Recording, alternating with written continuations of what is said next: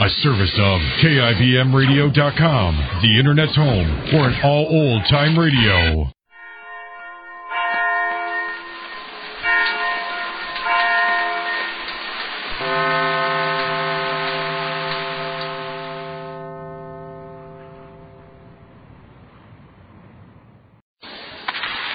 Yes, it's the Goldbergs.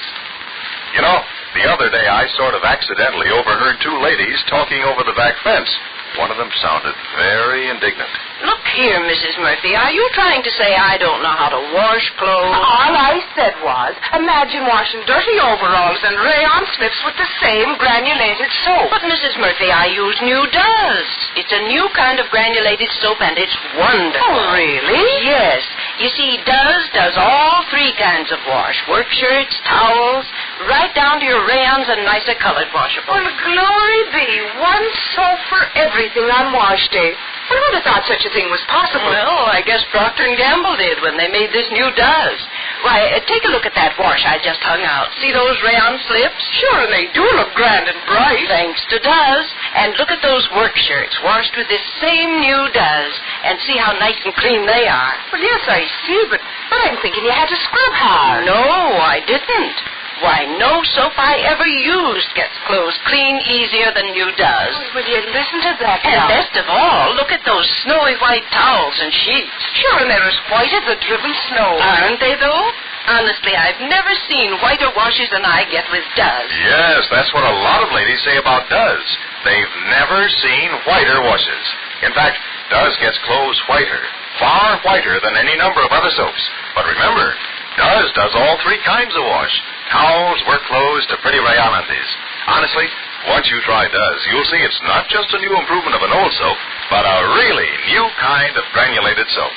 Just follow the Does line to your store today and look for that big red and white box with the name DUZ Does. Then, next wash day, let Does do everything. And now, the Goldbergs. Well, Molly Goldberg is in New York, marooned among her friends. She came down to New York to put Rosie on the train for Florida. It seems that Rosie's in love with Walter Jerome, a young man who is already engaged. And Molly thought that it would be fine for Rosie to stay at Tante Elka's until it all blew over. But already Rosie's called to say she wants to come home. And on top of that, Molly missed the 4:30 train to Glastonbury. Listen. Hello, Jake? Hello? Just 1 minute, dear. Just 1 minute. I want to close the door. The girls are inside, and I want to speak to you personalized, please. Mrs. Malenka and Mrs. Huckabee, and then all the girls upstairs. Just hold on. I want to speak personalized. 1 minute.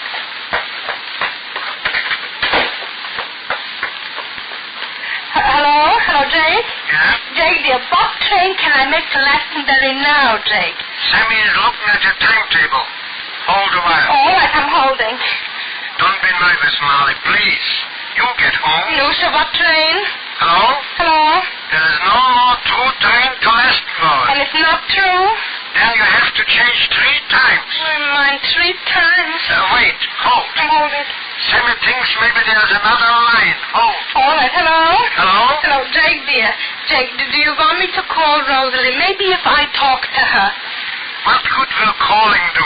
What did she say exactly to you? She wants to come home. Then should I wire to her to come home? On the contrary, Sammy and me were thinking that we should wire her that you were going there. Oh. It's nothing that we can decide on the spur. One day more or another is not a catastrophe. She's not a Florida with strangers. What does the timetable say, no? Sammy is looking. Hold. I'm holding. Don't hang. I'm not hanging. Darling, if there's one train, then I'll have to change 3 times. Hello? Hello? The old train is this one. You'll have to change 3 times. The only one on the line, huh? Stay already till tomorrow. You come home on the morning train. I don't want you to change 3 times. Why do you think I shouldn't call Rosalie? Why? Because. After all, I could call. Molly, don't put fire on oil. Is Family there? Yes, but it's enough already. This isn't a local call. Hold 1 minute, dear. Hold. Come in. Mikey. What? Hello. Mikey Bloom. What Mikey Bloom? Oh, Mikey. What, Mikey? Oh, Jose. Hello, Mrs. Goldberg. Oh, Mikey. Oh, Mama Mikey. told me you were here. I came home on furlough and I surprised her. Oh, let me look at you, Mikey. Hello, Jake. Mikey's here with a uniform. What? Mikey Bloom is with a uniform. Oh, Mikey, where's your short pants? Well, I'm a big boy now. I grew up. A soldier. Hello? Hello, Dave. With that, Jack, Mikey Bloom just came home with this uniform on. Let me talk to him. Mikey, Mr. Goldberg wants to talk to you. Here, dear. Hello, Mr. Goldberg. How are you, Mikey? Fine. You my protector now, Mikey, huh? The young are taking care of the old, huh? Well, isn't that the way it always is, Mr. Goldberg? Mikey, little Mikey. Oh, Mr. Goldberg, is Sally there? I'd like to talk to her. Look, he's standing here pointing a telephone on my head. He wants to talk to you. Hello, Mikey. Oh, Sally, gee, it's good to hear you. How's it going, Mikey? Swell. I'm in the signal corps. Well, how do you like it? Well, it's interesting. Look, what are you doing, Sammy? Well, I'm still at college. Oh, did you get a deferment? Be careful how you talk because of my mother. I enlisted already. My father knows, but my mother doesn't. Oh. Yeah, and they gave me time to get my degree. I'm going to summer school to shorten. Oh, I see. Gee, that's swell, Sammy. I'll be taking orders from you. You'll be a general by then. Well, how are the fellas? Oh, most of them are in. Al's in the Air Force. Well, I thought he was too weak to walk. His mother used to think so, the way she babied him. But he was perfect. And how's Danny? He got married. He's got some kind of a job in Washington. Oh, Dan is married. Look, what do you do there all day, huh? Why, just work and wait. Gee, I'd like to see you, Sammy. Well, can you come out? Well, I don't know. Look, I'll tell you what I'll do. I'll give you a ring. Oh, fine. Well, so long, Sammy. So long. Bye. Oh, Mikey, you hung up? Oh, I'm sorry. That's all right. That's all right. Mr. Goldberg will call me back. Oh, let me look at you, Mikey. Oh, let me look at you. How do I look? You look worried, and I know why. Mama told me. I'm surprised at you, Mrs. Goldberg. You were always the smartest one in the neighborhood. And now you're acting as if you didn't know how unimportant all this about Rosie is. Your mother told you? Well, she told me all about Rosie and this fella. Since I was the first beau Rosie had. You remember, she was 8 and I was 10. Well, I think it's all right for me to know. It's unimportant, Mrs. Goldberg. Everybody in the world is up to their necks in something so big. Sending to Rosie to Florida to escape being sorry for herself seems... Well, how does it seem? Well, Mikey. Of course, I'm not anyone to give you advice. But if you want to think about something, think about Sammy. Rosie's a baby, and whether she's in love or not doesn't much matter right this minute. You'll never die of a broken heart at 17 or 70 either, I suppose. Well, what do you mean about Sammy? Sammy and I are the same age. And we're thinking about a few things. But you ought to be thinking about, too. Look at me. This isn't a $22 suit with 2 pair of pants. I know, Mikey. So let Rosie come home or leave her there, but stop worrying. You were always an optimist with a lot of faith in human nature. But we need it now. We need people like you home so that we don't feel we're wasting our time. If you're home worrying about Rosie falling in and out of love, life isn't just going on for us in an ordinary way. This isn't the way the world is going to be, the young men in uniform going off to the wars every 20 years. That's what the fight's about. We want to stay home, too, and fall in love and have families and do our work and get old. We can't now.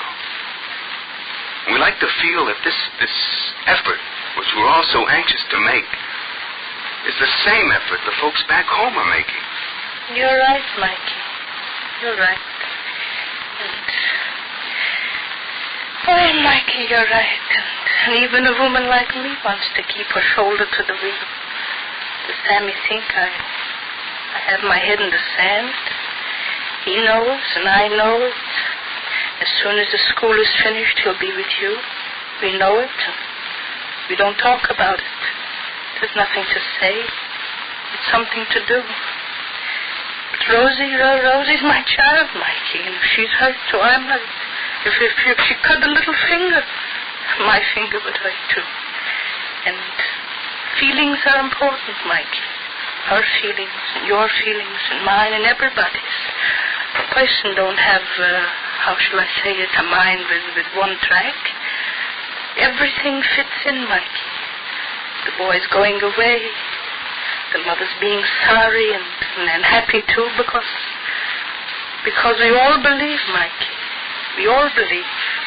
But Rosie falling in love, Rosie being hurt, it's how shall I say it, Mikey, darling? It's all one thing, and we have to live it all of it at once, Mikey. Excuse me, dear. Hello? Oh, man, are you home? Yes, I'm home. That's the only train. Well, that's the train I'm taking. 3 changes. 3 changes is also a hardship, Jay. For its sake, I'm ready to change a million times. Molly's ready to rush home, ready for bigger things. But she'll soon realize that life doesn't always select the big events as the most important in human feelings. And Rosie is in love. You know, if your married daughter comes home for a visit and finds you using a halfway soap for dishes, I bet she'll say, "Mother, why do you bother with bar soaps? They don't have real speed. And why put up with those tough granulated soaps? They're so short on safety for your hands. Yes, why struggle with halfway soaps when new Does is here? You know, Does is that new kind of granulated soap for everything in your wash, and it has everything for dishes, too. From whirlwind speed to greater kindness to your hands. Just notice how wonderfully soft and smooth your hands feel after doing dishes with Does. Actually, Does is the only leading granulated wash-based soap to treat your hands with such extra gentleness. Yet, no soap made speeds through dishes faster than Does. It cuts even tough grease without any hard scouring. Honestly, you can tell by the suds how different Does is. Try it. Does has everything for dishes. And be sure to listen to the next episode of The Goldbergs, written for you by Gertrude Berg. Next time, we investigate a matter of crossed letters. This is James Fleming, wishing you good day for Procter & Gamble, makers of Does, the new kind of granulated soap for all 3 kinds of wash. Yes, it's the Goldbergs. Ironized Yeast presents Lights Out. Everybody. It is later than you think.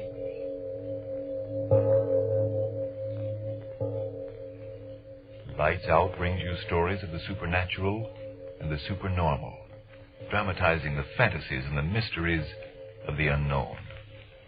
We tell you this frankly, so if you wish to avoid the excitement and tension of these imaginative plays, we urge you calmly, but sincerely, to turn off your radio now.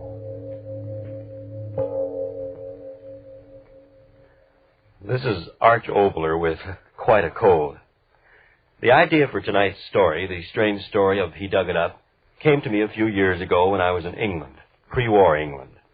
I lived in a hotel overlooking a peaceful garden, and looking down to that bit of quiet, I strangely thought of death. But first, Frank Martin with a word.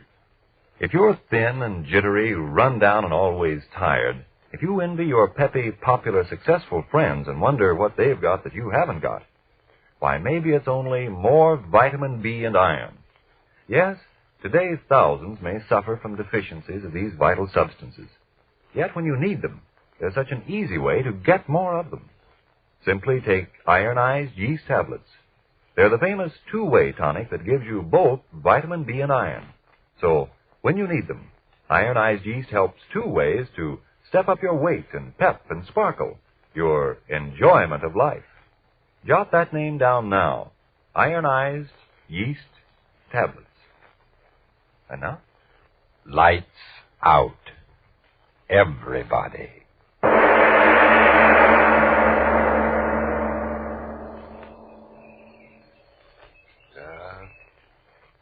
It is a nice day. Yes, I agree with you, Mr. Sparrow. It's as nice a day as I, too, have ever seen. I remember a day like this when I was about 12. Mother took me into London to see the King's Palace. Yes, that was Edward.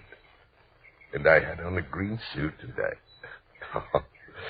But that wouldn't interest you now, would it, Mr. Sparrow? Funny, I never went back. Less than 100 miles away, and I... Morning, Mr. Jeffrey. Oh, good morning, Mr. Elton. Here, Mr. Jeffrey. Oh, kind of late in the season to be planting now, ain't it? Oh, I wouldn't exactly say that, Mr. Elkington. Not for what I'm planting. Now, what would that be, might I be asking? A tree, my friend. Oh. A nice, strong catawba tree. My son sent it to me all the way from Exeter. You don't say catawba tree. Well, now. I say, could I be giving you a hand with that shovel, Mr. Jeffrey? Oh, no, thank you kindly. I like to dig in the soil, and the exercise does me good. Thank you kindly. Oh, well, then I'll be off on my business, Mr. Jeffrey. Good morning to you. Good morning, Mr. Elkington. Good morning. Well, it is a good morning. The rain certainly softened you up, didn't they, Mr. Crown? Nice and soft. Nice and soft. Going to dig you a nice, deep hole, Mr. Catawba. Nice, deep hole, so that your roots will have a good, firm start in life. Yes, indeed.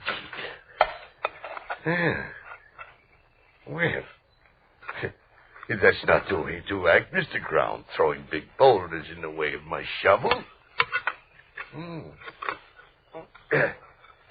Mighty big stone, too, from the sound of it. Dig you up, Mr. Boulder. If it takes me a week, yes, indeed. Big stone, all right. Keep after it, that's all. Buried all these years in the corner of my garden, and I never knew about you now, did I? There, that's showing results. Yeah.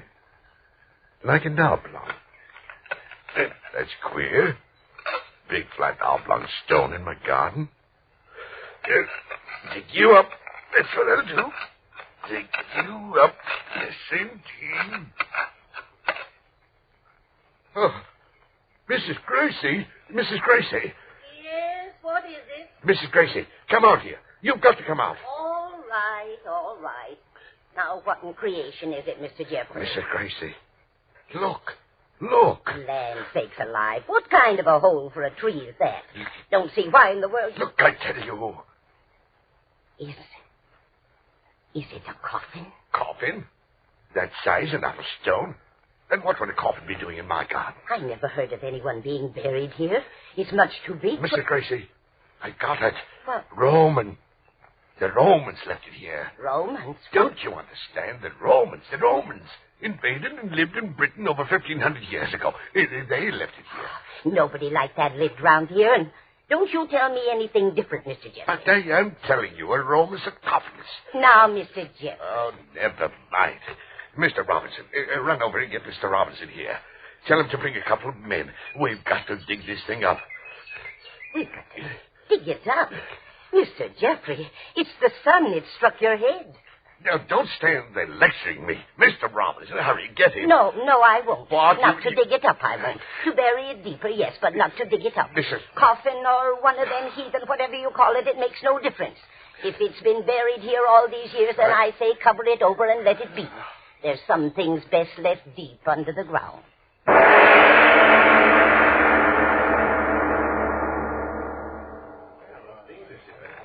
All right, men. Are you ready with the ropes? Ready, Mr. Robinson. Right you are. How about you, Joe? All ready, Mr. Robinson. Good. Now, when I give the signal, 1, 2, 3, you on that side of the rope pull, while you on the other side work on the block and tackle. 1, 2, and up on 3. Have you got it? Aye, we have it. Oh, Mr. Robinson, you will be careful. I mean not to damage. Now, I mean, look here, please. friend Jeffrey. I've been in the building and excavating trade and constable of this township for 20 years. I know. In all that time, I've given only one thing, and that's satisfaction. Yes, sir. Now, as for this little stone container... Little Judas Priest, man, is 10 foot by 3, and heaven knows how heavy. Well, true as that may be to my way of thinking, it's still a small job. If you're worried about my damaging it, you're free to call in one of my competitors. No, Mr. Robinson, I want you to handle the matter. Oh, yes. All right, then stay clear, and I'll give the order. Now, wait. If you please, Mr. Robinson, wait. Yeah? That housekeeper of mine, Mrs. Gracie, she wouldn't want to miss the doings, and I don't know where she's gone off to. If now, you'd only Mr. wait... Jeffrey, I'm a busy man, so if you'll just stand aside. No, please. All right, men. Now, don't pull till I give the signal. 1, 2, 3. Up with it. Up. Easy there, Joe. Bring those ropes over the left. Up with it. Up with it. Steady there. Not too fast, you fool. Stand up and ready to put under it. Easy now, Joe. Don't swing it too high. Not too high. Are you deaf? Not too high, or is it... No. Put it back in the ground. Put it back in the ground, I tell you. Mrs. Gracie, what's in the way? Get out of the way. Put it back in the ground. In the ground it was, and in the ground it belongs. Mr. Jeffrey, I'm Get out warning of the you. way. Jeffrey, get that woman out of In the way. the ground. Mrs. Gracie, are you crazy? Crazy old woman, get away. My men can't hold it. Tackle, it's slipping. Look out! Look out! Get on those ropes, fools. Get on those ropes. Lift. Hurry now. Hurry. Mother in heaven. It fell right on top of her. Coffin fell right on top of her. Oh, Mrs. Gracie.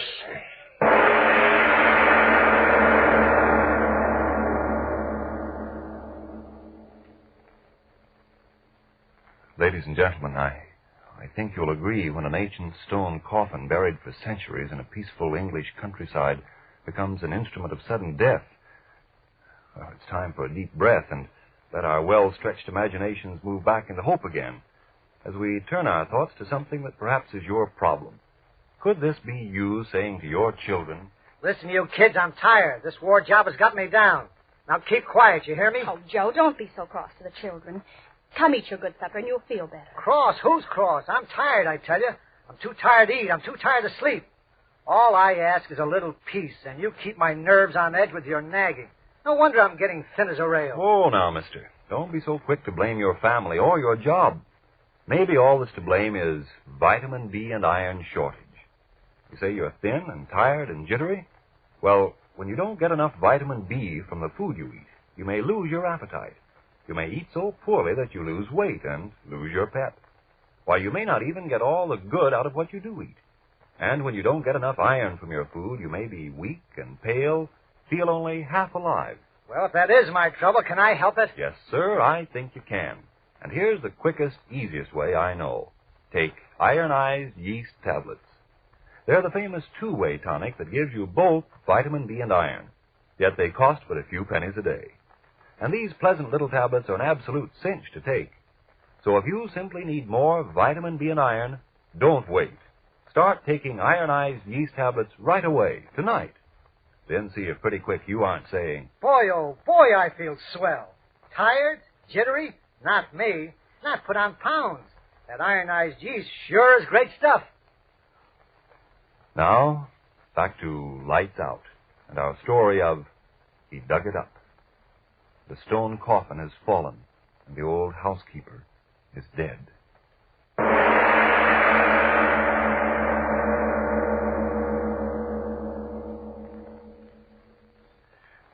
It's a cruel thing, Mr. Jeffrey, cruel indeed. Yes. Cruel and yet not cruel, for the ways of the divine providence are beyond our poor mortal understanding. Yes, I shall say that very thing over her grave when we bury the poor woman. As you wish, Reverend. What a day this has been. More excitement in just a few hours in this village than we've had in a dozen years. I wonder now whether... Almost 9. Well, I better be getting back to the church. Have to get everything ready for the service tomorrow. Did you speak to Mr. Carboy about the coffin? Yes. That's good. We'll pay the good lady proper respect, we will. Well, I'll be on my way. Good night, Reverend. One thing more, Mr. Jeffrey. Yes? I didn't want to speak of it in all the excitement before, but I feel I really should. Yes, Reverend. I know you were in quite an emotional state of mind, but do you feel it was quite the proper and respectable thing to do? I mean having that Roman antique brought right here into the house, when it, inanimate thing though it be, was the direct cause of poor Mrs. Grace's death. I wanted the sarcophagus in here, Reverend. Wanted it? But what possible use could that great stone sepulchre be to you? I realize it has certain intrinsic value. After the funeral, we'll get in touch with the proper museum authorities in London and have them take care of it. But don't you see, it wasn't quite respectful of the dead. Bringing the very thing in here that had caused the tragedy. Not respectful at all, Mr. Jekyll. It was what I wanted. Good night, Reverend. But, Mr. Jeffrey, good night. Good night. Disrespectful. No fault of Mr. Coffin that she ran under it. Call in the proper authorities. I'm proper authority on Roman things myself, I am. Read with old Gibbon's Decline and Fall of the Roman Empire, didn't I? I certainly did. Here you are, Mr. Coffin. Just where I made them put you. And I did make them, didn't I? Ran right under you, she did. Superstitious old fool. No fault of yours, Mr. Coffin. Yes, you're a big one. Let me see. About 10 feet long on this side and 4 this way. It's a discovery that ought to make history, that it ought. Wait for experts, should I? What would the experts do? Cart you off to one of those museums, and there I'd be, the man that found you, with nothing but a hole in my garden and a new grave in the cemetery to show what had happened. No. I'd be my own expert, Mr. Coffin. I'll open you up myself right now. And I'll take the blame or credit, and no mistake about it. The iron bar. Mr. Robinson will wonder where his crowbar went. Now, won't he, Mr. Coffin? But we'll give it back to him in the morning. Yes, indeed. Yes.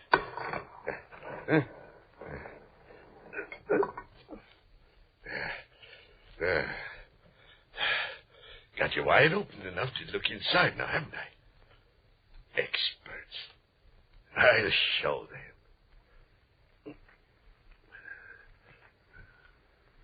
them. The dark. Can't see. Matches. There now.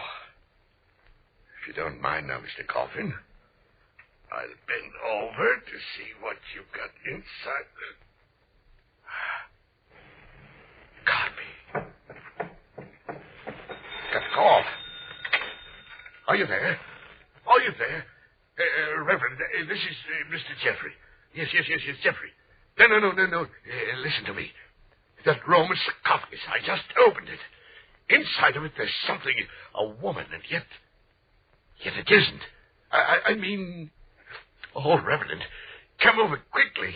You see, whatever it is, I don't think it's dead.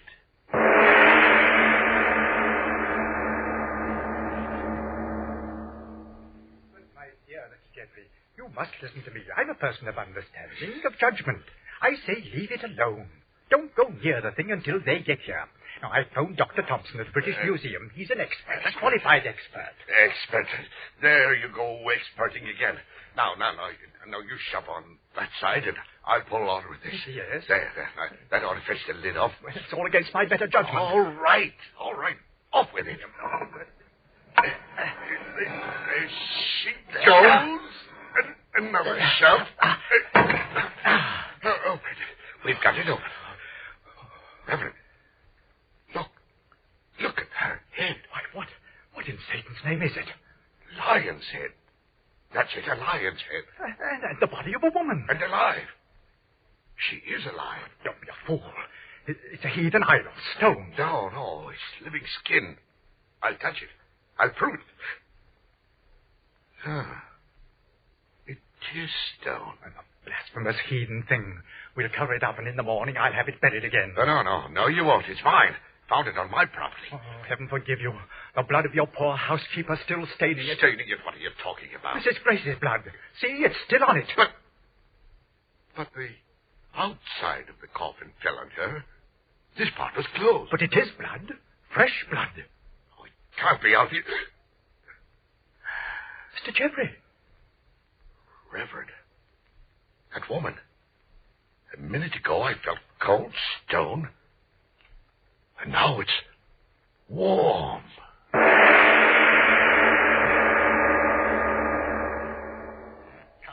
Constable, can't you walk any faster? Oh, it'll wait, Reverend. Whatever it is, it'll wait. But I tell you, he acted like a madman. Practically threw me out of the house bodily because I persisted. Now, wait a minute, Reverend. Begging your pardon, wait a minute. Me, I don't know a thing about this. I'm sleeping as peaceful as a sheep in the fields when you wake me up. Well, you represent the law in this community? But begging your pardon, I don't know if there's any representing to do. If you get what I mean. But I told yes, you. Yes, sir. You told me that the coffin that killed poor Mrs. Gracie... He opened it, I tell you. And since when is that against the law? Oh, keep walking, man. Keep walking. Begging your pardon, Reverend. I know when I'm walking. Now, here's the house. Now, go in there and see for yourself. And that's just what I'm going to do, sir.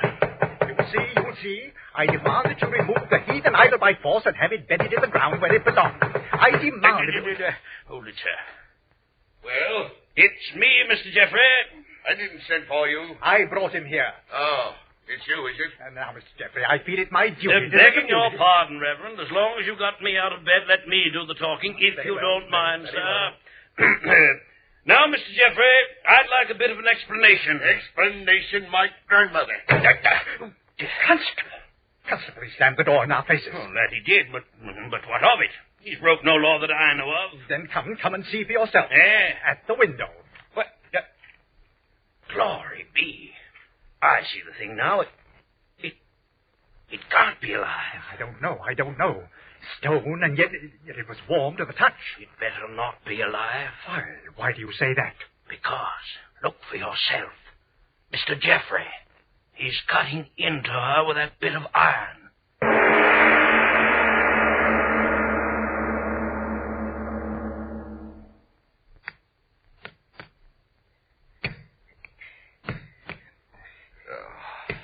It was good of you to come in and help me, Mr. Elton.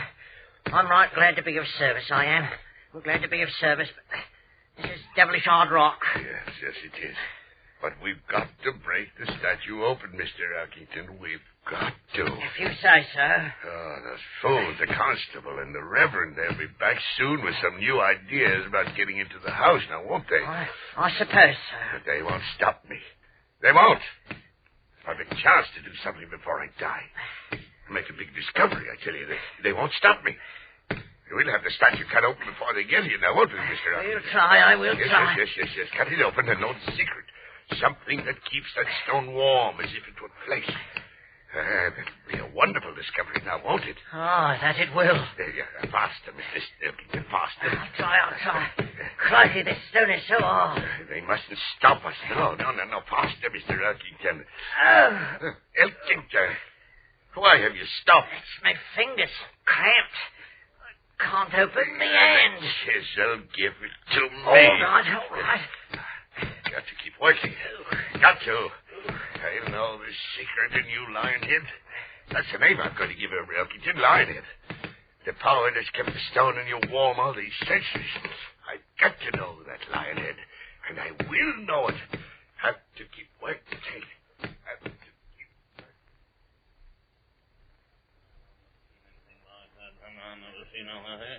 Now, Reverend, you can drive a man too far. I tell you... No, Constable, now we'll tell you. For 24 hours, you've been telling the people of this community that the law won't permit you to do this and the law won't permit you to do that. Well, it won't. But we tell you we won't stand by and permit one of our citizens to indulge in heathen madness and not do something about it. Am I right, gentlemen? But what can I do? He's in his own home. He's not committing any public nuisance. We've gone over that 100 times. The fact remains you've got to go in there and stop him. You've got to.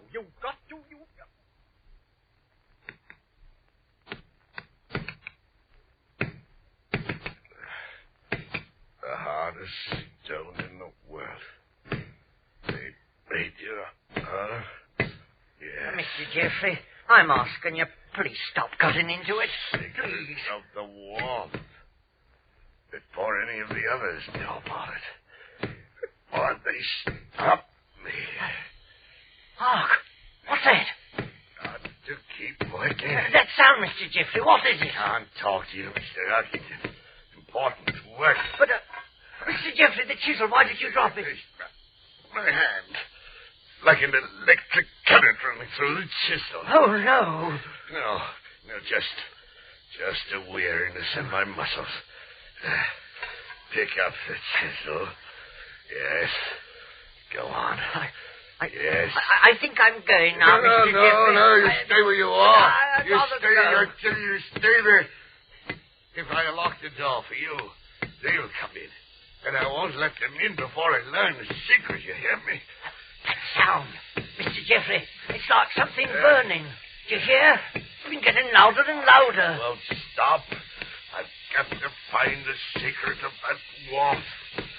15 centuries of warmth.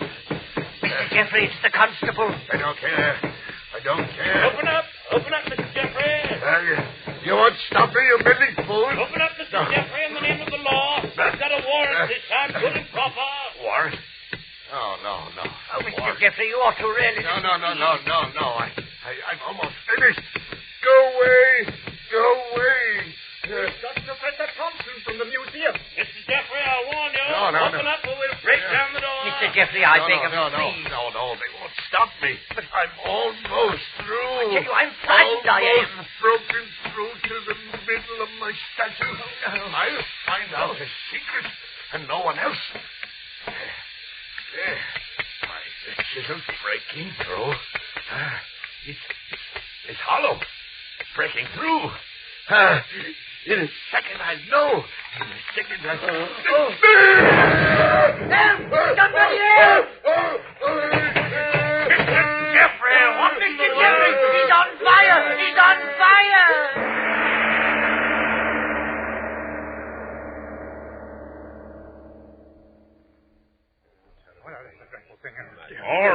All right, men, quiet down. There's nothing more we can do. Mr. Jeffrey is dead. Such a horrible way to die. It was the lantern. Set him afire, I guess. No, it wasn't that. Hey, what say, Mr. Elfington? I saw it all. A flame come out of the statue. You're daft, man. No, I swear it's the truth. I saw it. Professor Thompson, you tell him. What did you see as you came through the door? There was a flame from it. But how can that be? Flame from a statue? And the Romans went down to Egypt. Professor, tell us, what is it? What is this statue? The lioness-headed goddess Sekhmet. Well? And they worshipped her as the goddess of fire.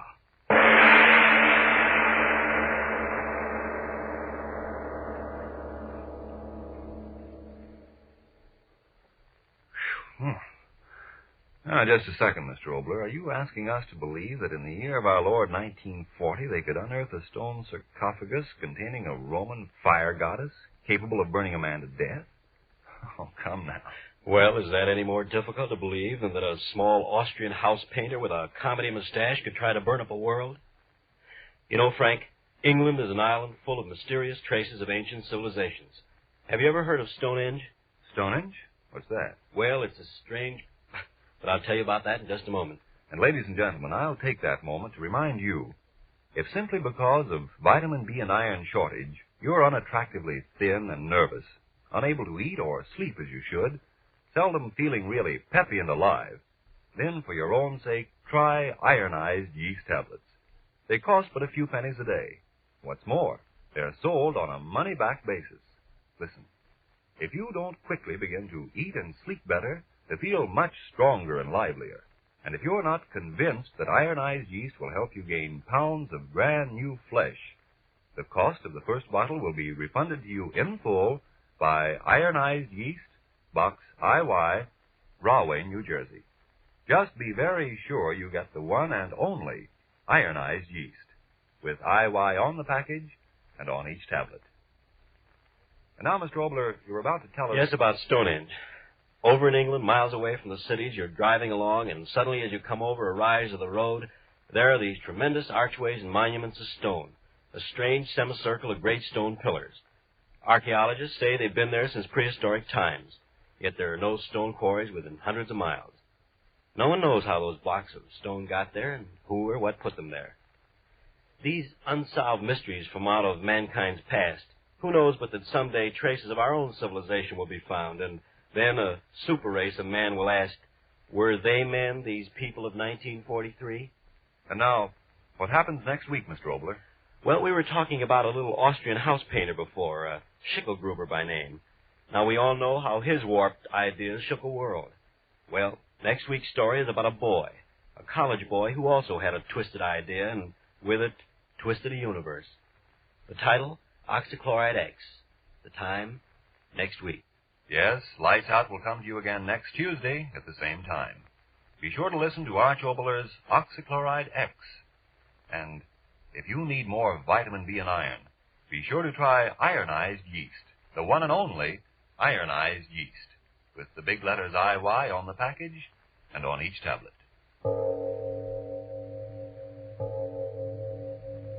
It is later than you think.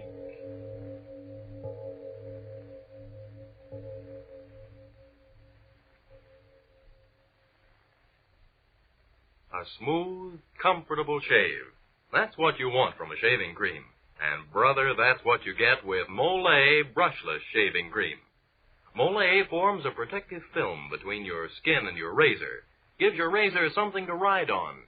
Helps guard your face against nicks and cuts. The result? A smooth, comfortable shave. So get Molay, M-O-L-L-E, Molay Brushless Shaving Cream. This is the Columbia Broadcasting System.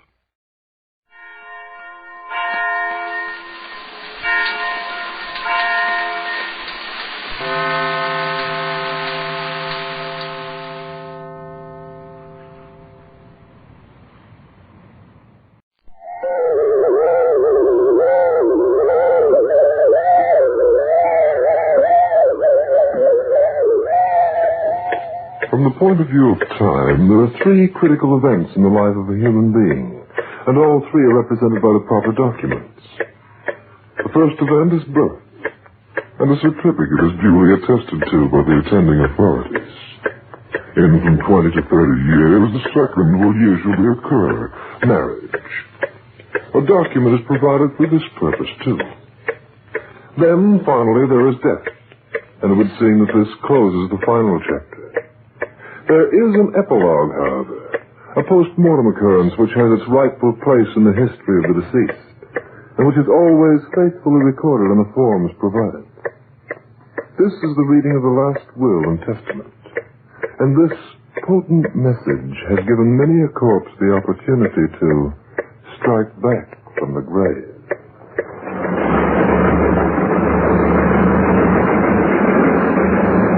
I think we turn right at the next bend, Jess. Yeah, I remember now. The road gets narrow here. Take it easy. This jalopy will break my spine. It's the springs. They're falling apart. But wait till we get our hands on that dough, baby. I'll buy myself a solid gold sedan. I wonder how much Aunt Flossie left. Plenty. She said on every penny she ever got, didn't she? She's worth a mint, baby, and you and I are her only relatives. I hope so, anyway. Well, didn't you say we were? Well, I looked into it carefully, and I didn't find anyone else. As far as I know, there's no one left in her part of the family but me. Well, there you are. Then we're sitting pretty. But Aunt Flossie never liked us. Nah, she had to leave the door to us, baby. We're in. Mrs. Bradley said the lawyer would be there about 4. Oh, it's 4 now. He's probably there. Well, outside of Mrs. Bradley and the lawyer, we should be the only ones. Oh, say, that reminds me. Is there any chance your aunt would be stupid enough to leave that money to her housekeeper? No. I'm not worried about Mrs. Bradley. I think Aunt Flossie really disliked her underneath. But she was cheap, so she kept her on. Well, that's that. There's the house, Jess. Oh, that's not a house, Gladys. That's a mint. That's the place where they're giving out dough in bushel baskets, and they're giving it all to us. It's not just a house. Hello, Mrs. Bradley. Nice to see you. Come in. It was a terrible shock to hear about Aunt Fluffy's death. Yeah, it sure was. We were all broken up about it. I can imagine. What do you mean? Well, you didn't come to see her when she was sick. You didn't even come to the funeral. You were certainly broken up. Yeah, well, look, sister, we didn't come here to talk to you. Where's the lawyer? Let's get it over with. He's inside. Quiet, Ophelia. Ophelia? Huh. Hey, what kind of a name is that for a cat? You will find Mr. Gawley, the lawyer, in the study. Come with me.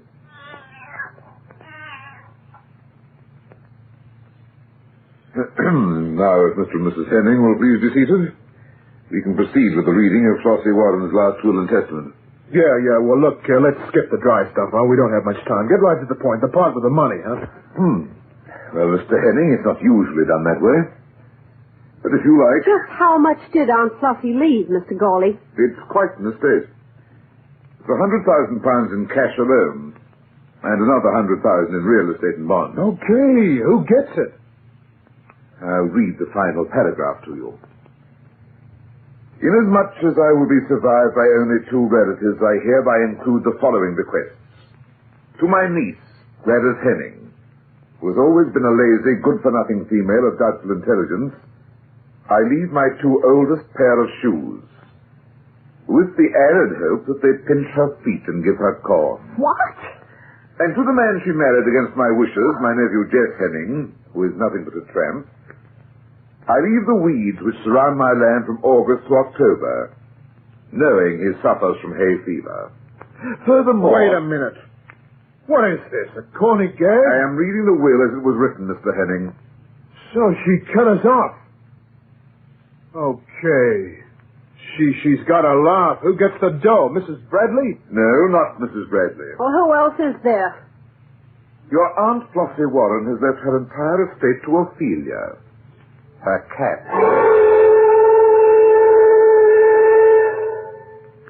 A cat. A lousy cat. Quiet, Jess. Gawley will hear us. Well, who cares if he hears? What kind of a deal is that? 200,000 to a mouse chaser. Yeah, your aunt was nuttier than I thought she was. Do you think there's anything we can do about it? What can we do? A will is a will. How can we... Hey, wait a minute. Somebody's got to take care of that cat. Somebody's got to be its guardian. Listen, we got a chance yet. After all, a quart of milk a day and any cat is satisfied. Meanwhile... Well, Mr. Henning, I'll be on my way. Oh, just a minute, Mr. Gawley. There's something I want to ask you. Well? Well, you see, the cat can't live by herself. Who's going to take care of her? If you had let me read the will in its entirety, you would have known. Your aunt provided that £50 weekly be provided for Ophelia's maintenance, and that this £50 be turned over to her housekeeper, Mrs. Bradley, for as long as the cat shall live and enjoy good health. Then, she got charge of it. Yes. However, there is a further provision which gives you and Mrs. Henning the privilege of occupying this house, providing Ophelia seems sympathetic. So you see, your aunt was generous after all. Yeah. Yeah, she had a heart as big as a marble. Listen, my aunt must have been crazy to make a will like that. Can't we contest it? Yeah, if we win, we'll make it worth your while, Mr. Gawley. Gawley and McDowell helped frame this document, Mr. Henning, and we pride ourselves in our work. It cannot be broken. Your aunt was perfectly sane. Other people have left money to pets. This isn't the first time. Well, I'm glad she's dead. I only wish Gladys, that's not nice. What? Well, that's no way to talk in front of Mr. Gawley. Aunt Flossie was okay. She was just erratic, that's all. Erratic? And what would you call a raving maniac? Temperamental? Well, now, Gladys, Mr. Gawley's got some business to do, so let's thank him for his help. Yes, we appreciate it, Mr. Gawley. Forget it. I was well paid for my trouble. Good day to both of you. Look, have you got nothing to do? What's the idea of the phony act? I just thought of a way to get hold of that dough, Gladys, and it couldn't be easier. All we have to do is get rid of the cat. You mean kill her? Sure. When the cat goes, the situation changes. Then the dough automatically goes to Flossie's nearest relatives. Us. Suppose we're found out. Well, I guess Mrs. Bradley could squawk. And if she could prove we did it, maybe she could keep the dough. But if Ophelia dies, accidentally? Oh, hello, Mrs. Bradley. I suppose you know you have the privilege of staying here if you like. Yes, Mr. Gawley just told us. Well, if you do stay, don't think I'm going to wait on you. And you'll have to provide your own food. My housekeeping days are finished, and don't forget it.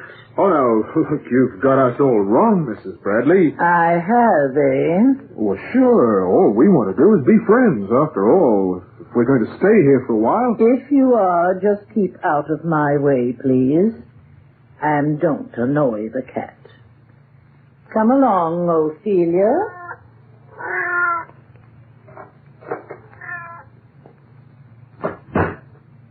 Maybe she don't know it, but she'll be going back to dishwashing again. And soon.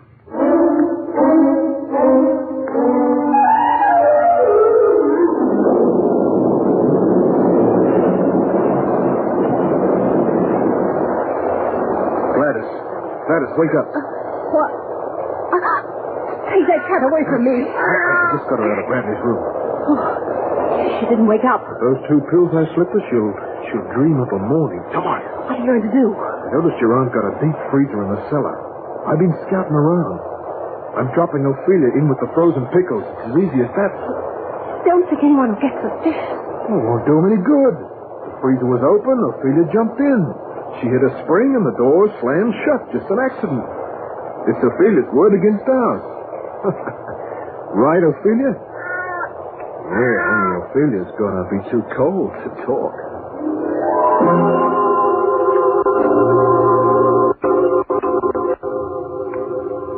Don't understand it. Ophelia left my side before. Well, she must be around the house, Mrs. Bradley. Let's have a look. There's something wicked going on here. Oh, now, don't be like that. Maybe the cat went into the cellar. Sure. That's a logical place for a cat to go. Let's have a look, huh, Mrs. Bradley? There's nothing down here. Ophelia? Ophelia, where are you? Here, kitty, kitty, kitty, kitty, kitty. Here, kitty, kitty, kitty. She's moving over to the freezer. Ophelia! Ophelia, where are you? Kitty, kitty, kitty, kitty. The freezer. She's in the freezer. Well, here, let me help you open it. Oh, Ophelia, darling. Hey, that cat sure is lucky. The freezer is warm. The storm tore a wire from the roof last night. It blew a fuse in the cellar. A good thing for Ophelia. Yes, wasn't it? Come upstairs, Ophelia. You must be starved. That was certainly a bright idea. You got any other notions? Sure. And this one's gonna work.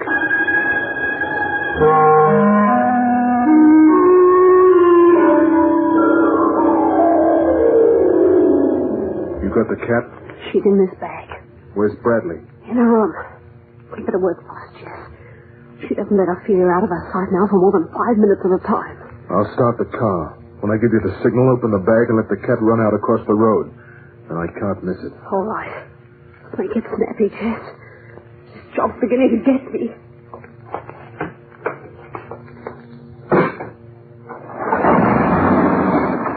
Okay, Gladys. Let her loose. Look out, Jess.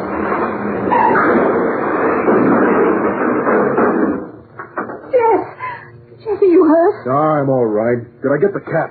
Look. She's sitting on the fender. What? How did I miss? How in the blazes What's going on out there? Ophelia! Here comes the old woman. Ophelia! What happened? Well, Gladys and I were driving into town, and the car went into the ditch. You ought to learn how to drive. Where's Ophelia? There she is. in that tree. Oh, come on, Kitty, come on. It's time for your cream. Cream. Look at my car. Well, I'm tired of doing this with kid gloves.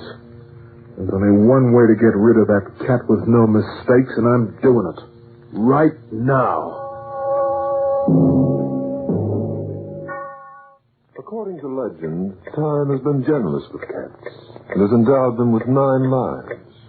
But man has inherited only 1. And occasionally he is foolish enough to take that single life into his own hands. Here's what I was looking for. What is it? Rat poison. If it's good enough for the rats, it's good enough for Ophelia. How are you going to work it? I'm putting it into a cream, and I'm going to stand there until she finishes it. What about Mrs. Bradley? You're going to keep her out of the way.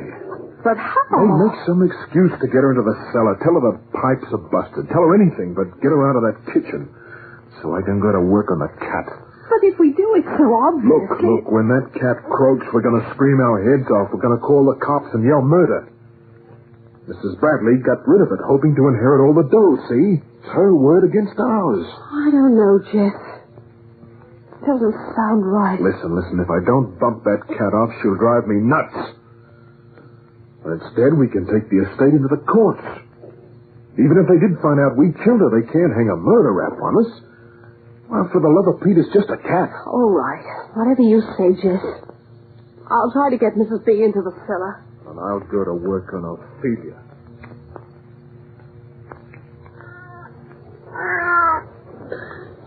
Here, kitty. Come on. Nice cream. Come on over and eat some cream. Come on. Here, kitty. Come on, Ophelia. Come on, don't be like that. It's sweet cream. Come on, it's real sweet, kitty.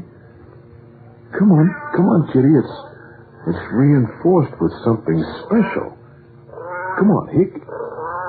Look, are you gonna come over here and stick your nose in that cream, or do I have to shove it down your throat? That's it. That's a nice kitty. Come on. Just a little closer now. Just a little closer. Let go of me. But Mrs. Bradley, What kind of a trick is this? What kind of a... Ophelia! What are you giving her? What's in that cream? Get out of here. Give me that saucer. Give it to Let me. go.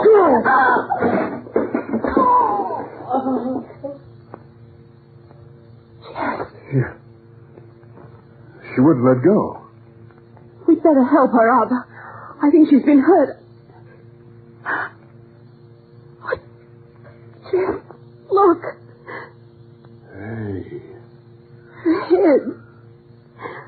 I've got blood all over my hands. Oh, she must have hit it on the edge of the sink. Jess, is she? Yeah. Yeah, she's dead, Gladys.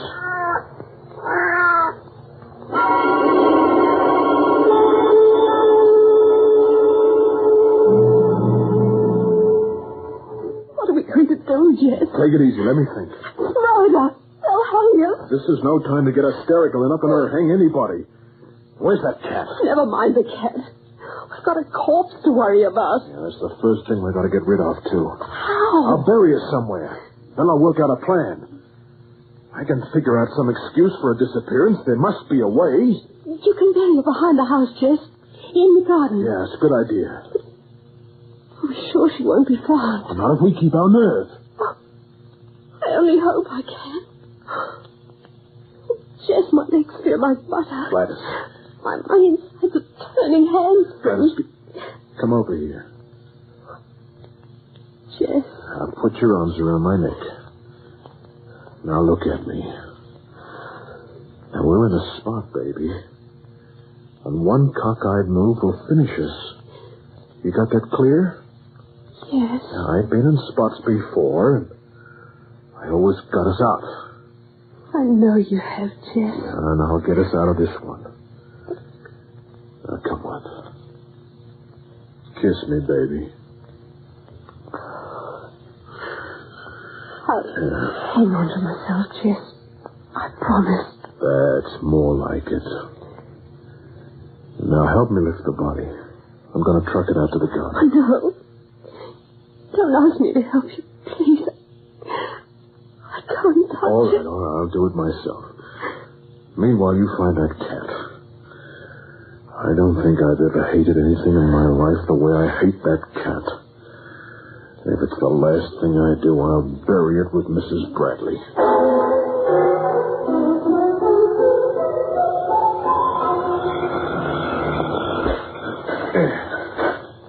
Jess?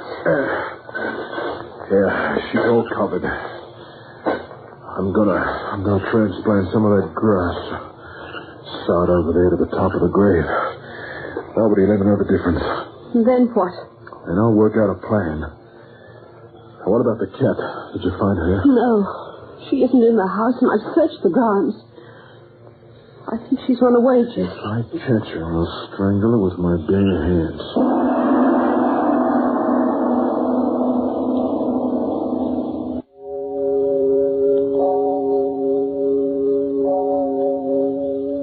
Jess? Yeah? It's 3 in the morning. Go to sleep, Gladys. I'm thinking. I'm too scared to sleep. I'm beginning to get an idea. I think I know how we can crawl out of this. One thing we've got to make certain of, the body is never found. Can you manage that? Sure. This house has 16 acres of land on it. They couldn't find the exact spot where you... Jess, did you hear that? It's the cat. It's coming from outside, in the yard. Wait till I take a look. Jess, can you see her? Yeah. You know where she is? Where? Sitting right on top of Mrs. Bradley's grave.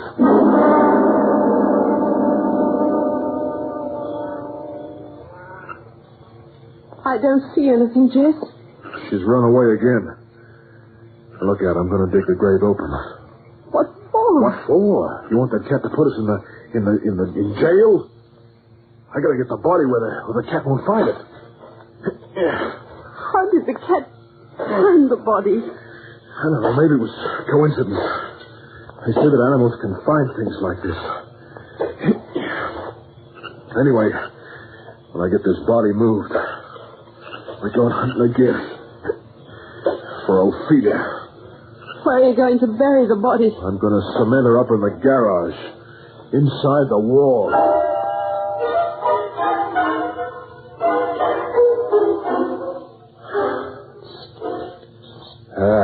Okay, that's that.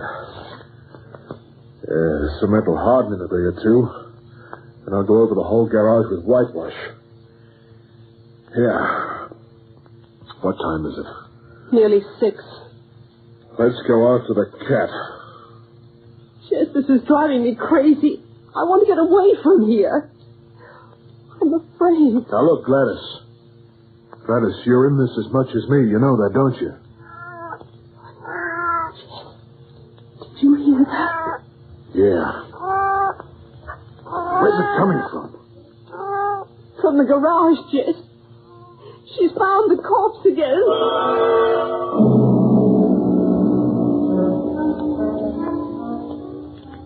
Come out of there. Come out, you whiskered devil, and let me cut you open. She's not in here, Jess. Listen. Gladys, you go around on the right. I'll go around on the left. Now, when you see her, shoo 'em my way. Understand? All right. Just let me see your head, Mouser. That's all I ask. One look. One look and I'll blow it clear to the next state. There you are.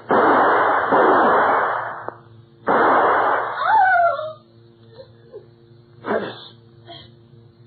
Gladys! Oh. Gladys. Jess. Where are you hit? Don't move me, Jess. It hurts too much. Oh, Gladys. I told you. She'd be bad luck. Gladys. Gladys, no. Why, you... I'll get you now. Where are you? Where are you?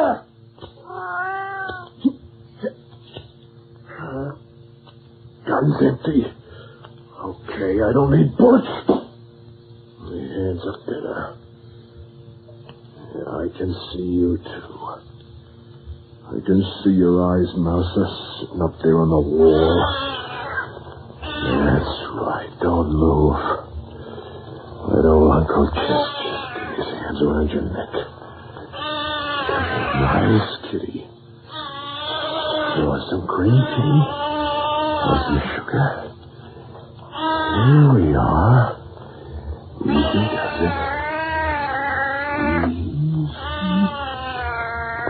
Gotcha!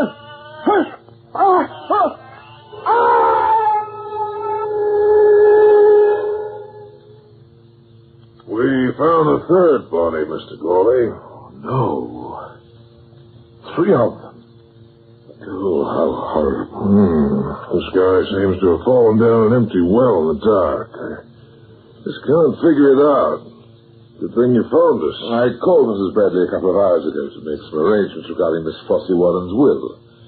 I knew the Hennings were here. When I got no answer, I decided to get in touch with the police. We found Mrs. Bradley's body inside the garage wall. The cement wasn't dry yet. Well, we figured he killed Mrs. Bradley, then he killed his wife. How he ever fell into that well is something we'll never understand. You mind going outside for a minute, Mr. Gawley? I want you to identify the body. Very well, officer. Oh, look who's here. Poor, dumb little cat. Must have been too much excitement going on out here for you, eh? Well, don't you let it worry you, Tabby. We know you had nothing to do with it.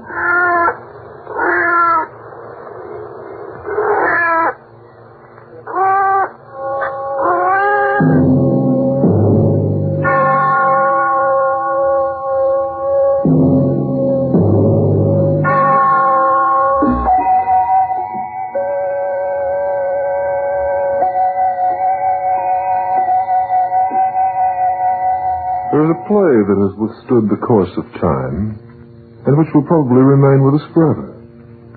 And I'm reminded of an appropriate quatrain from this particular work of literature, which may sound familiar to you. He is dead and gone, lady. He is dead and gone. At his head a grass-green turf. At his heels a stone. The play, in case you've forgotten, is called Hamlet. And incidentally, the character who spoke those lines was named Ophelia. The Clock will be heard again next week, same time. This program was written by Lawrence Klee, narrated by Hart McGuire. You heard Ken Wayne as Jess and Myrna Dodd as Gladys, together with Fifi Banvard and Kevin Brennan. The Clock, directed by John Saul, is a Grace Gibson radio production.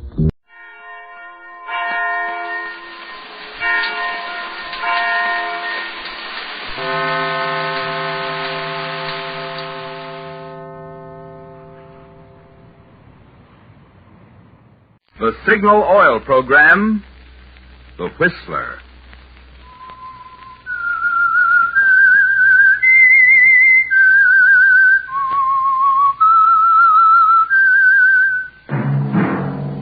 That whistle is your signal for the Signal Oil Program, The Whistler.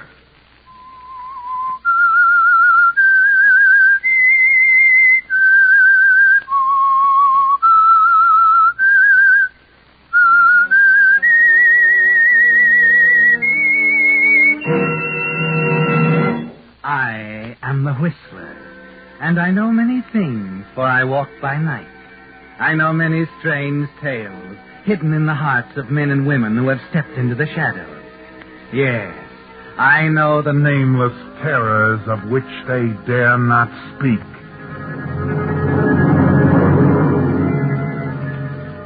Yes, friends. friends, it's time for the Signal Oil program, The Whistler, rated by independent research the most popular West Coast program. In gasoline, you know, it takes extra quality to go farther. And Signal is the famous Go Farther gasoline. So look for the Signal circle sign in yellow and black that identifies Signal service stations from Canada to Mexico.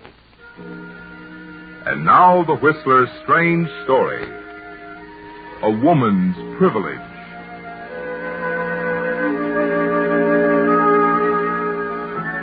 In the drawing room of a palatial home in Newport hang a pair of priceless oil paintings. One of an Italian nobleman, the other his wife. The surfaces are cracked, the frames old and worm-eaten, but the colors are as fresh and brilliant as if they were painted yesterday. There's a strange connection between the paintings and a sordid, ugly scene in a New York police station not far from the East River. It was very late, and in the next room a homicide lieutenant was grilling a suspect. The charge was murder. Any luck? Yeah, he's coming along. Ready to get to him? Give him 5 more minutes. The guy's ready to break now. Huh. You know, I can't help feeling there's more to this than the guy's telling. Something that maybe even he doesn't know.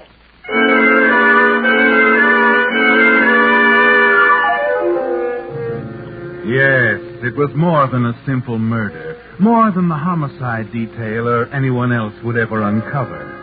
It was the story of a traveling art broker named John Winters, of a casual trip to the picturesque Italian seaport of Venice, of the unbelievable, stunning moment in his hotel room when a quiet little artist named Giulio Donati put $250,000 in the palm of his hand. Well, Senor Winters, what do you think? Well, that's pretty hard to believe, Donati. But seeing is believing, eh? Tell me, what do you think it would bring on the American market? I don't know. It's been so long since anything like this. Ah, but you do know, Senor Winters. At this moment, your head is spinning with figures. Well, after all... Of course. So you will agree I'm giving it to you for almost nothing, when I ask only $75,000. $75,000 for an original Montaigne. I think you're being very reasonable. Ah, thank you, Senor. Too reasonable. Eh? What's wrong with it? Still skeptical, eh? You're very hard to convince, Senor Winters. Suppose I leave it with you for, say, 24 hours, so you can examine it closely. You're pretty sure of yourself, Donati. I would not have come to you if I weren't sure the painting would pass the inspection of an expert.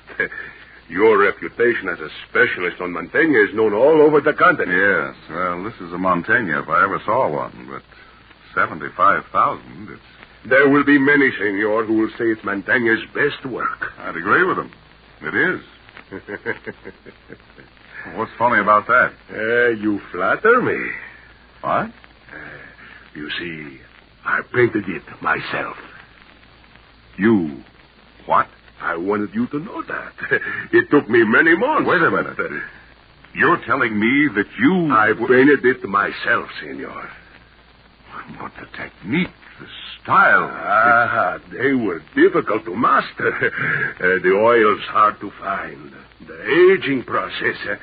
Senor, it was hard work.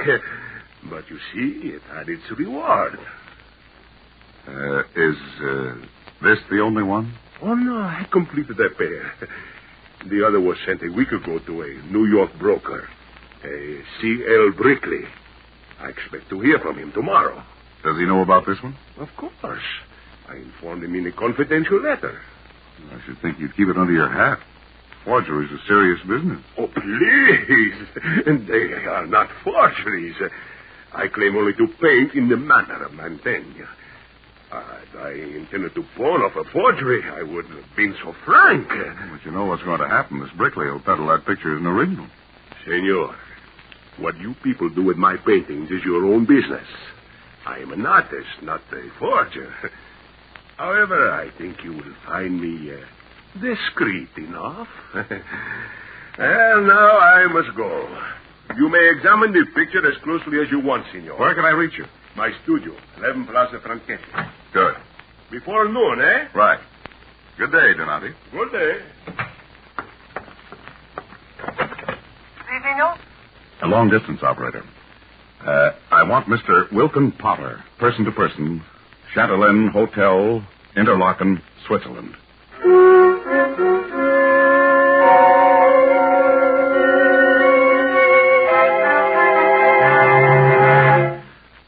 Wait a minute, Potter. I'll tell you again. It's the McCoy, an original Montaigne. He's pulling your leg. No one in his right mind would let a Montaigne go for $75,000. I told you, he doesn't know what he's got. The artist only produced 35 paintings in his life. They're all catalog winners. There's no such thing. I saw it with my own eyes. Are you telling me I don't know a Montaigne when I see one? What about this Brickley? He bought the mate to it. But, John, I just can't believe... All right, Potter. If you don't want to advance me the money, there's plenty of others. Don't do that. All right, John, it's a deal. Call me when you've closed and I'll wire the money. That's better. You'll hear from me in a couple of hours.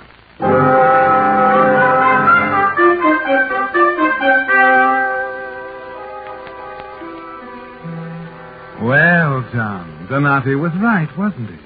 Your mind is whirling with figures as you hang up the phone, hurry across town toward the little shop in the Plaza Franchetti. Yes, there's over $250,000 in that specially built briefcase under your arm, provided that the three people in the world who know the truth are discreet. That's the only gamble, isn't it, John? You and Donati and Brickley, the New York broker. With three who know, there's always a chance one might talk. You turn a corner into the plaza, wondering if Brickley had thought of that one. The answer comes suddenly. A crowd is gathered at the front of Donati's shop. Oh, what's the matter? What happened here? Keep back, please. What is it, officer? What happened? The proprietor of this shop, Signor Donati, was shot.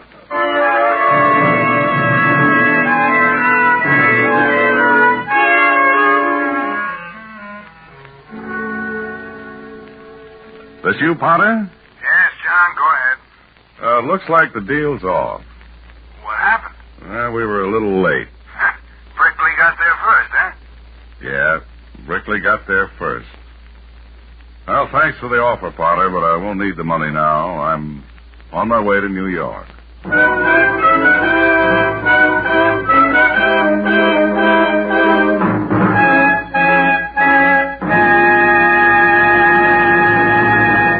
With the prologue of A Woman's Privilege, the Signal Oil Company brings you another strange story by The Whistler. $100 is a lot of money. When you spend that much, you want to be sure you're getting the very best quality for your money, right? Well, if you're an average driver, you spend about $100 a year for gasoline.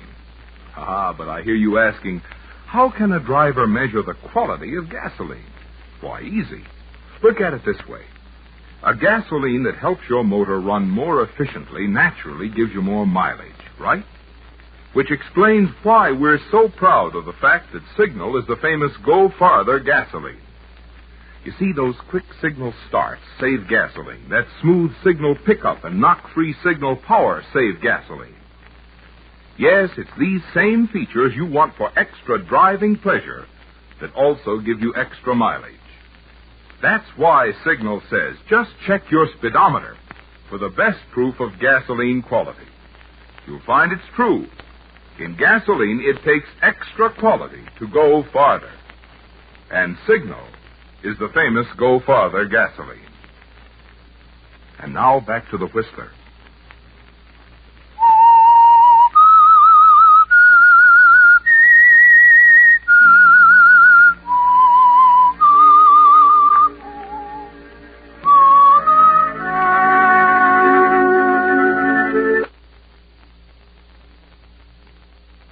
From Venice to New York by plane. But it seems a great deal longer, doesn't it, John? You try to concentrate on other things, but your mind keeps going back to your suitcase in the luggage compartment. to the masterful piece of forgery sewed in its lining that will bring at least $250,000 on the American market. Yes, Donati was clever, wasn't he, John? Too clever. And to you, at least, it's clear that this Brickley, whoever he is, knew that a clean deal could never be made if the secret of the forgery were shared. And that, of course, added up to Donati's murder.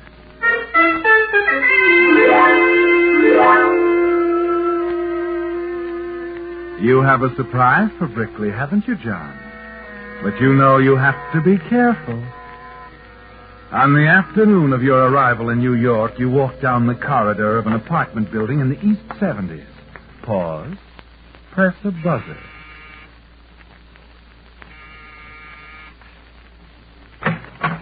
Yes? I'm looking for Mr. C.L. Brickley. Oh, what did you wish to see Mr. Brickley about? A personal matter. Is he in? Just what is it you're selling, Mr. Winters, John Winters. Well, I'm really not selling anything. I guess this suit does need pressing, but it's really not that bad, Miss... Brickley? Oh? His daughter? I'm C.L. Brickley. What? Himself. Well, a woman. Yes, but a woman who isn't interested in a vacuum cleaner at the moment. Perhaps some other time, Mr. Winters. All right, Miss Brickley. Have it your way. A friend of mine told me you had a picture or two that might interest me, and Wait a minute. What kind of a picture? I'm collecting Italian Renaissance. You? Honest C.L., I've got 11 other suits. If I'd known I was calling on such a beautiful businessman. I'm sorry, Mr. Winters. Please come in. Shall I bring my vacuum cleaner? No charge for the demonstration. I said I'm sorry. Come in. Please sit down. Thank you. Is this your place of business? Yes.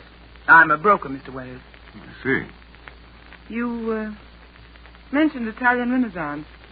Just what did you have in mind? Venetian school in particular. Oh. You know, of course, authentic Venetian things run a little high. How high? $300,000. That's high enough. What is it? A Montaigne. Now, wait a minute. Yes, I know it's hard to believe it came to light during the war. I was very lucky. You're positive it's authentic? Do you want to see it? No, that won't be necessary. Let me check my briefcase here. I have the picture in my safe. I can get it out. Just a minute. Yeah, here we are. How do you like this one? Where did you get that? Same place you got yours, Miss Brickley. Same artist, same convincing technique. Who are you? Winters. The name's Winters. That's not what I mean. Where did you come from? Don't worry about me, lady. I'm authentic. Let's stick to the Montaignes, All right, Mr. Winters. Just how many of these are floating around? 2. And how many know about the... Forgery? 2. You and me. That is, since you took care of Donati. That's a little crude. All right, so you had it done. What's the difference? That still leaves 2. You'd be smart enough not to give the hired help your reasons. You've got it all figured out, haven't you? That's water over the dam. Let's talk about the pictures. We're hooked with each other, you know that. That might not be so bad, Mr. Winters. But better make it John. All right, John. You know, we've got a lot to talk over, C.L. Yes, I know. But since you're not quite the kind of a guy I expected to meet, why don't we switch the conference to a nightclub? I'd like that. Okay, pick you up around 8? Fine.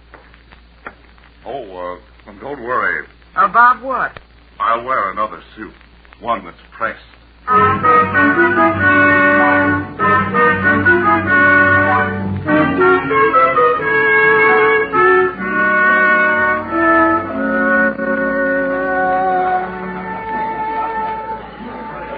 You know, C.L., you don't dance at all like a stuffed shirt. You like? I like. Tell me more. Not at a business conference. Oh, that again. Ray Brickley. Why, darling, where you been? Hello, Mrs. Carlton. one of my clients. Mm-hmm. When am I going to see you, dear? It's been an age. I may have something to show you in a few days. Good. Don't forget me, will you? Don't worry. Mrs. Carlton, you didn't tell me about her. She has money, darling, but not the kind we're after. Who does it boil down to? They're pretty hard to find, you know. People who put out $500,000 for a pair of paintings. I put out a couple of feelers this evening before you arrived. Beg your pardon, Miss Brickley. Yes? There's a call for you, a Mr. Gross. Mr. Gross, what is... Who's Mr. Gross? He's, one of the clients I told you about. He said it was quite important, miss. Yes, of course. Excuse me, John. I'll be right back.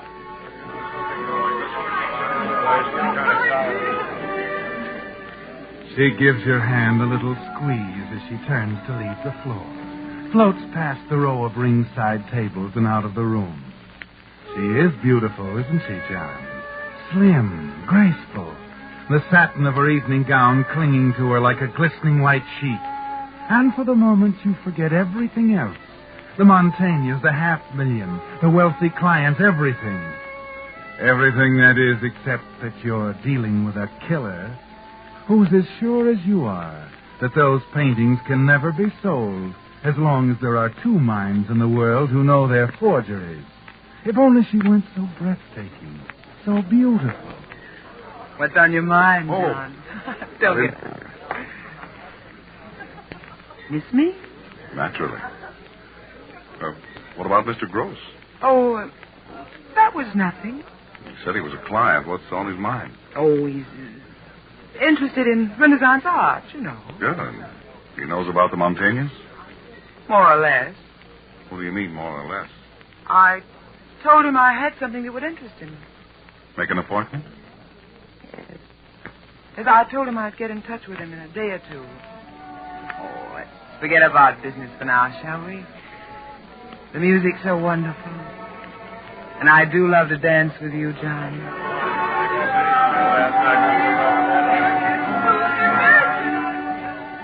You wish the rain didn't affect you this way. That you could approach the whole thing with a clear head. But it's something you've never known before, really. The music, the vibrant, thrilling feeling that sweeps over you as you dance with her. Her warm, low voice in your ear.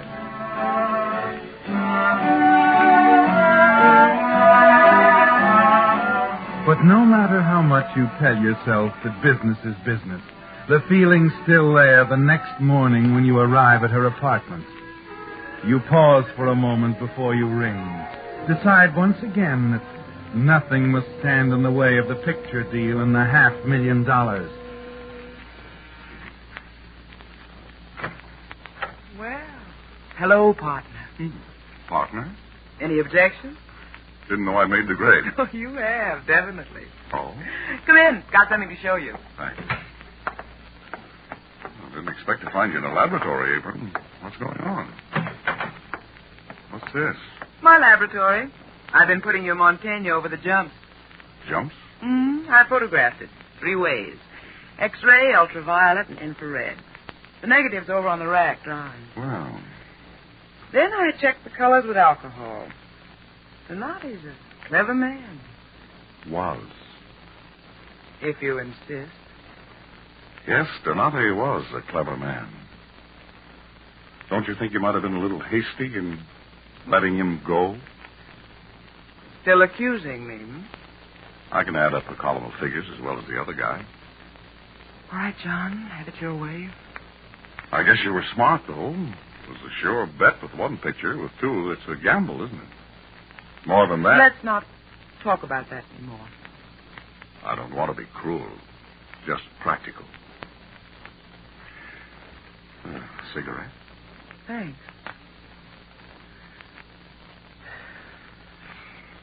Well, what's next on the program, beautiful? Mr. Gross? I don't know, John. What do you mean you don't know? You're not getting cold feet, are you? You said he was interested. Yes, I know, but Well, that's good enough for me. If you don't want to see him, I will. John, we've got to trust each other now. You know that. Just make an appointment with that guy for me. I want to see him. John, I don't know why I'm saying this. I've never said it before, but What is it? we could be awfully good friends. Yeah, that's wonderful. I'm very flattered. I got to be careful, though, you know.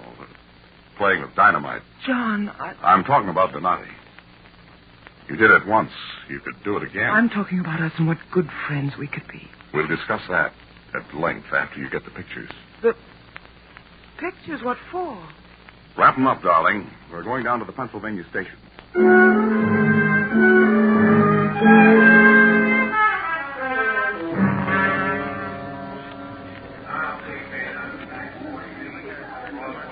Yes, sir? I want to check this package. John, what are you doing? Just a minute, Laura. Here you are, clerk. $10. 10? Well, what do I do? Just give me the claim check. Okay. There you are. Now watch. I tear it in half, see? Here, Lorraine, that's yours. What are you doing? Wait a minute, mister. Put a note on the package, will you?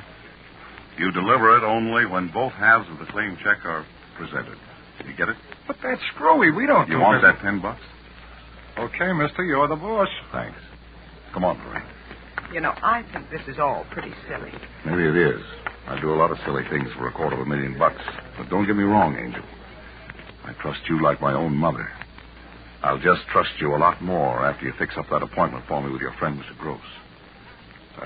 How soon can you make it? Why, I don't know, John. I'm not sure. Let me handle it then. When can you get hold of him? I'll call him tomorrow.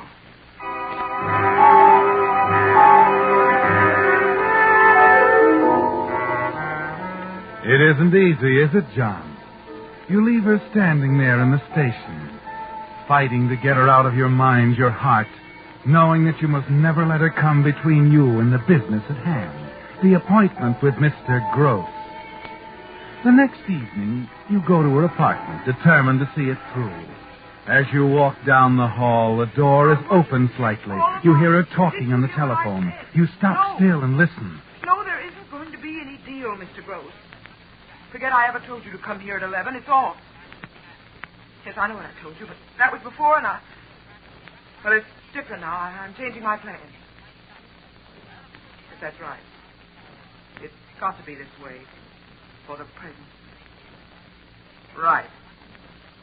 Goodbye. You stand there for a full minute thinking. Then make up your mind. Two can play that kind of a game, can't they, John? And you know the one who wins is the one who gets there first.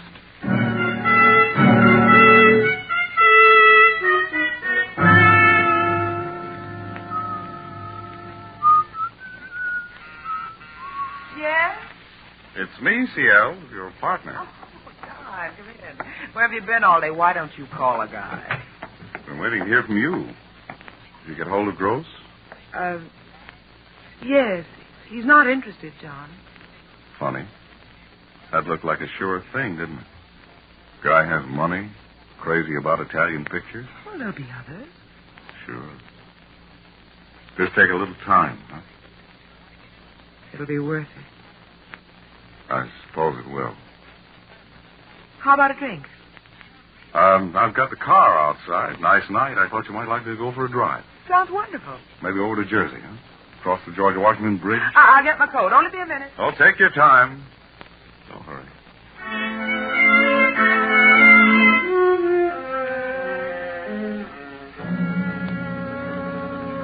It doesn't take long, does it, John?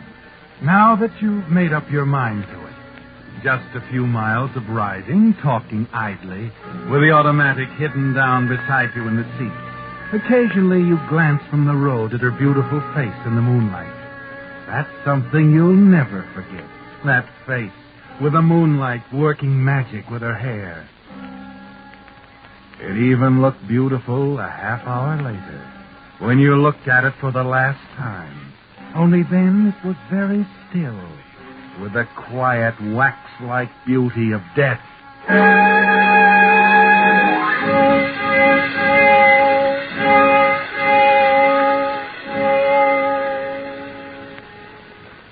An hour later, you have dropped the automatic into the river, and you're back at her apartment. Both halves of the claim check in your pocket, going through the wastebasket next to the telephone. Find that thing. Ah, here it is. A little slip of paper with the name Gross and the telephone number.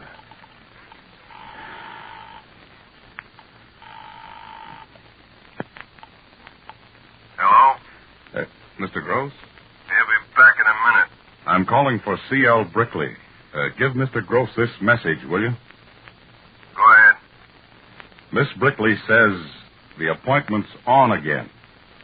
She changed her mind. 11 o'clock at the apartment. Right.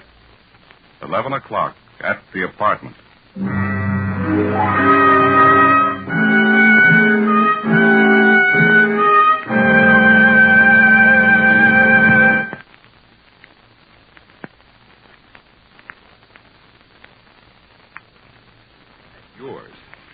Well, let me give you a little tip.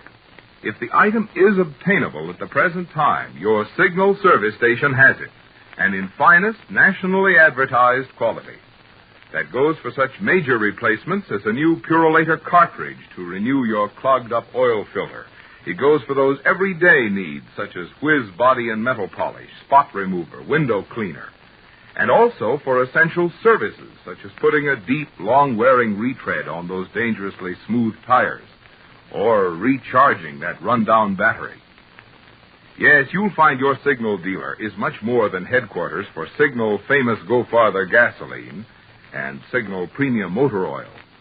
Wherever you see the big Signal Circle sign in yellow and black, there you'll also find a complete line of services and quality accessories to help your car run better, look better, and last longer. And now back to the Whistler.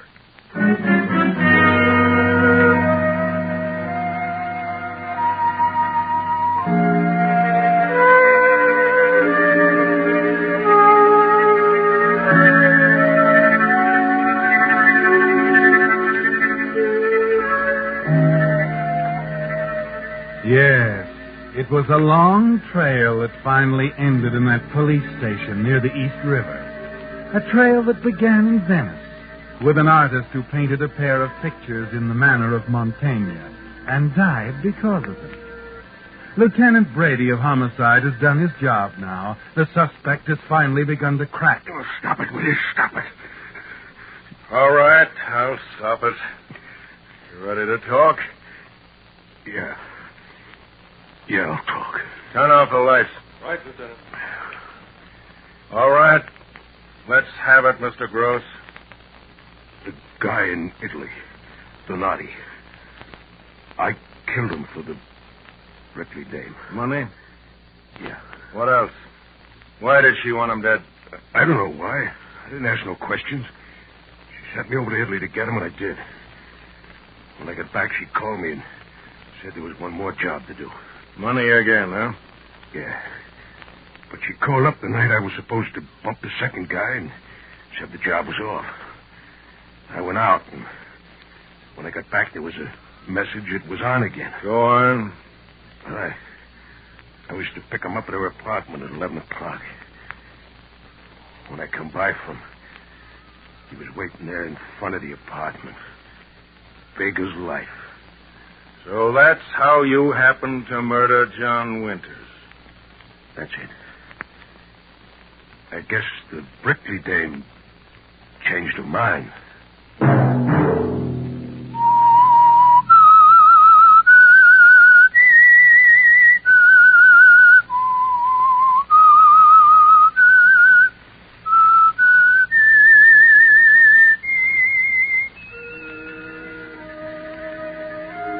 Let that whistle be your signal for the Signal Oil program, The Whistler. Each Monday at 9.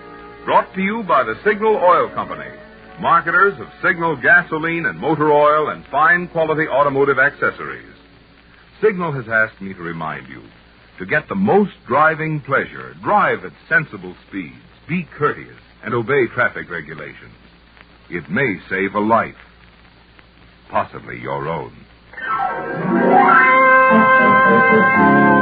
Featured in tonight's story were Betty Lou Gerson and John McIntyre. The Whistler was produced by George W. Allen, with story by Brian Thorne, music by Wilbur Hatch, and was transmitted to our troops overseas by the Armed Forces Radio Service. This is Marvin Miller speaking for the Signal Oil Company.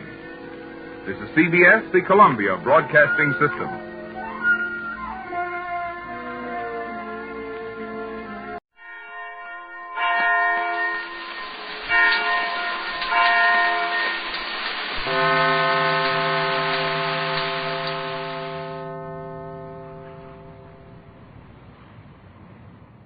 The Signal Oil Program, The Whistler.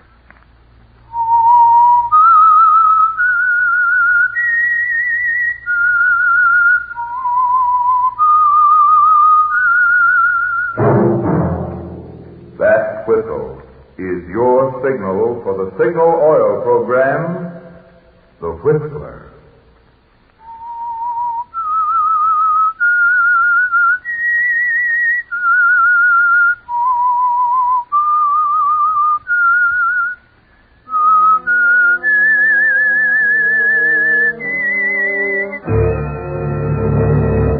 I am the Whistler, and I know many things, for I walk by night. I know many strange tales hidden in the hearts of men and women who have stepped into the shadows. Yes, I know the nameless terrors of which they dare not speak. Yes, friends, it's time for the Signal Oil Program, The Whistler. Rated by independent research, the most popular West Coast program. In gasoline, you know, it takes extra quality to go farther. And Signal is the famous Go Farther gasoline. So look for the Signal circle sign in yellow and black that identifies Signal service stations from Canada to Mexico. And now the Whistler's strange story. 8 to 12.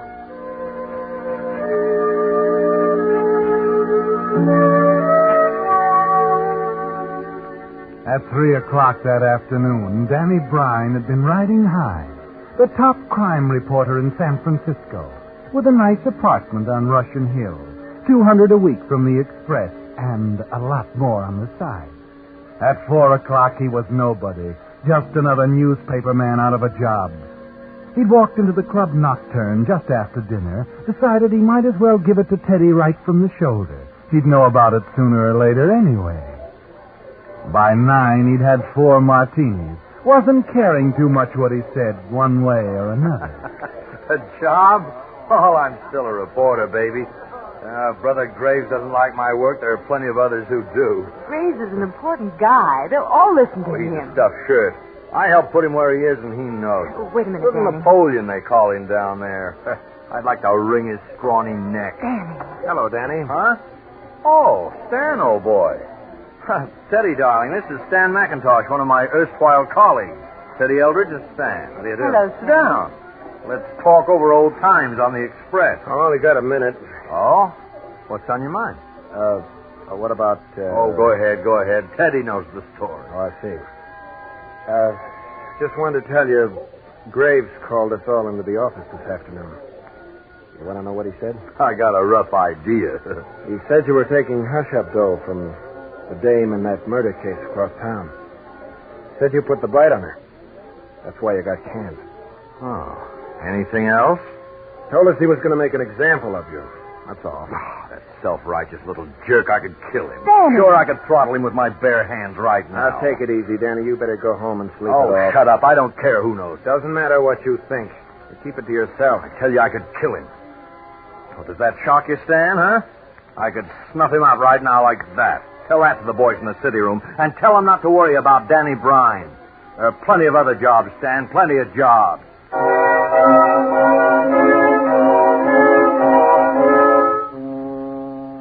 But there aren't plenty of jobs, are there, Danny? 3 other papers in town. And you can tell by the way the city editors look across the desk at you that Martin Graves has been there first. That though it's all very polite and friendly, they're part of a closed corporation. And if Graves has given the word, the answer is no. By the following Saturday night, you're afraid that he's licked you, though you won't admit it to anyone, not even to Teddy. Danny. Yeah? Oh, Danny, I've got good news. Mr. Merrill called me in this afternoon, raised me to $125. Say, that's great. Oh, it's more than they've ever paid for a girl singer. And, Danny, I just want you to know if you need any money... Now, wait a minute. What are you talking about? Well, since you're not working... Listen, baby, get this through your head. I'm not out of a job. I'm taking a rest, that's all. When I want a job, I'll get one. Like that. Oh, don't try and kid me, Danny. I know how it is. I want you to remember I'll do anything for you, Danny. Anything. Sure, baby, I know that. But just forget about the job business, will you? I'm not worrying. Why should... Excuse me. Oh, yeah? What is it, Mike? There's a telephone call for you. Mr. Graves. He says it's important. Graves? Thanks, Mike. You see, Teddy? Nothing to it, huh? Just like that.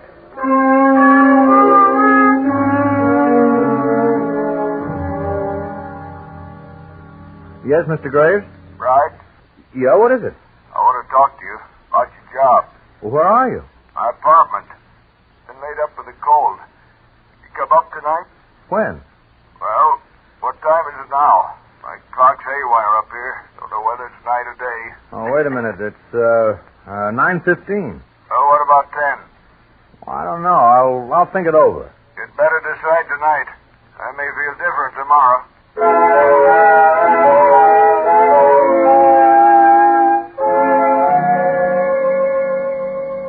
Well, Danny, he finally came around. But it's a matter of pride now, isn't it? You deliberately stay at the club for another hour, knowing it won't hurt to let Graves know you're taking your time. It's 10:30 when you walk up to the door of his apartment. Drop him a cordial nod as he lets you in and shows you to a chair and pours a drink. He wasn't kidding about the cold. The air is strong with eucalyptus oil. He's wearing a wool robe, a heavy towel around his neck. 5 minutes later, he gets to the point. Well, Danny, there's no use kidding each other. You're a great reporter. We need you on the Express. Well, thanks. You want to come back? Well, I've made up my mind. There are a lot of other jobs, you know. Not in San Francisco. Why not? You ought to know. You've been to the Chronicle, the Examiner, the News. They all turned you down. Well, there are other towns. But you ought to stay here. You belong here. Oh, maybe. I don't want to go into what you did, Danny. I'm willing to forget it, if you are. I think you learned a lesson. Hey, look. Let's not even talk about that, huh? All right. You want to come back? Okay, Chief. When?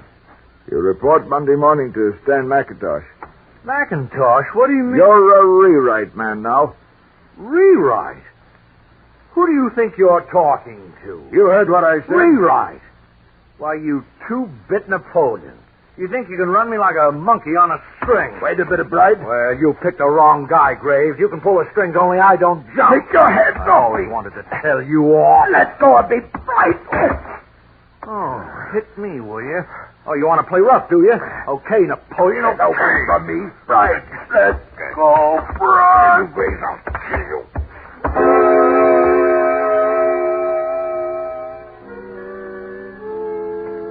You forget where you are. Everything stops. There's nothing inside you but a blind red rage. The ends of the towel around his neck tight in your hand.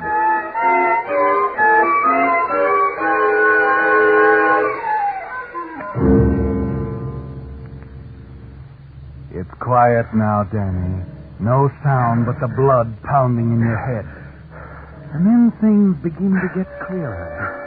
The room comes into focus again. A chair overturned, the desk swept clean, its vase of flowers, the clock, the statuette smashed on the floor.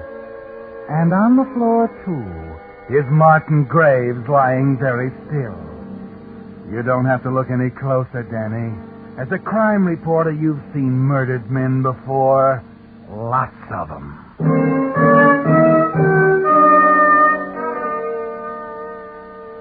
You sit down, let your head clear a little. Look at your watch. 10:45.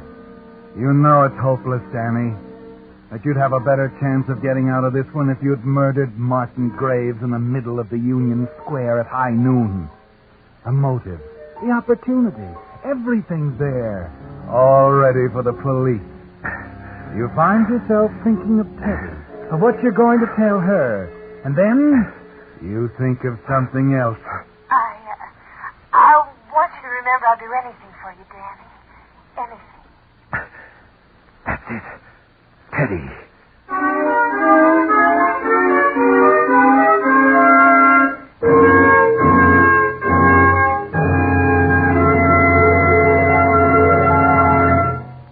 With the prologue of 8 to 12, the Signal Oil Company brings you another strange tale by The Whistler. Remember those trick radio voice effects I demonstrated on The Whistler a few weeks ago? Well, since then, many of you have written in asking about other effects. So tonight I'll show you a couple more. I'll speak into the flutter box and say, in gasoline, it takes extra quality to go farther, and Signal is the famous Go Farther gasoline. But listen, it comes out like this.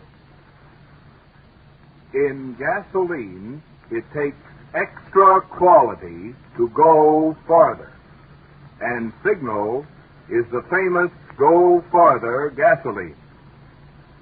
On the other hand, through the public address system, it sounds like this.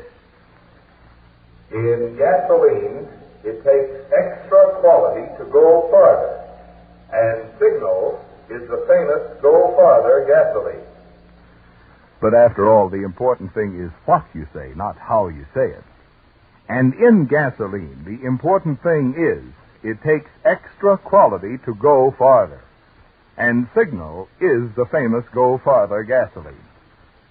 You see, you get those quick signal starts, that fast signal pickup and smooth knock-free signal power, because Signal helps your engine run more efficiently.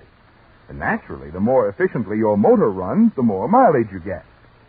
That's why Signal says, in gasoline, it takes extra quality to go farther.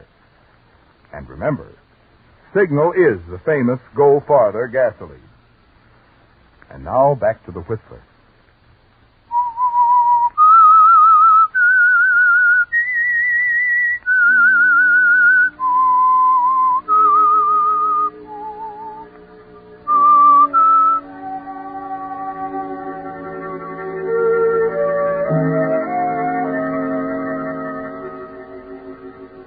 Yes, Danny.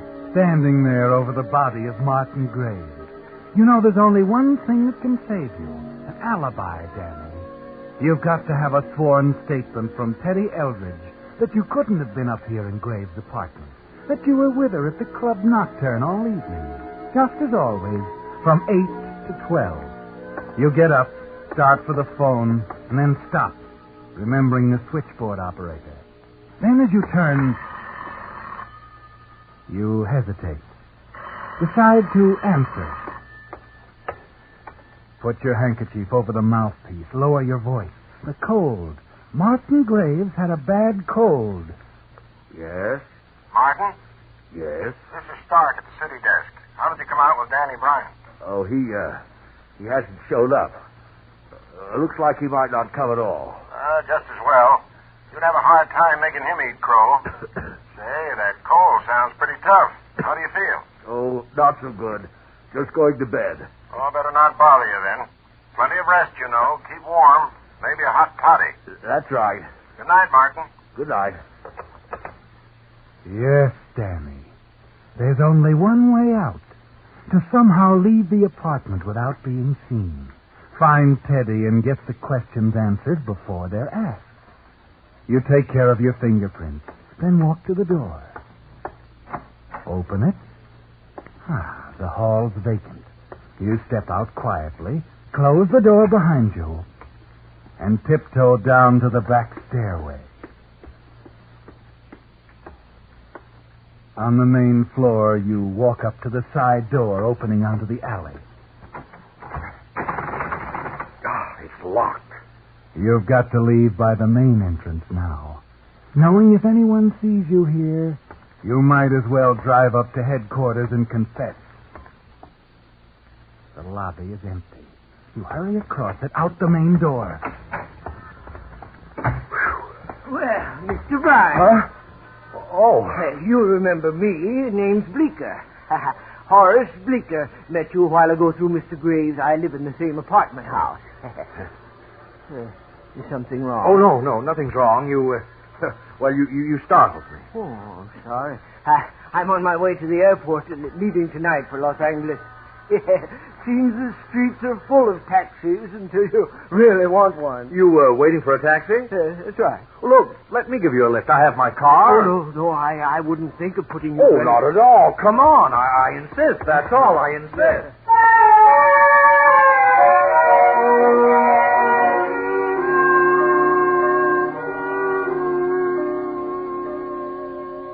You help Bleecker into your car.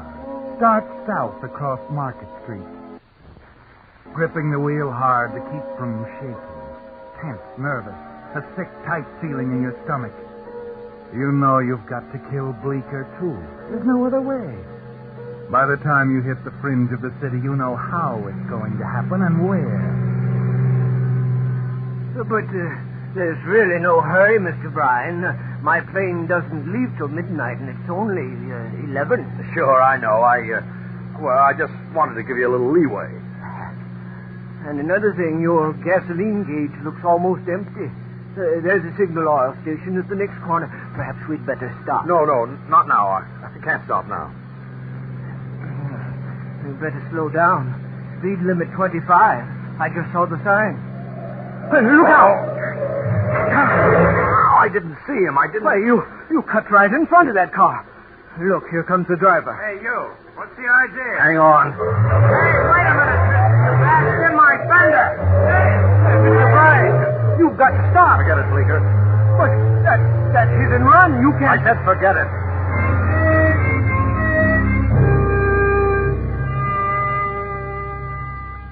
It's like a nightmare, isn't it, Danny? You don't think anymore. You only feel. And above everything else, you know you and Bleecker must not be seen together now. He knows something's wrong. Out of the corner of your eye, you see him hunched in the seat like a frightened rabbit, ready to jump out if you slow down. Deal City? But that's not the way to... I said I'd get you to the airport, didn't I? But, we'll why? take Skyline Boulevard, drop down to the airport at Millbrae. It's a little longer that way, but faster. But See, there's no traffic.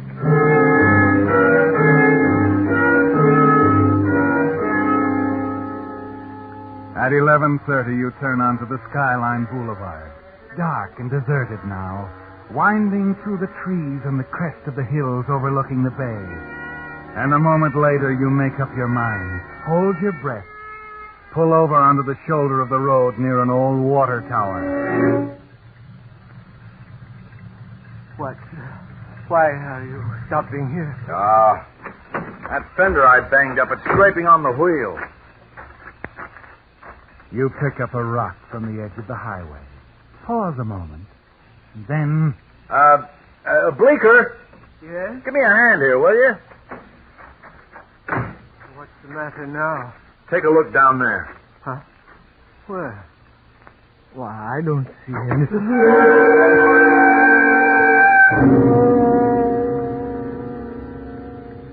You carry his body to the foot of the embankment. Drop it in a depression behind some bushes. As you climb back up to the road, the shale slides down in a rush, covering it completely. That ought to do it.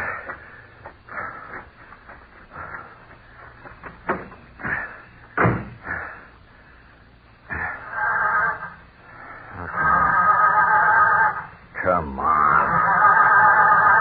Oh, what's the matter? Come on. Oh, what? It won't start, Danny. You reach for the choke, and then your eye strikes the gas gauge, and you turn cold inside as you realize what's wrong. I'm out of gas.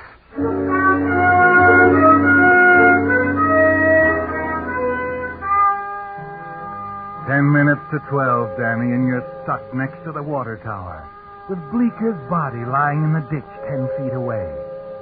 Teddy will leave the club nocturne at 12:30, and unless you get that call through to her, the whole plan, The solid, life-saving 8 to 12 alibi is gone.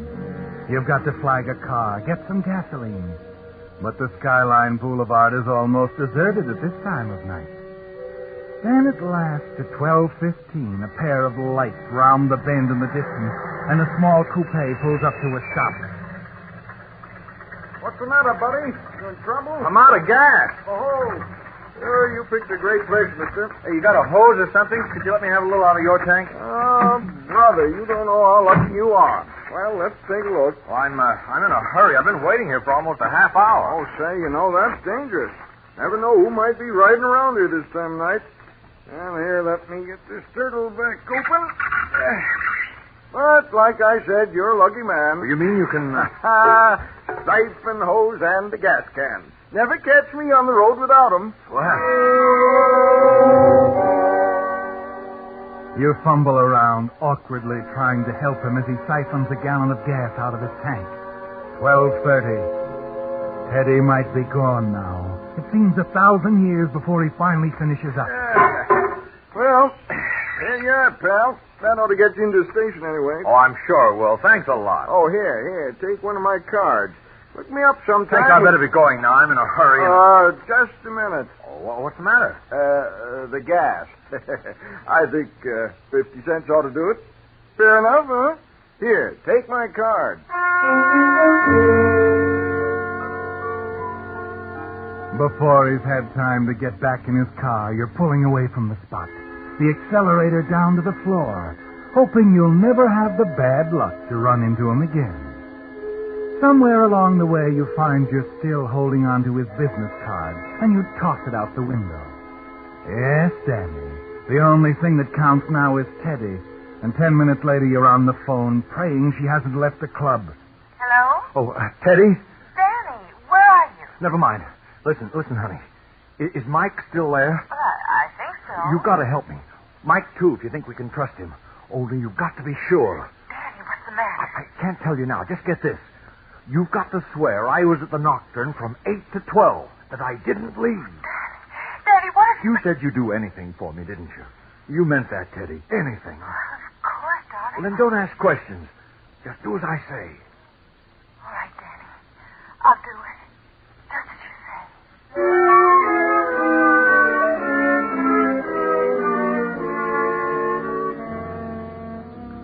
Well, Danny, somehow the worst is over. The 8 to 12 is going to be the answer. And you know Teddy will make it solid. You weren't at Graves' apartment. You never saw Bleecker. And that man on the highway couldn't have possibly seen enough of you in the darkness to identify you. You stay home all day Sunday, knowing it will be smart to keep away from Teddy now. You spend the morning and the afternoon listening to news reports, waiting.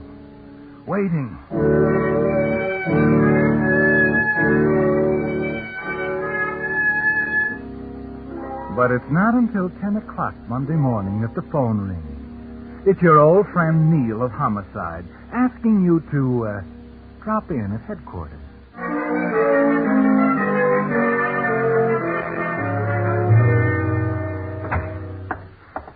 Hello, Neil.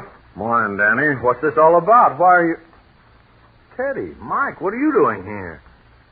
You can skip the act, Danny. You must have seen the papers on the way here. Oh, you mean Graves? I mean Graves.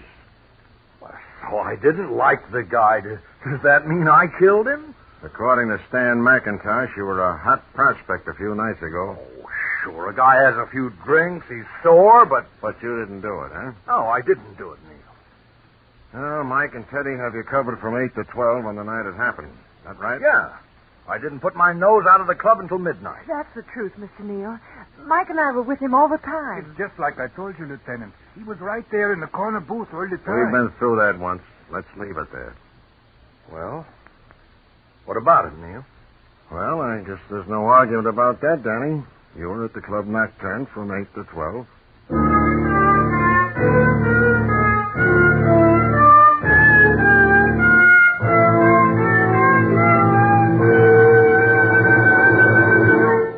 The Whistler will return in just a moment with a strange ending to tonight's story.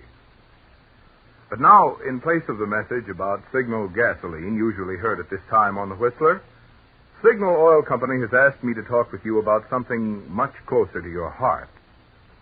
About the less fortunate individuals you'll want to lend a helping hand to this year through the American Red Cross. Who are they? Why, they're the victims of disasters such as fire, wreck, tornado, hurricane, or epidemic. Disasters that can strike any one of us, anywhere, anytime, without warning. Who else? Over 1 million discharged veterans got a helping hand from the Red Cross last year. And don't forget the 80,000 hospitalized veterans who may depend on the Red Cross for a long time to come for their recreation and entertainment, their letter writing, shopping, and other assistance. These are just a few of the hundreds of ways the Red Cross is called upon to help every day. It's going to take $60 million to answer all the calls for help the Red Cross will receive this year. So give as generously as you can, remembering you're the lucky one to be in a position to give help rather than to need help. And now back to the Whistler.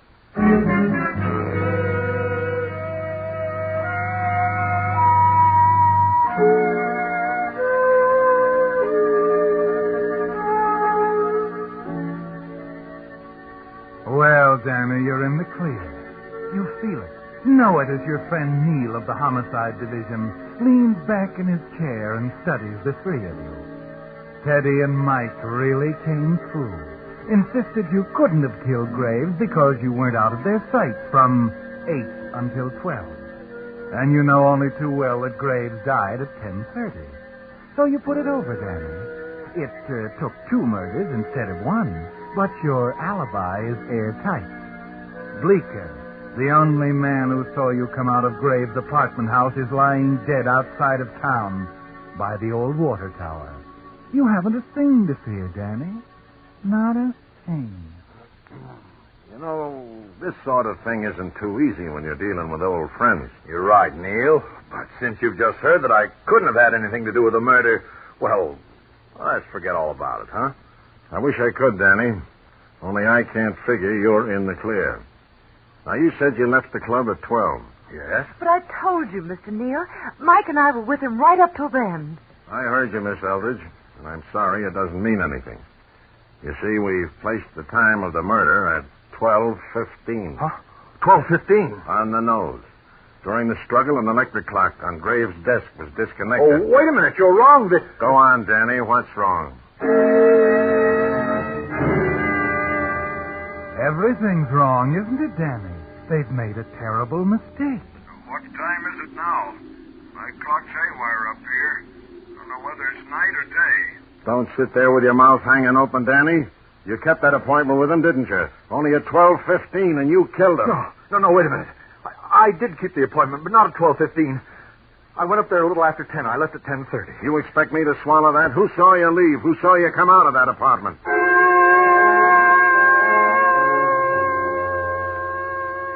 You're in a corner now, gulping as Neil pounds at you. Who can you turn to now, Danny? Who can prove you weren't in that apartment at 12:15?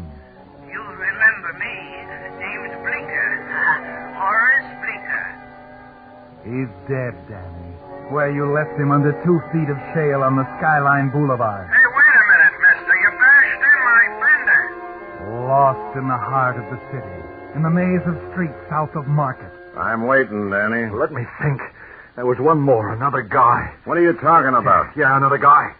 I didn't get his name, but... The gas? I think 50 cents ought to do it. Fair enough, huh? Here, take my card. His card. I took his card. I threw it away. Will you get to the point? Where were you at 12:15? Did you hear what I said? Yeah, I heard you. I guess I haven't got the answer.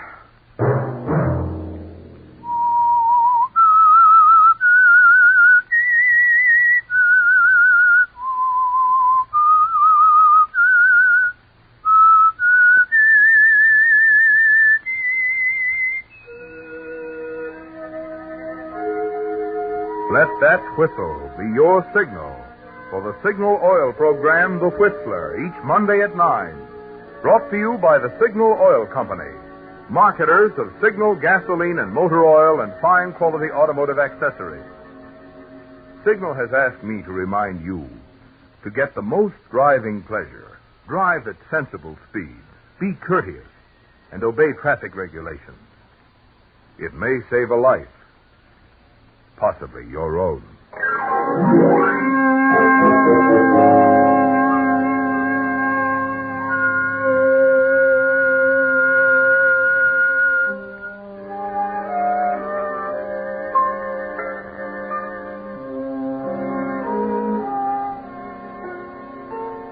Featured in tonight's story were Joseph Kearns and Doris Singleton.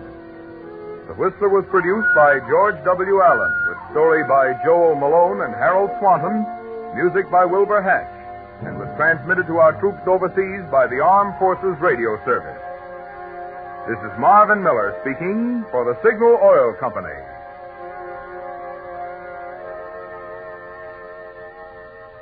This is CBS, the Columbia Broadcasting System.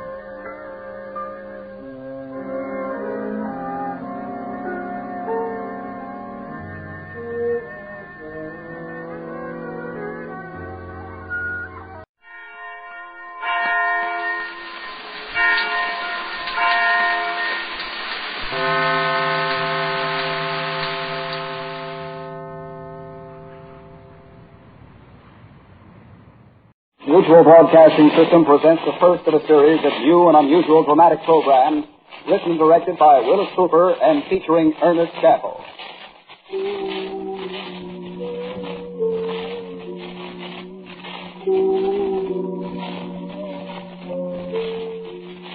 Quiet, please.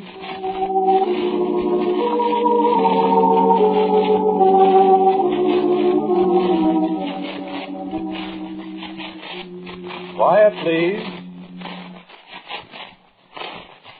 About 6,800 feet above sea level. A little house, maybe 20 feet long, 15 feet wide. It's made of corrugated iron sheets with a high peaked roof. It sort of hangs over the edge of the mountaintop, with nothing but the spikes of pine trees stretching all the way down to Pasadena, better than a mile below you.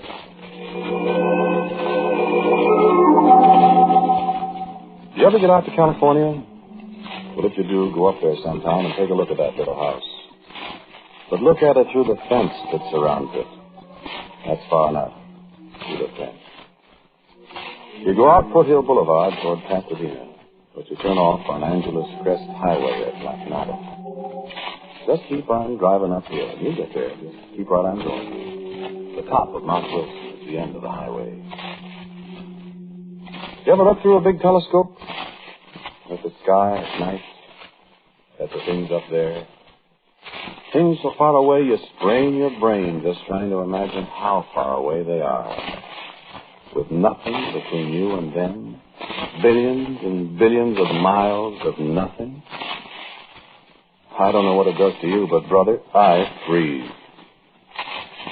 Listen, do you know there are holes in the sky? No, I mean it. I've seen them. There's a thing in the constellation Andromeda. No, wait a minute. I'm not going to get technical with you. Just listen. There's this thing, astronomers call it the Horsehead Nebula. You know what it is? It's a hole.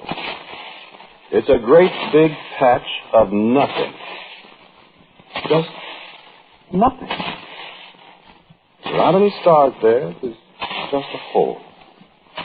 No, nobody knows anything about it. Astronomers look at it, they take pictures of it, and there it stays. There it is now and tomorrow and the next day and 1,000,000 years from now, and it's been there always. Yes, it has. It's so far away that what you see now is the way it looked 1 billion years ago, before there was anybody to see it from. And there's lots more of those places. So what's all this got to do with a little house up on top Mount Wilson? I'll tell you.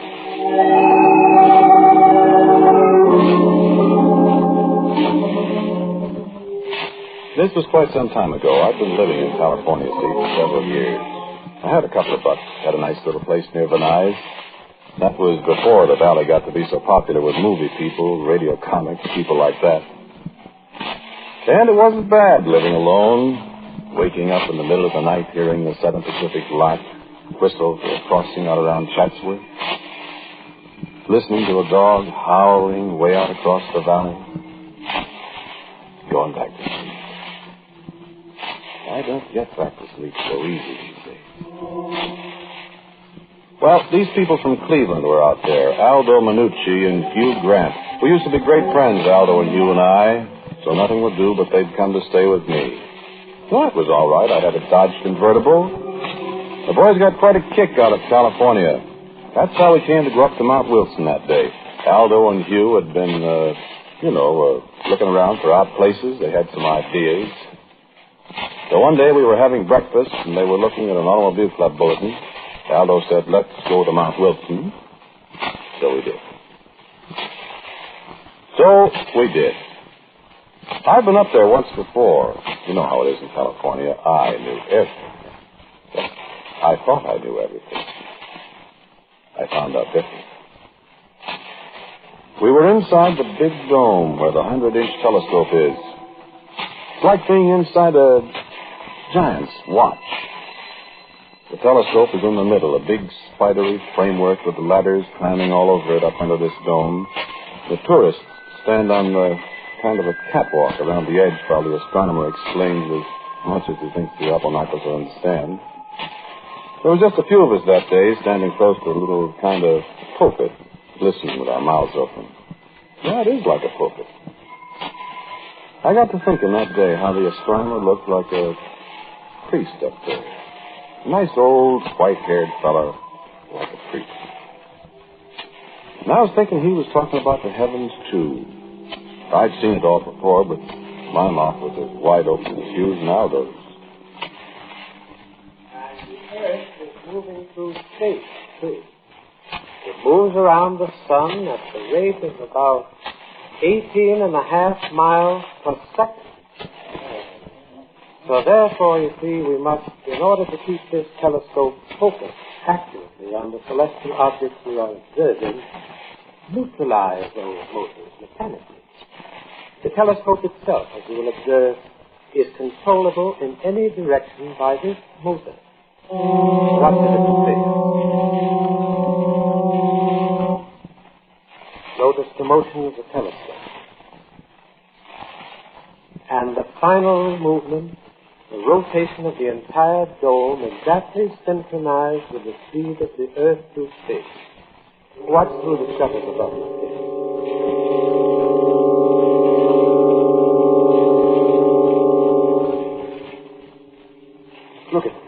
Look across. I see. Look outside. We ain't moving. The sky's gone by. Look at you. I see it. It's an optical illusion, Aldo. No, it's not an optical illusion. In relation to space, this spot we are on is standing still. Through these motions here in the dome, the mirror of the telescope is kept aimed exactly at one spot far out in space. What's space, mister? It's nothing. What about the air? You're a few miles of air, my friend, and then nothing. Huh. Well, stars. Yes, stars. And the places where there are no stars.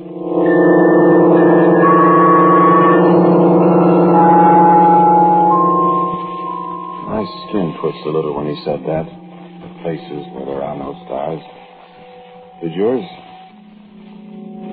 Well, the show was over. We went outside into the sunlight. We walked across the long wooden bridge. There's a deep gully in front of the dome. And down a little path past the thing they call a coelostat. A small dome on legs about 100 feet high. Thing they study the sun and sunspots and things like that with. And it was quiet up there along toward the middle of the afternoon. There was a chill in the air. We were just talking. It's an odd place, and you get kind of impressed. The people impress you. The astronomers. They live up there all by themselves. They look at the sky. They see things. You always get the feeling they know a lot more than they're telling. Like doctors. Like priests, I guess. I said that, didn't I? Well, that's what they like. The path leads through the woods. Biggest live oaks you ever saw. Leads through the woods over to the old hotel. So I said, hey, how about a beer before we start down, huh? A beer? That's for me. Can you get hard liquor up here, Ross? No, I don't think so. Anyway, I wouldn't want to drink, not with all that mountain road ahead of me. No, sir. Don't take no drink, Ross. I don't want to ride that road with nobody's had a drink of liquor. Maybe you shouldn't have a beer, even. Oh, no, wait a minute. Beer won't hurt me. Hey, what's Suspense for? Yeah? I never noticed that before. That's quite a fence. Have a hard time getting over that. What would you want to get over it for? I don't know. What do you suppose is on the other side where they got this heavy fence? I don't see anything. Except that little house out there on stilts. Yeah, funny looking place. Fence goes right around it. And get a gate? No, come on, let's get a beer. No, I want to look at this, Ross. Probably they got something valuable in there. Sure, scientific instruments or something. This place is all full of that stuff. Hey, look. Sign. Huh? Where? Here. Oh, come on. Oh, wait. What's it say? The public is forbidden to pass beyond this fence under severe penalty. At all? Yeah. What do you suppose they got in that place? Don't know. I don't care. Hey, there's a door up at the end of that trestle. Maybe we could get back and get in through that other shed where the trestle starts, huh? What do you want to go in there for? Oh, come on, we got to get going. I'm just curious. You know what I mean. Place might come in handy. Oh, yeah. See? Especially if they keep everybody out like this. Well, the thing must be full of stuff, like Ross said, scientific stuff. Yeah, might be, might not be. Hey, here comes that fellow that made the spiel up there. No, ask him. He'd know. Well, he won't tell you. Well, we'll find out. Hey, fella. How are you? Hey. Were you talking to me? Yeah. What's in that funny-looking building? Over there? No. Yeah? What's the idea of the fence, then? You don't want people to go in there. Oh, I'd sure like to see what's in it. Said there's nothing in there. You sure, mister? Yes, I'm absolutely. Could we get a pass to go in there, maybe? No. You saw the sign, didn't you? Yeah, it said something about the penalty of the law. You didn't read it very carefully. He didn't read it. I did. Read it again. Right.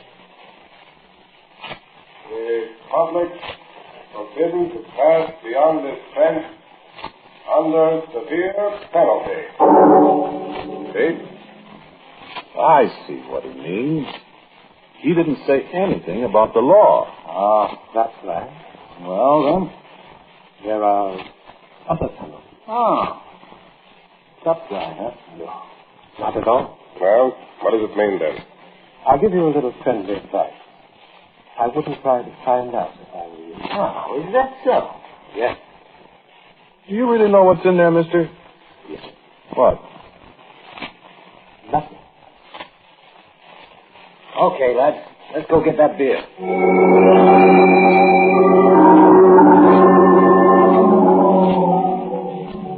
Well, of course, you know it was up. You're way ahead of me. My Cleveland pals weren't in California just for a vacation. There was a bank I'd had my eye on for a while out in Pacific Palisades. It wasn't the first bank that Minucci and Hugh Grant and I had worked a deal on. I didn't go much for this place up on Mount Wilson with nothing in it and a fence around it. Aldo and Hugh, well, after all, could you find a better place to stash away some dough? Nobody could get in, they said. And if we could... Well, so I bought the idea finally.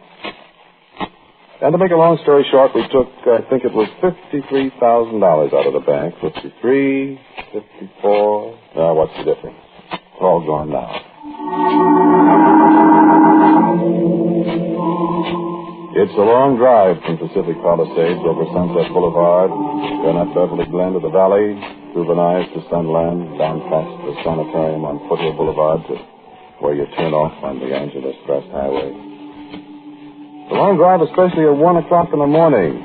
That was when we pulled out of Pacific Palisades. It was summer. After you turn on the mountain road, you're not allowed to smoke.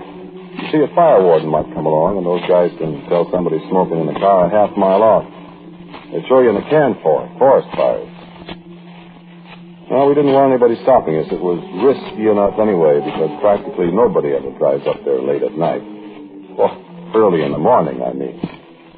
Well, we didn't meet anybody. All three of us were jittery with no cigarettes. That road. Stepping up in daylight. Boy, in the dark. It was 4:30 when we got to the top. The hotel was dark. Cabins were dark. What the sky? It was just like soft with stars. Why I could put in and reach up and touch it. I remember the old guy in the 100-inch dome. Nothing between us and the stars. And down below, well, if you've ever been up there at night, you know what I mean. That's like looking down at the stars. The lights are 17, 18, 19 pounds. Pasadena, Los Angeles, Hollywood, Van Nuys, San Fernando, Culver City, Santa Monica. It makes my hair stand on end like that. And I haven't seen it for never mind how many years. Well, we stumbled through the pitch dark. We got off the path 3 times, nearly fell downhill. And, brother, that'd be a fall. We still couldn't risk a cigarette. It was dark. Hugh Grant was in front, then me, then Aldo. We each had briefcases. Hugh had a pair of those big string wire cutters that would go through a steel cable. All of a sudden, he bumps into the fence. Ouch. What's the matter? The fence. Where are you? Stand still, will you? Dark. Shut up. Listen for a minute. Hear anything? Yeah. No. See anything? No? Look. What? The dome over there. You see somebody? No. Them 2 big windows up there. But that big round dome looks like somebody watching us.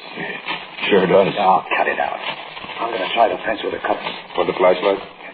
No. I wish we walked. No, forget it. I just don't like that place. Get out of the way. Want some help you? Just keep out of the way. Wait. Hear anything? Well, that wire made enough noise to... All right. I'll try another strand. See if you can slide under there, one of you. Me. No, can't make it yet. I'll try another. Look out for your arm there. Now try. Wait till I take off my coat. All right, now, let's see. How about it? He's through. All right, go ahead. Me? You. All right. Cut another strand, Hugh. Can I make it now? Yes, sir. Yeah. Where are you, Aldo? Right here. Come on, Joe. Hey, slide the briefcases through first. Coming up. Got him. Got it. Here I come. All set? All set. I'm all set. I'm as all set as I ever will be, I figure. I don't like any part of this place. I don't like the dark. I don't like the stars up above us. I don't like the lights down below. I don't like the silence.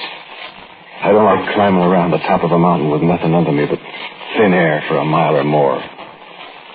All I can hear is Hugh and Aldo in front of me, cracking through the weeds, cursing when one of them whacks a shin against a sharp rock. All I can see is 2 black shapes in front of me. The blacker shape, that's the building, the little house with nothing in it. Aldo and Hugh are panting. 6,800 feet, you know. Your breath is pretty short. It's tough going, especially when you're dragging a briefcase full of money, too. You're scared and sweating and tired. And then all of a sudden, we're under the building, alongside one of the struts that hold up the little trestle. Loose me up, Aldo. Aldo boosts him up. He was a little guy. He's spry. A lot sprier than I am up there a mile in the air, and I guess he's not as scared as I am. So I look up, and he's sprawling on the trestle with 9 million stars behind him, reaching down to me. Grab my hand, Russ. I scrambled up. I'll never know how I made it either. Here we are in a second. Aldo's up there with us. Keep quiet a minute and rest. I'm knocked out. Yeah. Hear anything, Jim? Just the wind. Russ. No, I thought I Guess it's just the wind. Listen. It's the wind. Well? So we stood up. So Hugh walked the rest of the way down the little trestle. We followed him, stumbling over the planks, and there was the door. We rattled the bar on it. It was padlocked. So Hugh took the big cutters and he wrenched away at the bar. We shivered there in the cold, waiting to see if anybody heard us. There wasn't a sound. So Hugh tried again. And the bar fell off. Kept still for another minute. And then open the door.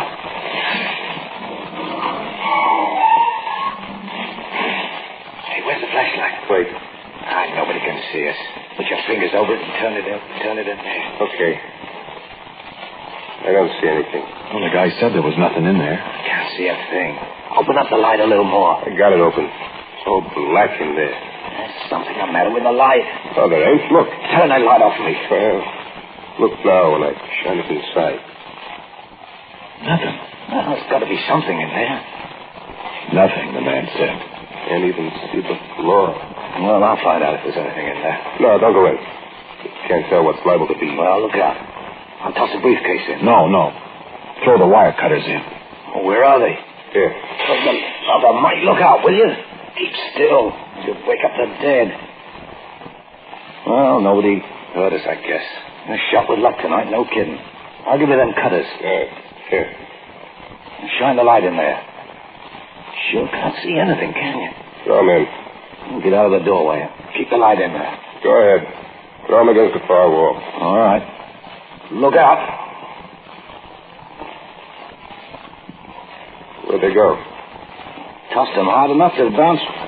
Move the light around. I can't see a thing. I can't either. There ought to be. The light just kind of seems to... Oh, cut it out. There's probably some kind of stuff on the floor.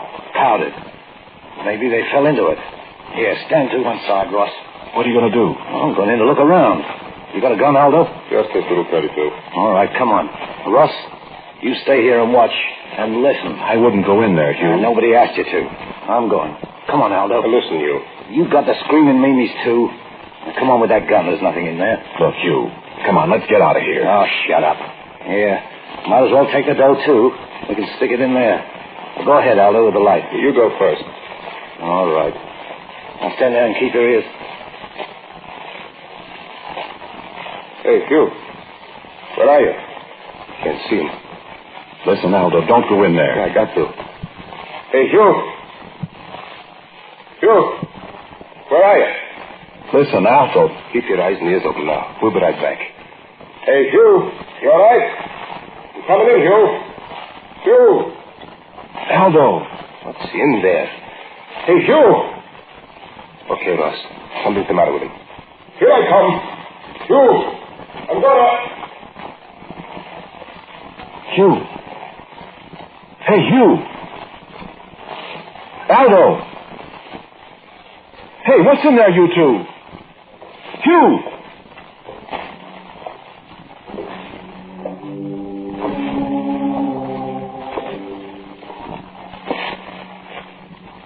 I can see you. You can stand up now. They won't come out, I assure you.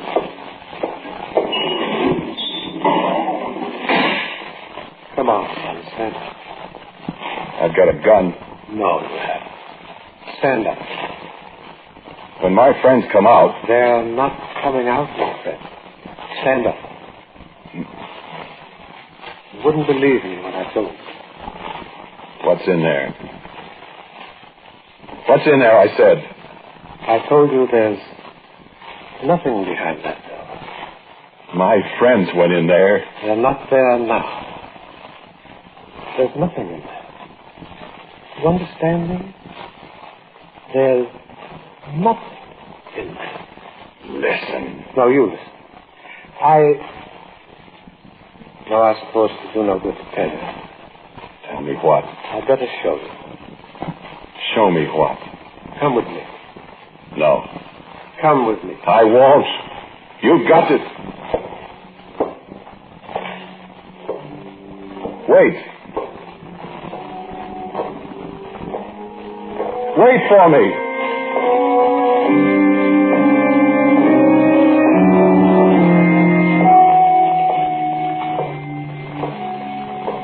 Across the little trestle, away from the door he closed on my friends. Through another door. Into a long shed in the dark. And I was glad I couldn't see the stars. Out another door at the end of the shed.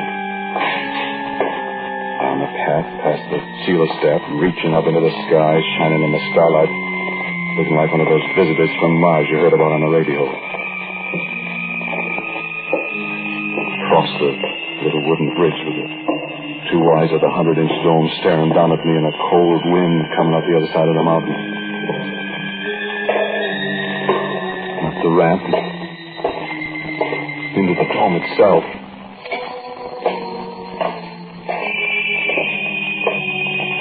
And up the iron stairs. Follow me.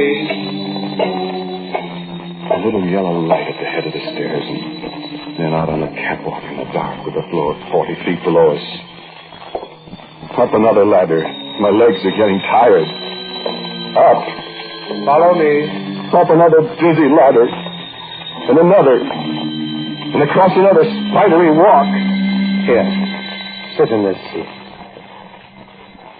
I can't speak. My throat is dry. My legs are trembling. I'm icy cold in that great dome. How far above the floor, I can't tell you. Sit still. You won't fall. What did... Sit still, I said. You'll have to be sure. Wait. Magnetic destination. You can look now. Look. At what? Look through the telescope. No. Look, son. What do you see? Stars. Millions of stars. Wait.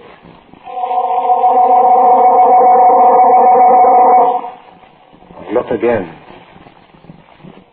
What do you see? Nothing. Nothing. What?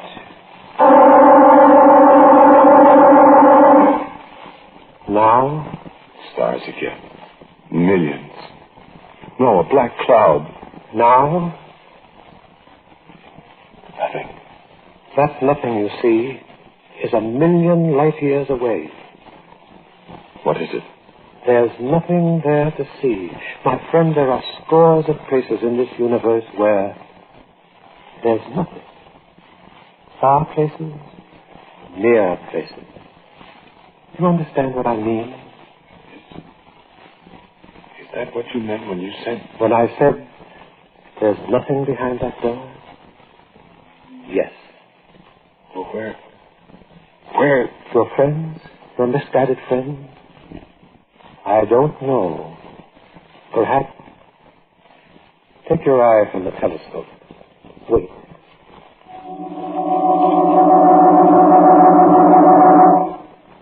Look now, if you dare. Well, what? Look.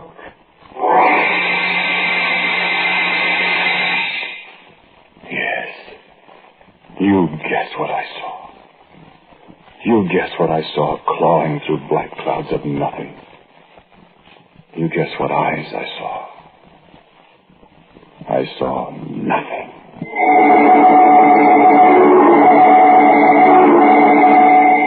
Yes, the little house is still there on Mount Wilson. You can go look at it if you want to. But don't go too close. Maybe somebody will tell you it's just a place where they store equipment. Maybe. Why do they keep the door locked then?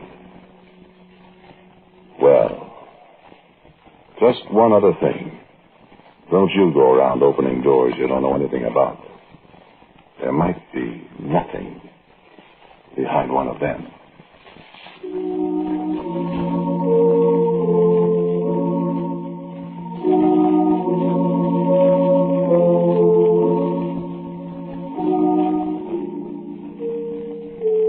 just heard Quiet Please, which is written and directed by Willis Cooper. The man who talked to you is Ernest Chappell. And the man who played Aldo Minucci is Martin Lawrence. Pat O'Malley was Hugh Grant and James Van Dyke, the astronomer. The music was composed and played by Gene Palazzo. And now for a word about Quiet Please for next week, here is our writer-producer, Willis Cooper. Bill? I've written what I think is an exciting and unusual love story for next week, Chappie. We'll welcome as our guest the charming star of stage and radio, Claudia Morgan. Quiet Please for next week is entitled, I've Been Looking for You. Until next week, then, quietly yours, Ernest Chappell.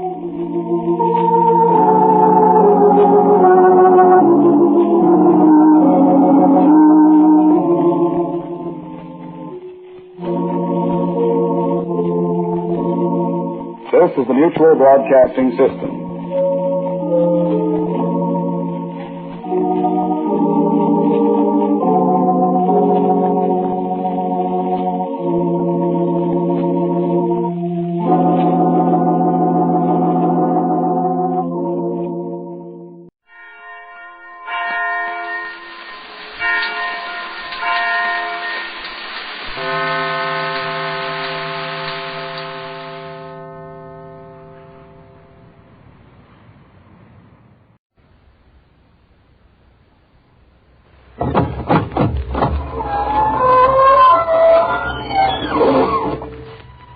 Good evening, friends of the inner sanctum. This is your host bidding you welcome through the squeaking door.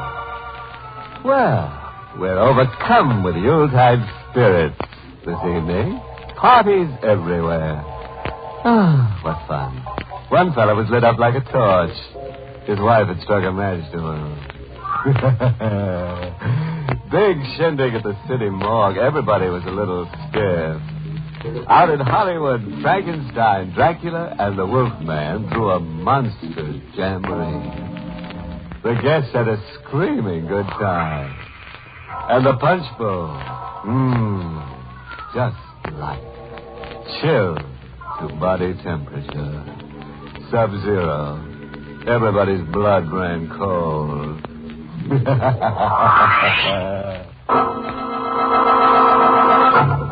Tonight's Inner Sanctum mystery, Death Out of Mind, was written by John Robert and stars Larry Haynes in the role of Ed with Ann Shepard as Mary.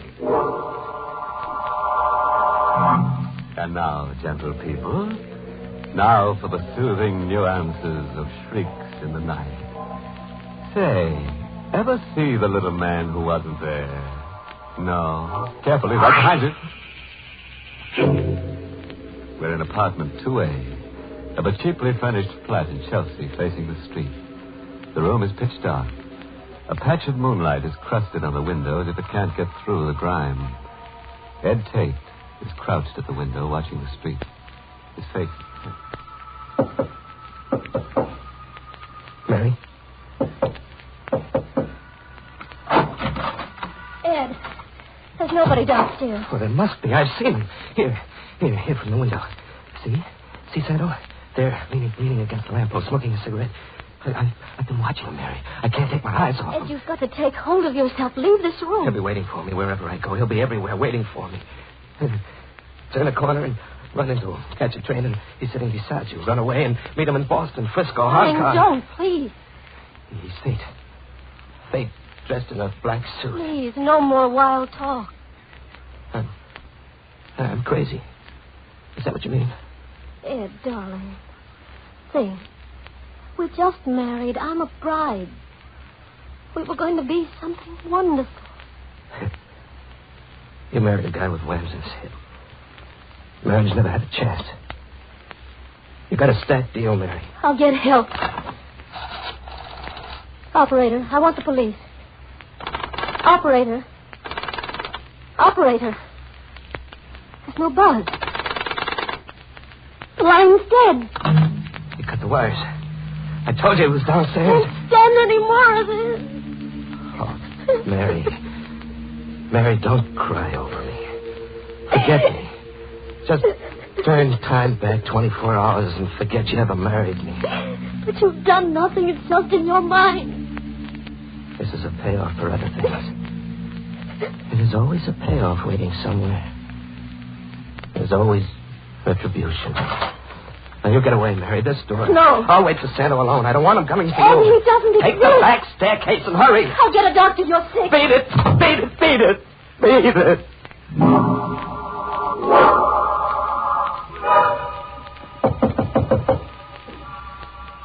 He's come.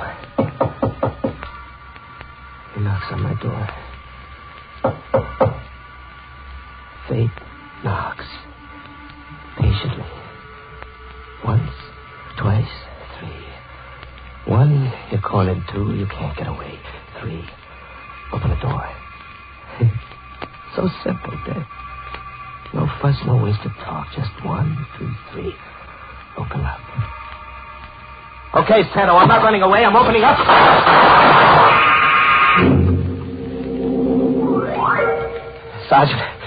Sergeant, I'm Ed Tate. I just killed a man. Here's a gun. Hey, this guy's sick. Tracy, call an ambulance.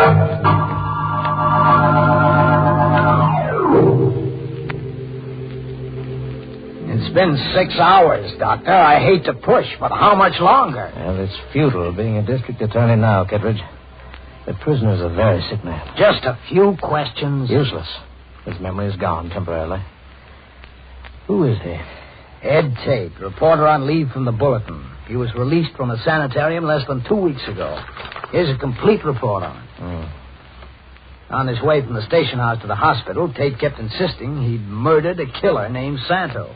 But he did murder a man. Oh, he did that all right, but to the best of the department's knowledge, there never was a killer named Santo. How long before he can answer questions? Days, maybe weeks. The department can't wait that long.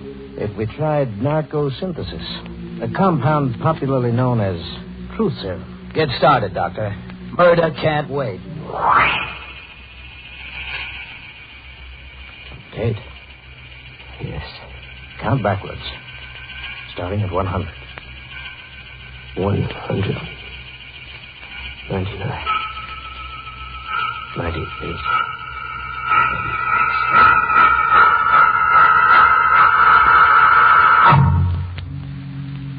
Tell us all about it, Tate. All about it. The sanitarium? Yes, about the sanitarium. You were there in Harbor Hospital. You were released 2 weeks ago. You went there from your newspaper. Why did you go to the sanitarium, Tate? Stella Andrews killed herself. I couldn't get her out of my thinking, get her out of my head. Who was Stella Andrews? She figured in an unsolved murder mystery 20 years ago.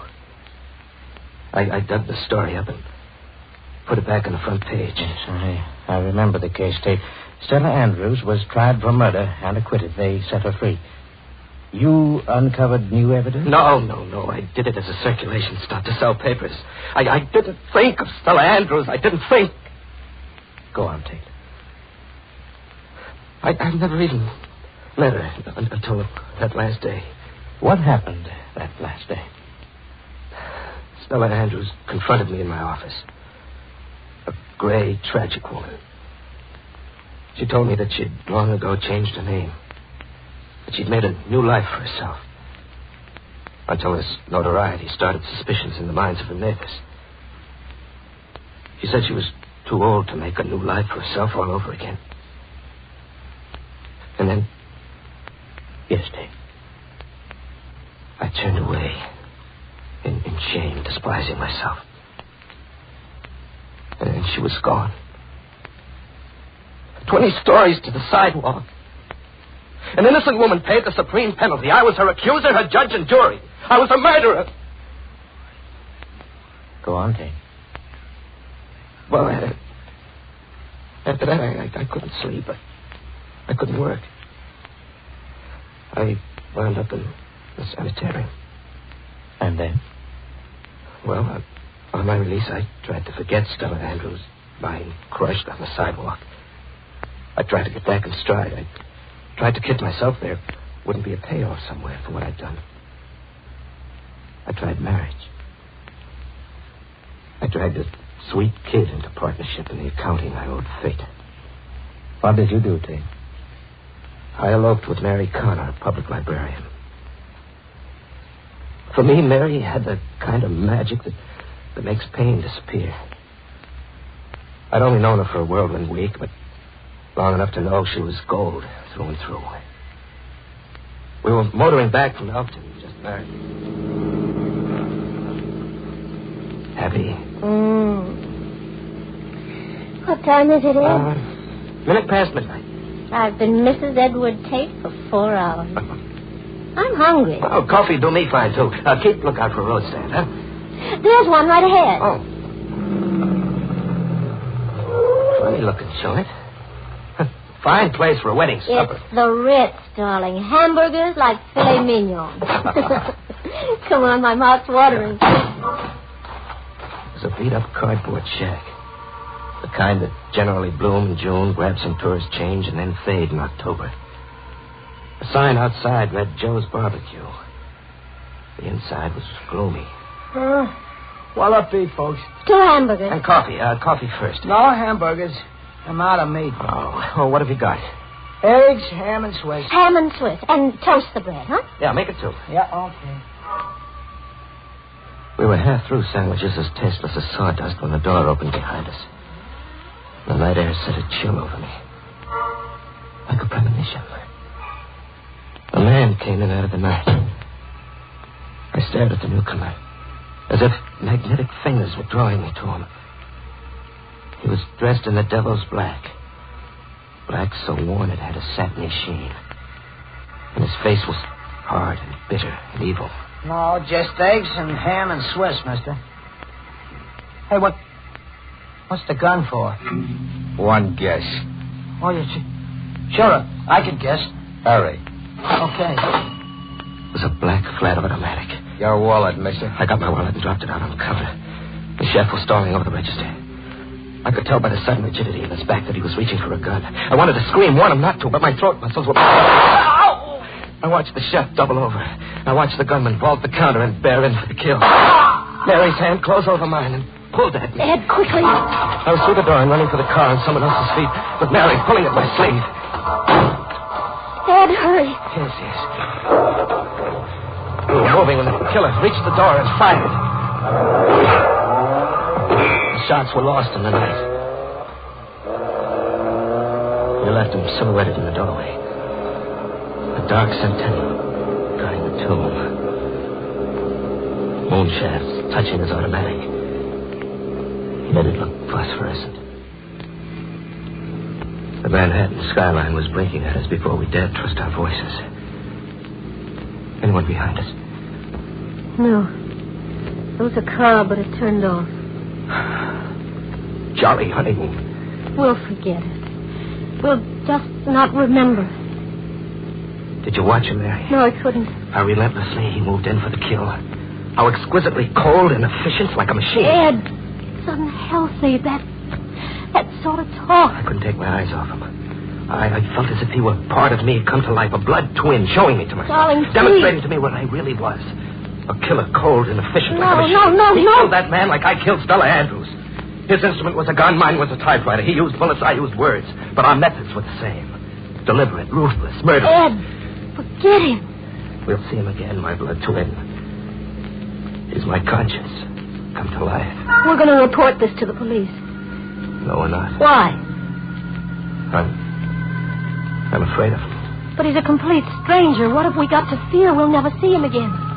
We'll see him again, Mary. He'll come calling. But Ed, the wallet. He has your wallet. We're not strangers to him, Mary. He'll be calling on us.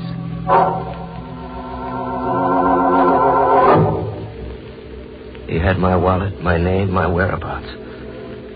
But the wallet was only an incidental thing. I knew he'd call. Our lives were intertwined. Somehow he was now as much a part of my life as the ghost of Stella Andrews. We reached home. We just sat around and waited. And soon the phone rang. Ed. It's him. What do we do? Answer the phone, I guess. Yes? Ed Tate, yes. Yes. I understand. What did he say? I'm to come to the street. Ed, you won't. They won't harm me, he said. If I don't come down, he's coming up, he said. What does he want? I don't know. I'll go see.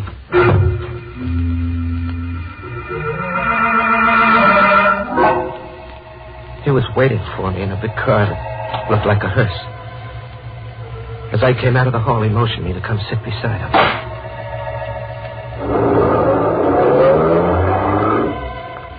The car nosed east toward the river. He didn't talk. He just concentrated on driving.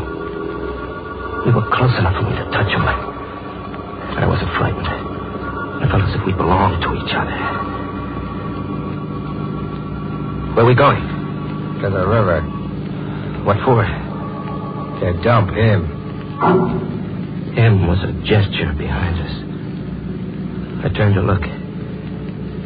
There was a packing trunk on the floor in the rear of the car. The chef's corpse. You're going to kill me, too? Why should I? To shut me up? We'll dump the trunk together. That'll shut you up. Well, wouldn't killing me be simpler? If you shut up, it's just the same, maybe. What's your name? You get an idea. No. No, I just want to know you very much. Santo. Just Santo. We stopped along a deserted wharf, just under the Brooklyn Bridge. And there, with the world asleep and the moon looking on, we dumped a trunk. It sank slowly, twisting in tortured slow motion. You can go home now, Tate. Don't you feel it, Santo? Feel what? There's this kinship. We're the same person, Santo. You're crazy. No, I mean it. Look at me. Look at me. See our resemblance? We didn't just happen together. You're something out of me. You are me. You talk too much, Tate. Maybe I'll have to kill you after all. Well, you'll kill me, Santo, soon enough. You'll have to kill me. You're my conscience.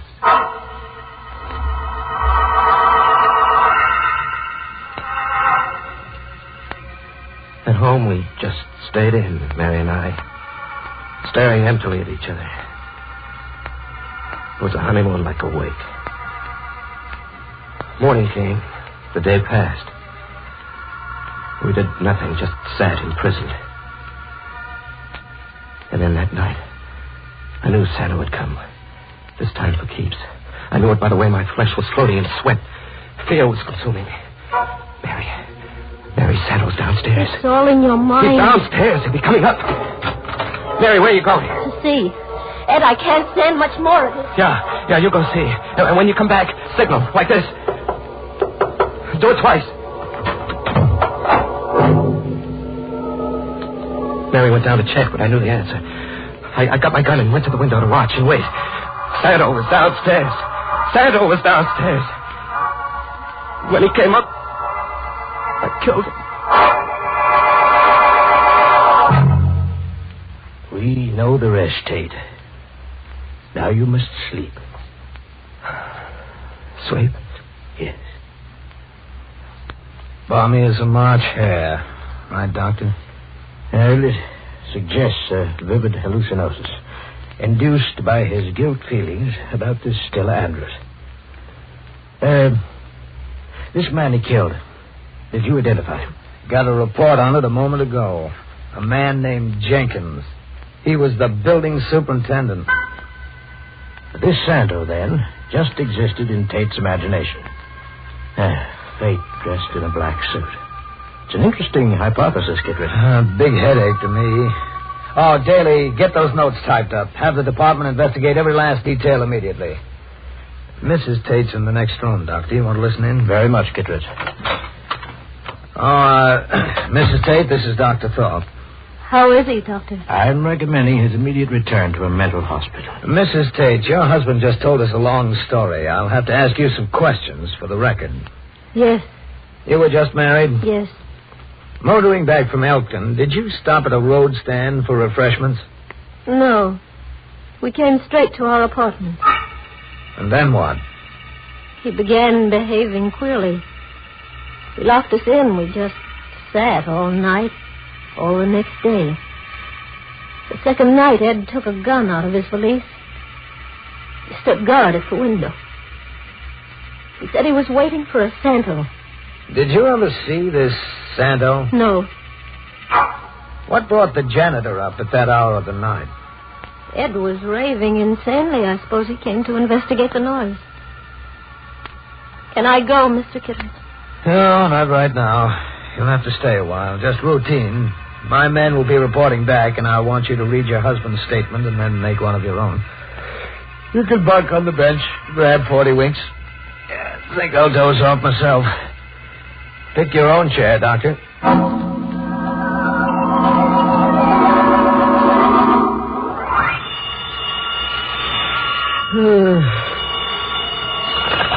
Oh, Kittredge speaking.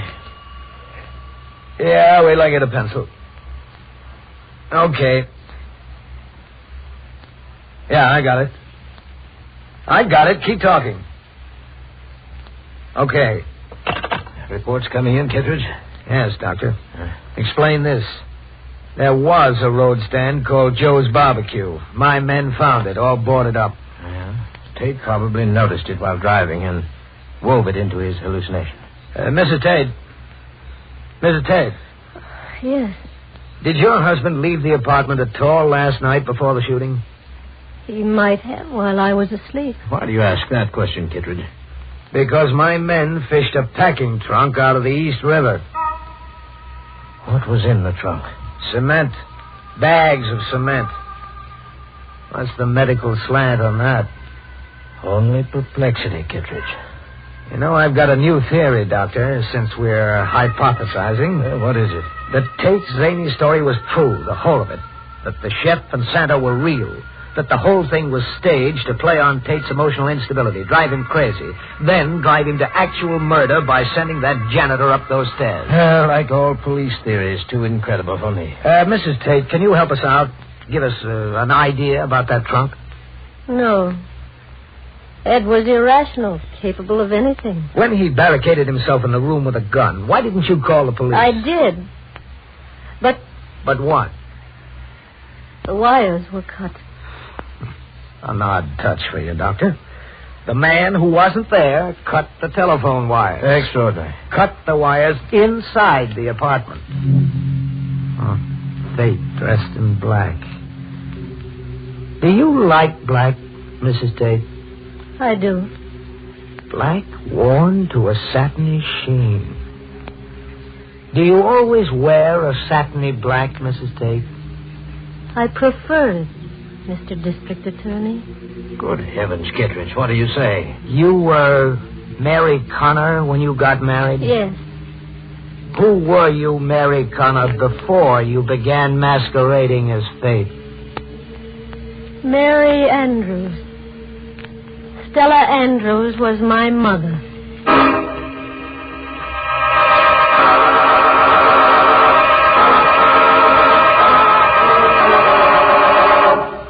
Dang. Want to get married? Okay. May all your troubles be little ones. Confused chap, that Ed Tate. 3 on a honeymoon. Mister, that's asking for trouble.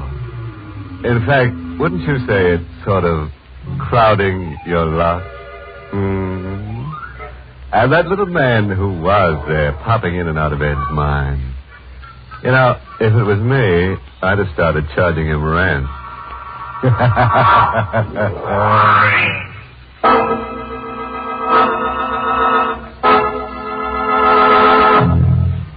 Good night.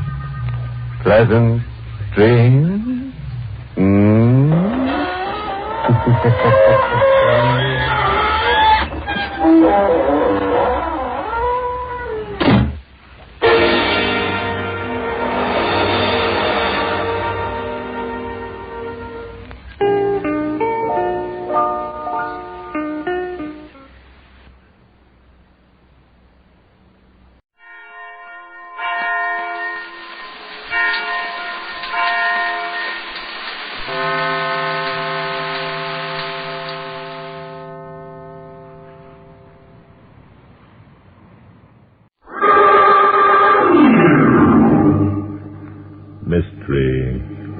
hobby.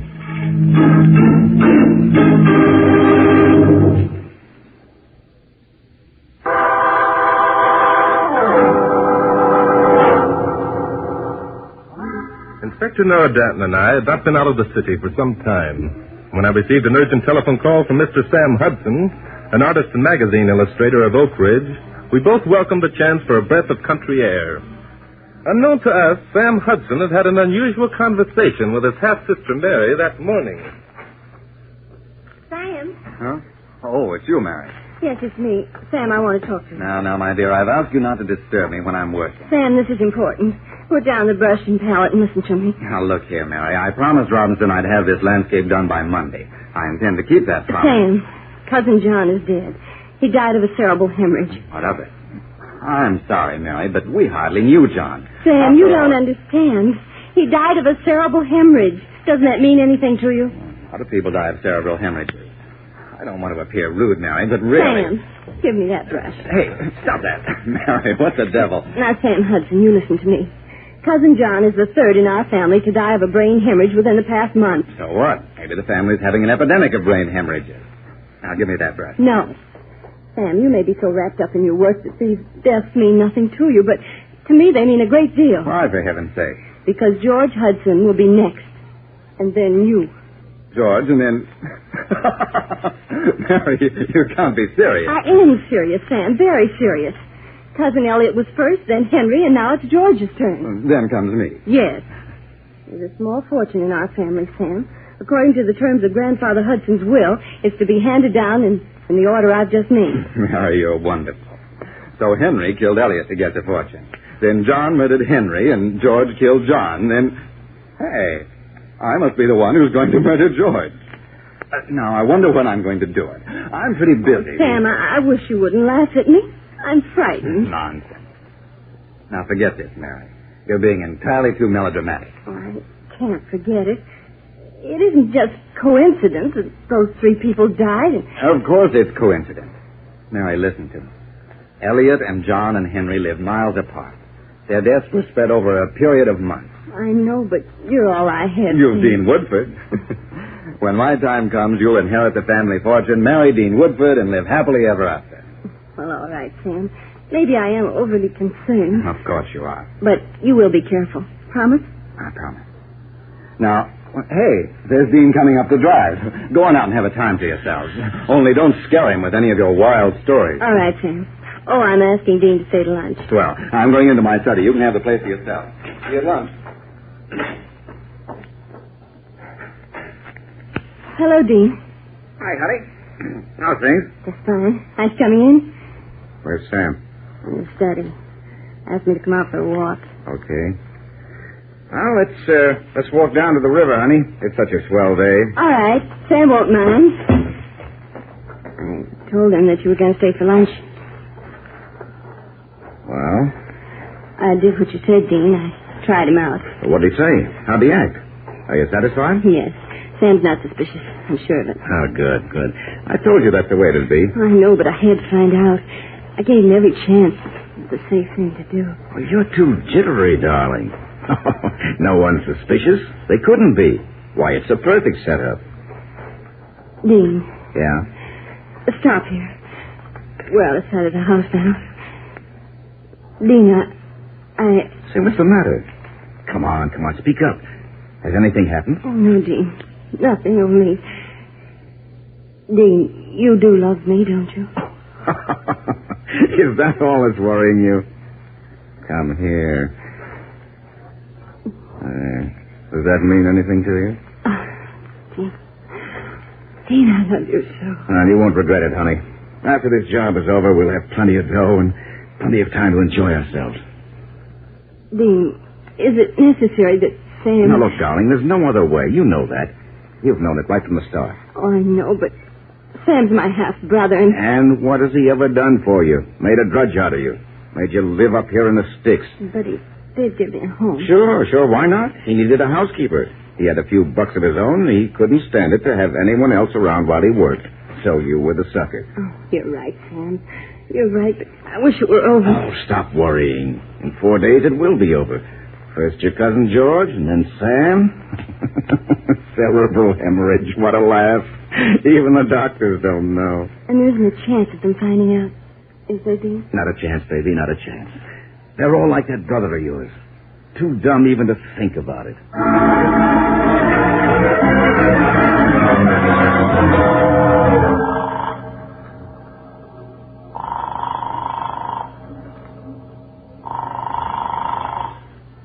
Hello, Drake speaking. This is Sam Hudson, Mr. Drake. I'm up here at my place at Oak Ridge. Yes, Mr. Hudson? Drake, if possible, I'd like to have you take a run up here. Oh, is something wrong, Mr. Hudson? I don't know yet. You see, 3 members of my family have died within the past 6 months. All of cerebral hemorrhage. Well, that sounds like an unusual coincidence. Too unusual, Mr. Drake. My sister is... Well, you see, there's a small fortune in the family that's handed down from one cousin to another upon the death of the first. I see. And one of you is next in line? Yes. After my cousin George dies, the money comes to me. You know how women are, Drake. Mary's worried. And you? I must confess, Mary's got me going, too. I wouldn't want her to know I made this call. It would only worry her more. Still, I think an investigation would do no harm. On the other hand, if you'd rather not... Contrary, Mr. Hudson, it sounds like an interesting case. I'll get hold of Inspector Danton, and we'll take the first train up there tomorrow.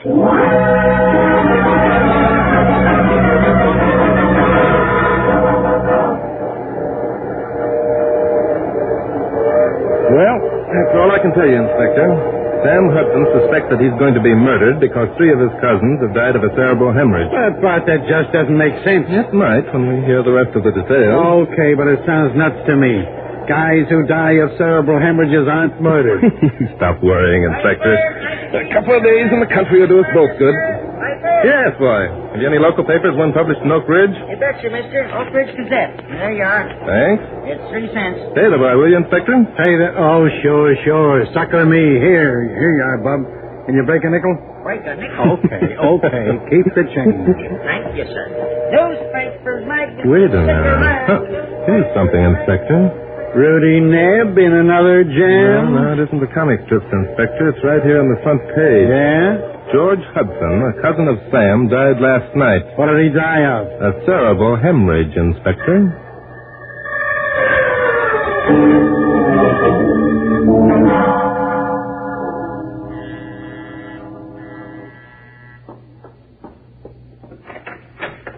Yes? Good afternoon. Is Mr. Sam Hudson in? Sam? No, he isn't. He's in New York. New York? That's odd. Can you tell me when he left? Why should I? And why is it so odd that Mr. Hudson is in New York? Who are you men, anyway? Who are we, lady? We're here to ask the questions, not answer them. Now, look. Hey, Inspector. I'm sorry, Mrs. Hudson. You are Mrs. Hudson, I presume? No, I'm not. I'm Mary Hudson, Sam's half-sister. I see. Thank you. I'm Barton Drake. This is Inspector Noah Danton. Oh, the police. Everybody acts surprised when there's a cop in the crowd. Anything wrong, darling? Dean, these men are policemen. This is my fiancé, Dean Woodford. Well, what's going on, boys? Bank robbery or something? We wouldn't know, chum. Murder's our hobby. Murder? Don't be alarmed, darling. I've heard of this man, Drake. He writes books about murder. He's harmless. Thank you. Suppose we all step inside out of the cold. That's better. This country air bothers my hay fever. Now, see here. All right, tut now. Never argue with a cop, Junior.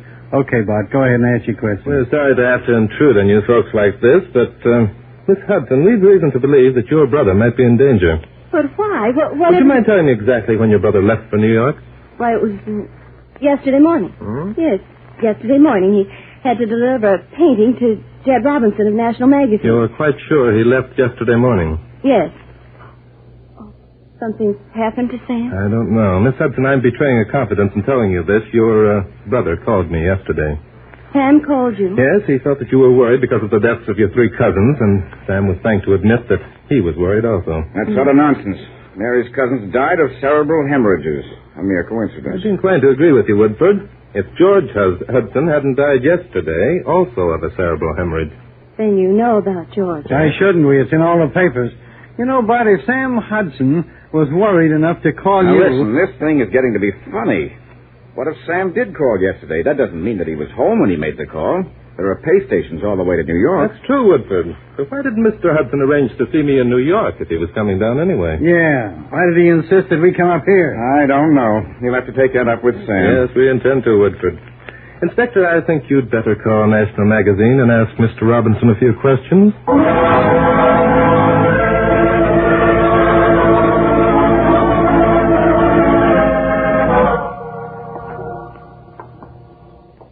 Well, look here, Drake. It just happens that Mary and I are engaged to be married, and I feel that I have the right to protect her. You think she needs protecting, Woodford? The way you're acting, yes. I always say give a guy enough rope and he'll hang himself.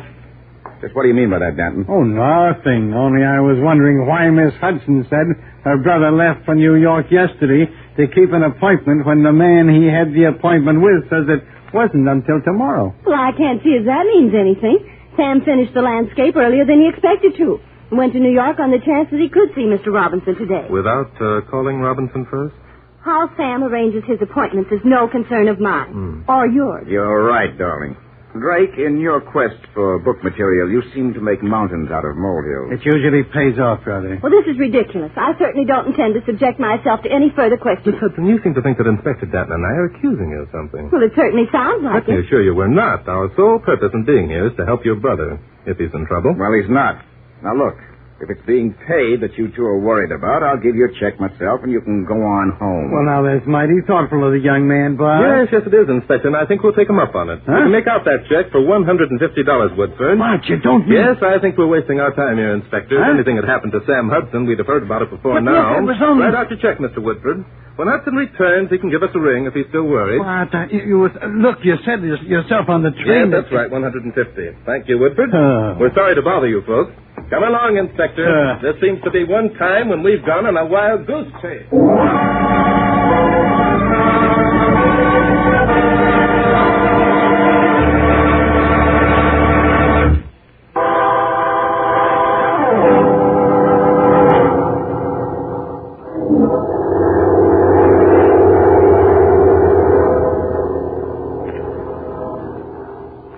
I still don't get it, Bart. You walk out on the deal. Now, here we are on a plane heading for Bangor, Maine. Why? If possible, Inspector, I want to save the life of Sam Hudson. Save his life? For crying out loud, we don't even know where the guy is. What the heck are you talking about? Something you said on the train, Inspector. I said? Yes, you said if a man died of a cerebral hemorrhage, he hasn't been murdered. Well, that's true. You can't force a man to have a brain hemorrhage, can you? I don't know. But the undertaker who buried Elliot Hudson when he died 6 months ago might give us the answer.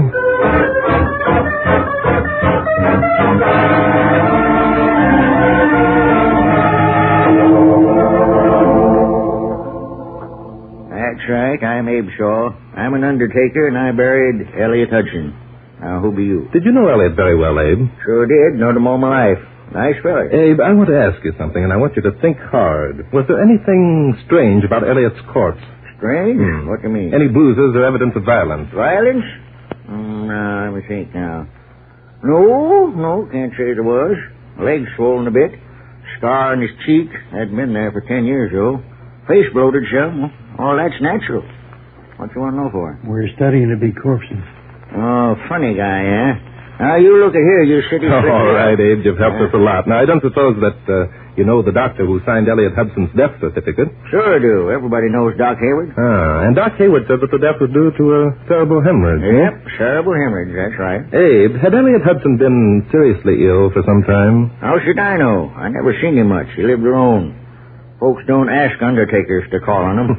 Now, why don't you two go see Doc Hayward instead of asking me so darn many questions? We intend to do that, Abe. Not only are we going to call on Doc Hayward, but on the doctors who attended both John and George Hudson. Come on, Inspector. I think we've hit upon our first clue.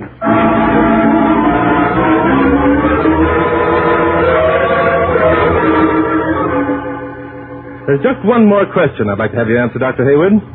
Did you ever know a case in which a cerebral hemorrhage had been induced? Certainly not. Such an idea is preposterous.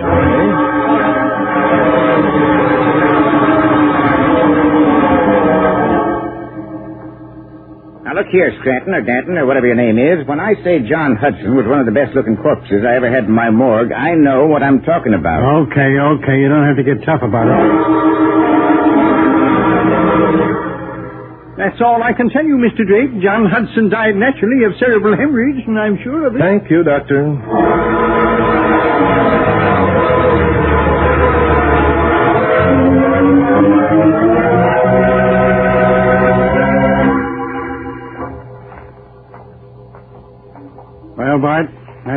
of them. They all told us the same thing. You sound discouraged, Inspector. Well, aren't you?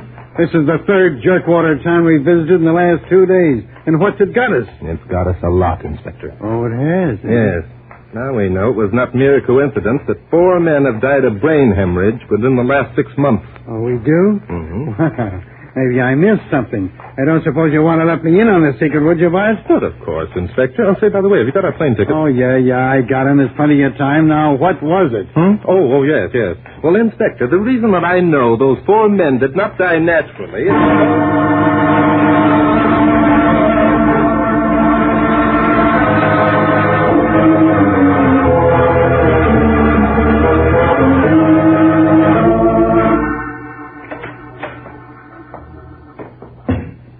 Dean, Yeah?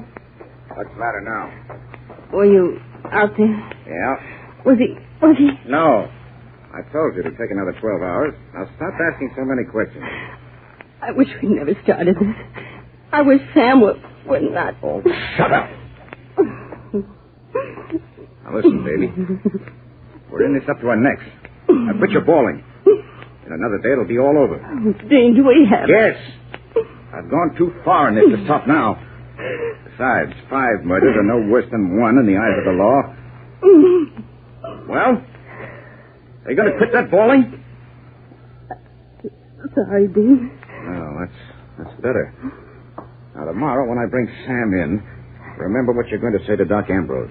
I won't forget, Dean. Sam has been in New York for the past 3 days. He came into the house complaining of a headache and went right up to bed. Perfect. About an hour later, you went up to see if he was all right. You found him unconscious and called Doc Ambrose. And Dr. Ambrose will say that Sam died of a cerebral hemorrhage. Are you sure? Of course I'm sure. He can't say otherwise. It's perfect, baby, perfect. Dean, Yeah? look out there. It's those policemen. What the devil are they doing back here? Oh, Dean, I'm scared. Now, quit that. Get hold of yourself. Yeah, it's them, all right. They're coming in here. Dean, could they have found anything out? No. Now, remember that. There isn't a chance that they could find out a thing. They'll probably pretend that they have, and we've got to play the game. All right, Dean. Come on. Let's see what they want. Sorry, Miss Hudson, to have to intrude upon you again so soon, but certain things have come up. Now, just a minute, Drake. We put up with your rudeness once before. And you're going to do it again, Bob, one side. How dare you force your way into my house? Oh, we dare anything, lady. We're brave men. Besides, this time we got a warrant. A warrant? Yeah, search warrant. Okay, Bud.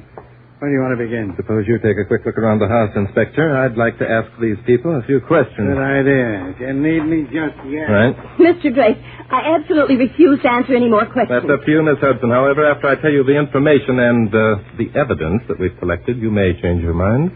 Evidence? Don't listen to him, Mary. He's trying to trick you. I don't think I'll have to resort to tricks, Woodford.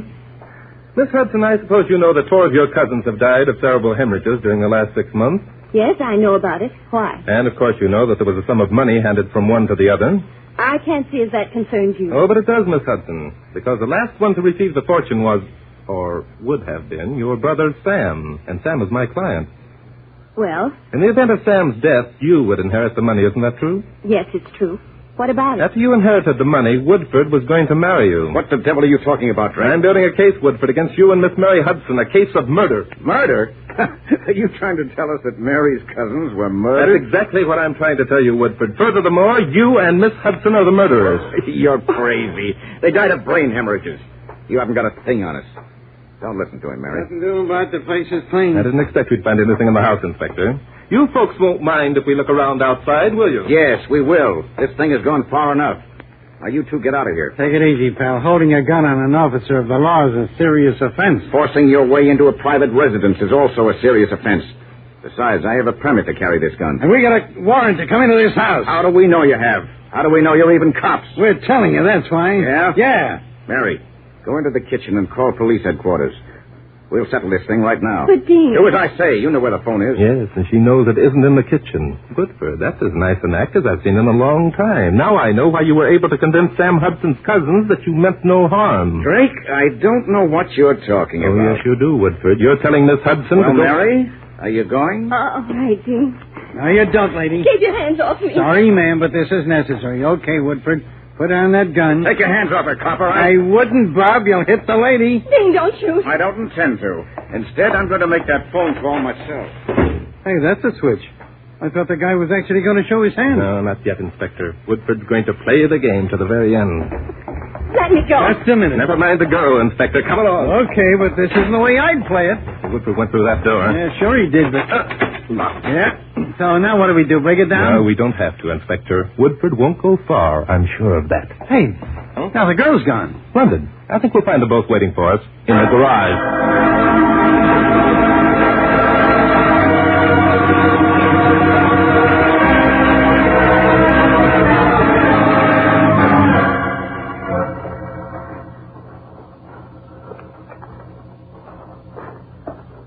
There's the garage, Inspector. Yeah.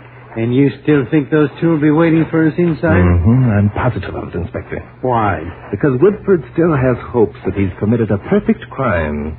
Here's the garage door, Inspector. Here, help me grab it. Okay. Hey, it's dark in here. All the windows are covered. Yes, and for a good reason. There are our friends over there in the corner. Oh, Mr. Drake, something terrible has happened. Yes, I see it has. Is that your brother's body lying on the floor? Yes, that's Sam. Don't get any ideas, Drake. Sam was dead when we found him. There isn't a mark of violence on him. It's true, Mr. Drake. Dean lost his head back there in the house and ran out here to get his car. He found Sam just as you've seen. Now, that's what I call thinking on your feet, lady. Yes. Turn on the lights, will you, Inspector? That's a good idea. You won't find any marks on him, I tell you. Sam died of a cerebral hemorrhage. Is that right, Woodford? Well, there's the lights. Let's have a look. There's nothing to look at. Dean's right. I think we'd better call a doctor. And I think we'd better take a look at your brother's ankles, Miss Hudson. Find the guy Woodford's got a gun? I see he has. What's it? Hey! He hit the girl with a 30!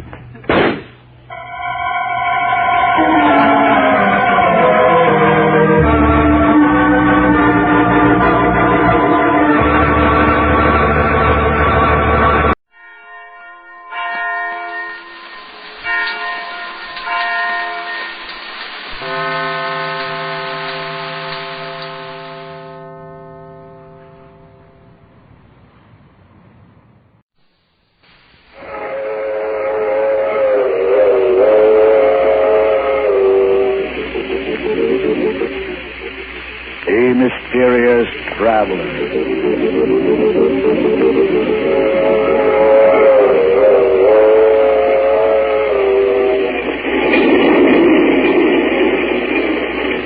This is the Mysterious Traveler, inviting you to join me on another journey into the realm of strange and the terrifying.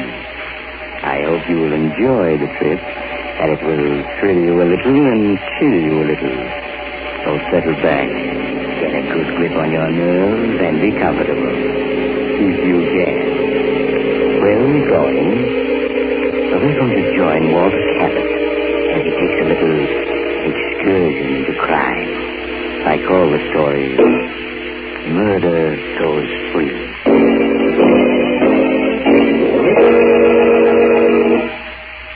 Late one foggy evening several years ago, as I was walking along one of the main streets of a large city, I was stopped by an elderly man who seemed unusually agitated. Pardon me, sir. May I speak with you for a moment? Of course. Here, perhaps this will help. Oh, please. It isn't money I want. I just want someone to listen to me. No one is interested in seeing justice done. No one. Well, I should be glad to hear what you have to say. You will listen to my story? Yes. I want to confess something that's on my conscience. I've confessed 100 times, 1,000 times. Yet no one will believe me. You must help me make them believe. It all began that day in my office when Martin, my son, came in to see me. Hello, Dad. How are you? Oh, Martin. I'm glad you're here. I want to talk to you. Oh? Sounds as if I've done something you don't approve of, Dad. Did you read the gossip column in this morning's Daily Ledger? Oh, that. Why haven't you told me about this woman, Diana Winters? Well, I'm sorry, Dad. I just didn't think it was important. You've always told me about your other friends. Are you ashamed of Diana Winters? No, of course not. Why should I be? Martin, you know as well as I do that her reputation is, well, spectacular, to put it kindly. The stories about her all lies. I'm not taken in by gossip, Martin. I happen to know that this Winters woman is just plain no good. Dad, I won't have you talking about her like that. Martin, you don't love this woman, do you? Yes. Yes, I do. Martin, you must give her up. Dad, I'm old enough to make my own decision. Can't you see what she's doing to you? She's just a predatory gold-digging... Stop talking about her like that. All right, son. That's the way you feel about it. You'd better go. All right. Goodbye, Dad. Oh, Martin. My son. Oh, perhaps that's... Come in. Oh, it's you, Norman. Hello, Walter. What's the matter with Martin? Just past him in the reception room. He appeared to be quite upset. We've had a quarrel. Oh? It's the first one we've ever had. Was it about that bit of gossip in this morning's Daily Ledger? Yes. Imagine Martin's name linked with that of a... Martin will be all right. He'll get over it. No, he won't. I can't stand by and watch him ruin his life. I've got to do something. I wouldn't if I were you, Walter. You've got to let Martin make his own decisions. He's no child. Oh, you're a fool, Norman. You expect me to watch the only person who means anything to me get hurt? No, I suppose you won't. What are you going to do? I'm going to have a talk with that woman, Diana Winters.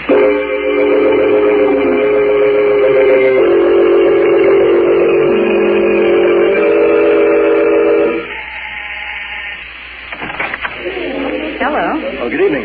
Are you Miss Winters? Yes. Won't you come in? Thank you. My name is Walter Cabot. Walter Cabot. I see. And I have a word in private with you. Really, I have guessed It Mr. Cabot. will only take a few minutes. Well, all right. Come this way. Thank you. No bother us in here. I hardly know how to begin, Miss Winters. And let's be frank, Mr. Cabot, and save ourselves time. You've come here to ask me to give up your son, haven't you? Yes. Well, then you may as well know that you're wasting your time. I love Martin, and I won't give him up. I know better. Since we're being so frank, I'll get to the point. How much do you want to let Martin go? Are you insinuating that I now, just come, Miss Winters. There's no need to put on an act for me. How much? Really, Mr. Cabot, you know, you're far more interesting than your son. Shall we say, 100,000? 100,000? Yes, 100,000. If you love your son, surely he's worth it. I haven't anything like that amount of money. Oh, I'm sorry. Do you believe for a moment that Martin has any money? Oh, no. But he will inherit $250,000 from his mother's estate in a few months. Oh, so you know about that? Hmm. Yes, of course. What other reason would you have for leading Martin on? None that I can think of. What if I were to tell Martin of our conversation?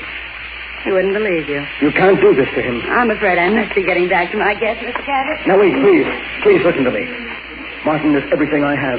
If I had the money, I'd gladly give it to you. But I haven't it. Oh, sorry. Women like you don't deserve to live. Please leave at once. If you don't give Martin up, I'll kill you. Oh, get out, do you hear? I'll have my friend throw you out. I'm warning you. Stay away from Martin, or I'll kill you.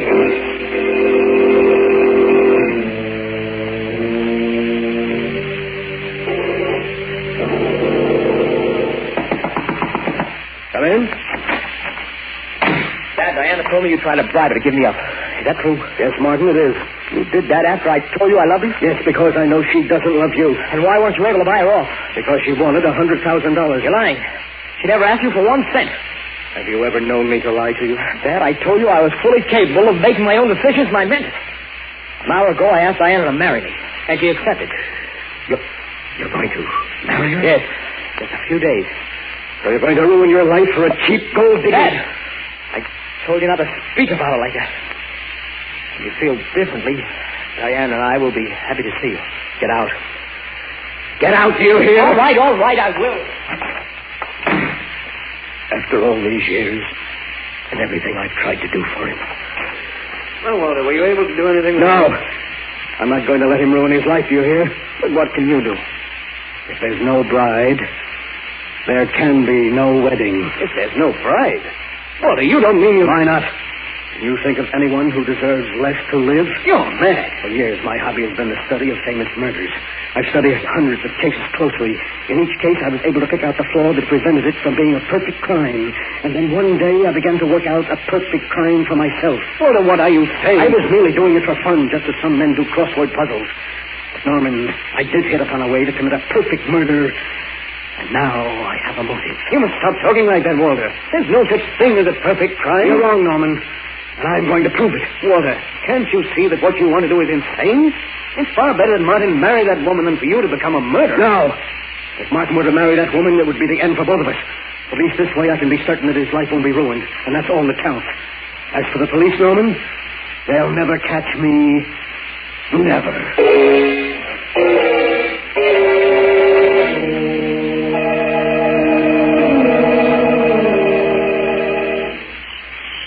Pardon me, sir.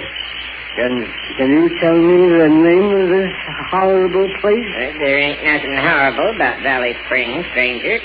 1,242 people think it's a mighty fine village. I've never seen an uglier place. What do people live here for? Been drinking, haven't you? Well, I'm warning you, mister. You'd better stop insulting this village, or I'll run you in. I'm the village constable. Oh, so you're going to get rough, eh? Well, take this. Hey, I'll learn you to push the law around.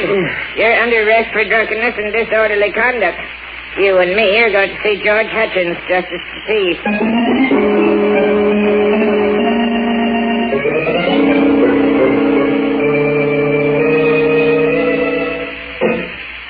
And after insulting our village half a dozen times, Your Honor, he attempted to attack me. And that's when I arrested him. Did right, Pete. What you got to say to the charges, Mr. What's your name?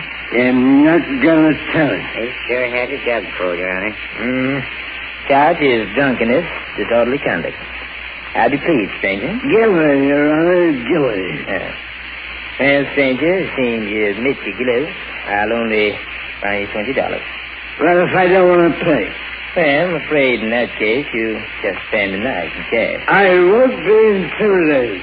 I'm not going to pay my fine, and you can't make me. Oh, dear. Pete, looks like you'll have to lock him up tonight. Take him away.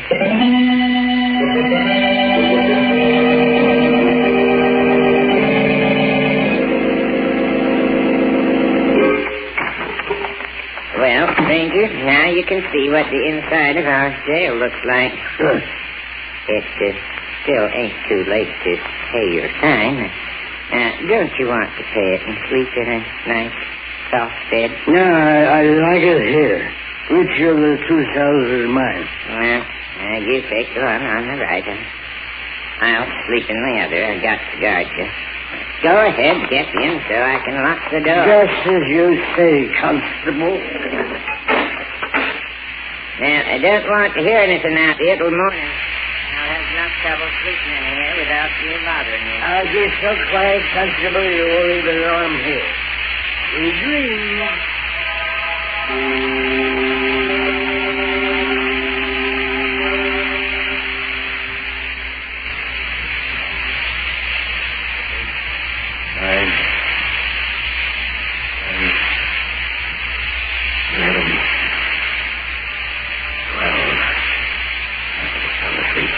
So far, everything is working out perfectly.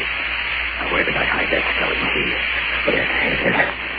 Mustn't wake up the constable or it'll spoil everything. Easy now, easy. There, it's unlocked. I knew this old place would be perfect for my plan. Now, if only the door doesn't creak as I open it. Softly, softly. Oh, he's waking up. No.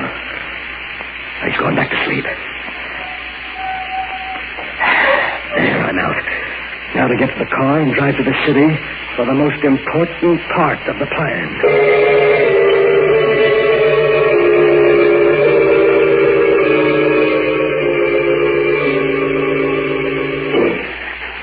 Who's there?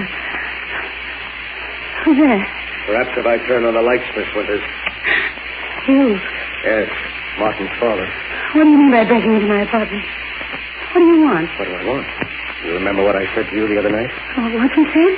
No, I'll refresh your memory. I said I'd kill you if you didn't give Martin up. You wouldn't dare. Oh, but I would. Oh, my friend said you threatened me. You get the chair. I don't think I will, Miss Winters. Why are you looking at me like that? You're just trying to frighten me, aren't you? I tried to reason with you, but you wouldn't listen.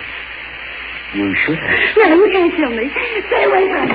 Stay away from me, you hear? It's no use trying the door. I locked it when I came in, and I have the key. Please listen to me. Do anything you want. I'll give Martin up. I'll go away. You had your chance. You wouldn't take it. No. Don't keep away. Don't touch me. I'm free!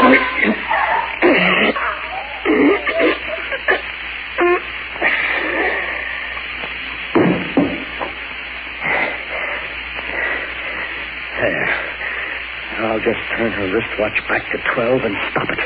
The exact time I was being arrested in Valley Spring, and my son is free. Free!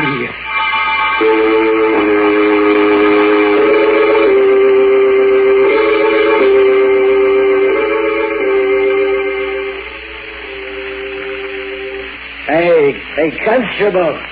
Constable, wake up, wake up! I want another drink. Wake up, will you? Wake up.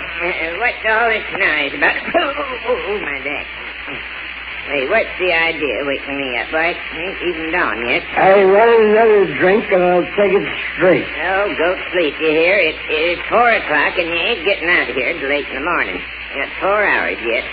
And I don't want to hear any more out of you. Just so you say, Constable. Anything to oblige your gentleman. 4 hours more.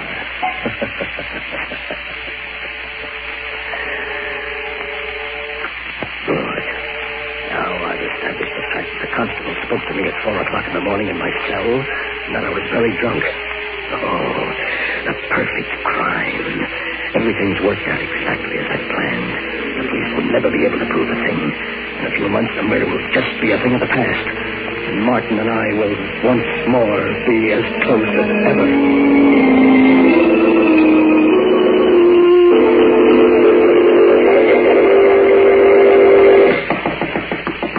Come in?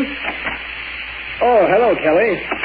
Well, how's the DA's office this morning? Well, so I finally caught up with you. My partner told me a few minutes ago that you've been looking for me. Looking for you? That's putting it mildly. There's been a 5-state alarm out for you for the past 24 hours. What? Where have you been the last few days? I've been vacationing at a small resort 100 miles upstate. Kind of sudden vacation, wasn't it? What? Even your partner didn't know where you were. Well, I went there on the spur of the moment. Oh, you did, huh? Yes. And where were you on the night of the 22nd? The night Diana Winters was murdered. Say, I read about that, Kelly. That's rather an Stop stalling. Where were you? Frankly, Kelly, I don't recall where I was that night. I'm afraid I was a little drunk. You're going to have to do better than that for the DA. Oh? Well, I'm afraid I won't be able to. I really can't remember where I was that night. Cabot, I think you're going to wind up in a place you're not going to like. In the chair. Get your hat. We're going down to headquarters. That sounds serious. Well, look, do you mind if I speak to my partner and explain matters to him? That won't be necessary. He'll be able to read all about it in the papers. And believe me, it isn't going to make pleasant reading.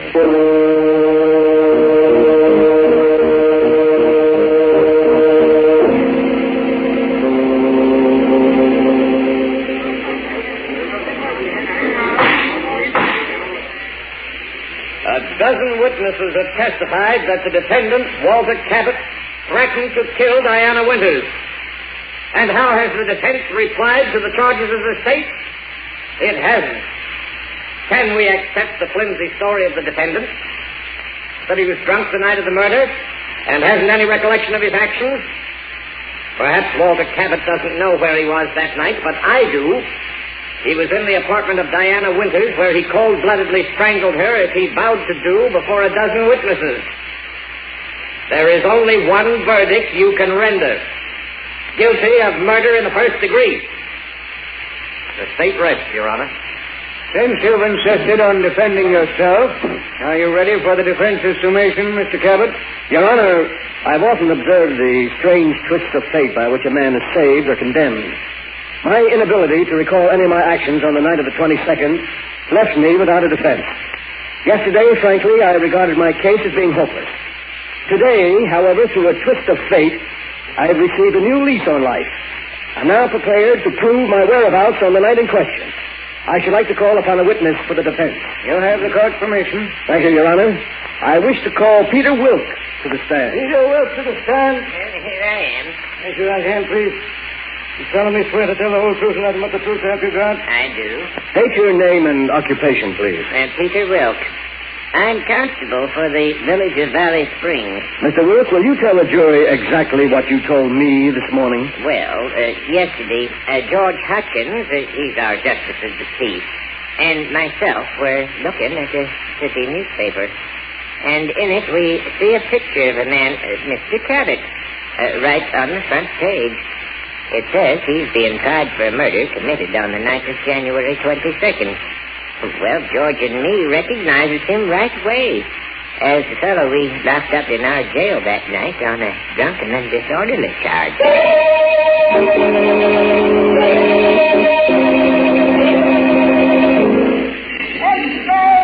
Extra, get to read the paper. Forward, Cabot acquitted. Read all about it. Read all.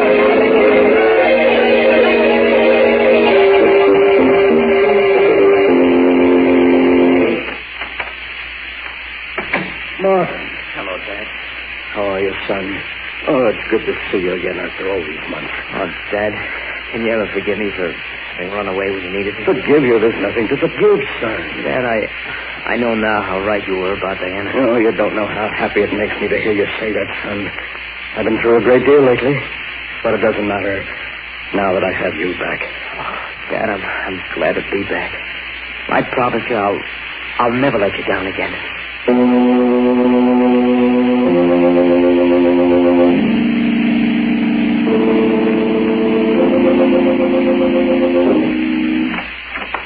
Oh, hello, Kelly. Come in, have a seat. Been quite some time since I've seen you. Yes. Last time you were here, you put the cuffs on me for the Winters murder. Well, mistakes will happen. Anything on your mind, Kelly? No, nothing special. Just friendly call. Oh. Well, thanks for dropping in, Kelly. Oh, by the way, have you seen the latest edition? I know. Anything of interest happen? Yeah, you might find it interesting. It could mean a client to you. Oh, really? What's happened? Well, here's the late paper. Read it for yourself. Oh, thanks. New suspect held for Winters' murder. Oh, no. Oh, it can't be. Why not? If you didn't kill Diana Winters, someone did. And we've got that someone down at headquarters. But you must be mistaken. What evidence have you got? Evidence? Yes. Oh, well, we can prove the guy we've got was at Diana Winters' apartment that night. What's that? But he was seen leaving just after midnight, after a whale of a quarrel with her. Quarrel? What about? Oh, usual thing. We both know what Diana was. Two-timing gold digger. Yes, of course. She had plenty other boyfriends when your son. Only none of them knew about the others. But yes, that night, the guy who killed her found out a few things about her and bumped her off. No. I don't believe it. I told you he left right after midnight, didn't I? That's right. Well, her watch was found on the floor where she dropped it during that fatal struggle. Stopped just at 12. And that watch is going to hang the guy. We may have been wrong in your case, but this time we have the right man, and we'll make it stick, even though the evidence is circumstantial. Well, I'd better be running along. Good night. Good night, Keep the paper. You might want to read the whole story. New suspect held for Winters' murder. District Attorney uncovers apparently conclusive evidence of guilt. It can't be. I had it planned perfectly so that no one could be held for it. There's no such thing as a perfect crime, Walter. The murderer always overlooks something. No such thing as the perfect crime. Murderer always overlooks something. Norman said that. But I knew better. And now an innocent man has been arrested for my crime. Whoever he is, he's innocent. I must save him. Yes. I can't let him die.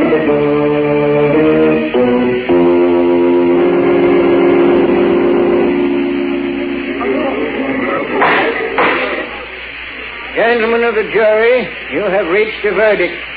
You have found the defendant guilty of murder in the first degree. Silence in the courtroom. No, it can't be. You're wrong. Silence in the courtroom. I'll have it cleared. Mr. Cabot, you'll kindly refrain from such outbursts. But, Your Honor, I protest. The evidence submitted by the state was purely circumstantial. There was no real... May I remind Mr. Cabot that this case may be appealed. Our attorney is quite uncalled for. But the prisoner is innocent, Your Honor. You haven't any right to... Another such outburst, Mr. Cabot, and I'll hold you for contempt of court. Your Honor, the defendant was convicted on purely circumstantial evidence. But I have positive proof of his innocence. Why did you wait until after the jury rendered a verdict to make this statement? I hoped, Your Honor, that the defendant would be acquitted and I wouldn't have to reveal my proof of his innocence, but I would like to do so now.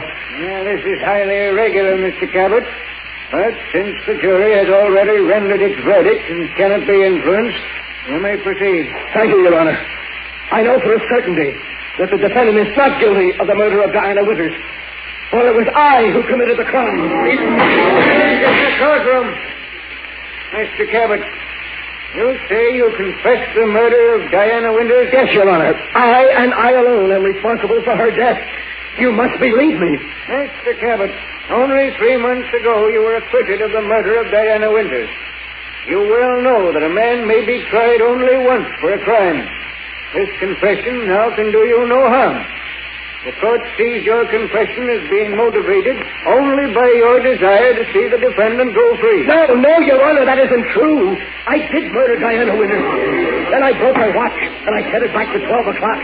You must believe me, you must. Bailiff, have Mr. Cabot escorted from this courtroom. Prisoner will remain in his cell. No, wait, Your Honor. Listen to me. He isn't guilty. I am. I'm the one.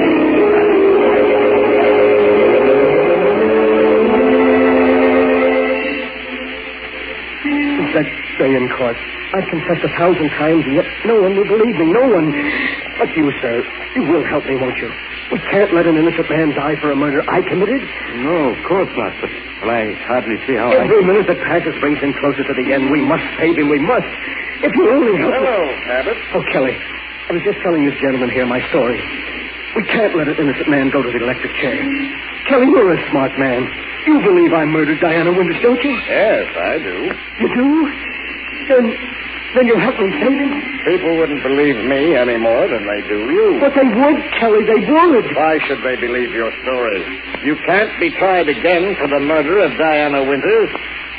And what man in your position wouldn't confess to save his own son? But he's innocent, Kelly. Martin, my son is innocent. He was convicted only because he was near her apartment that night. And now there's so little time to do anything. The execution is set for midnight, and it's almost... It's 12 already. No. I'm sorry, Cabot. May his soul rest in peace. My son.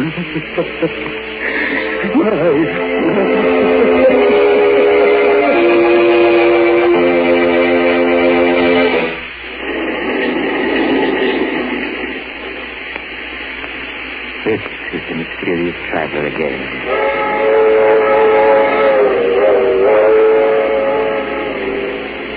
If you enjoy our little trip, too bad about poor Walter Cabot, wasn't it? Such a brilliant man. But his own intrigue sent the one person he loved to the electric chair. As the city hall clock tolled midnight, Walter Cabot must have heard his partner's warning. There is no such thing as a perfect crime. The murderer always overlooks something. So, if by any chance you're contemplating murder, I'd suggest that you stop and think it over. Lest you'll find to your sorrow that Oh, you're getting off here. I'm sorry. But perhaps we'll meet again soon.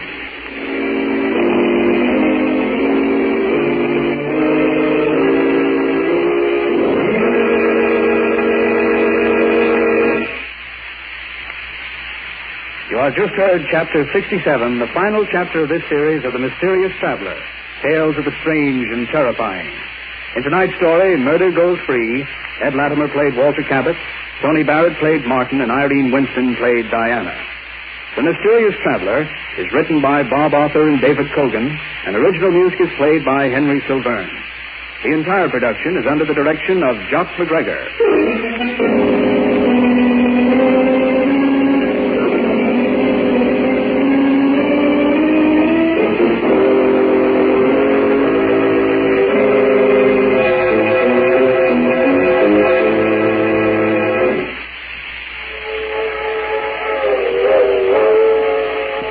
The Mysterious Traveler is presented from our New York studios.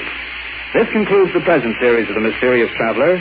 Next Saturday evening at 9:30 Eastern Wartime over most of these stations, Mutual will present a new program, radio's first nationwide audience participation mystery series. It's called Calling All Detectives. We invite you to be with us for Calling All Detectives next Saturday night at 9:30 Eastern Wartime. This is the Mutual Broadcasting System.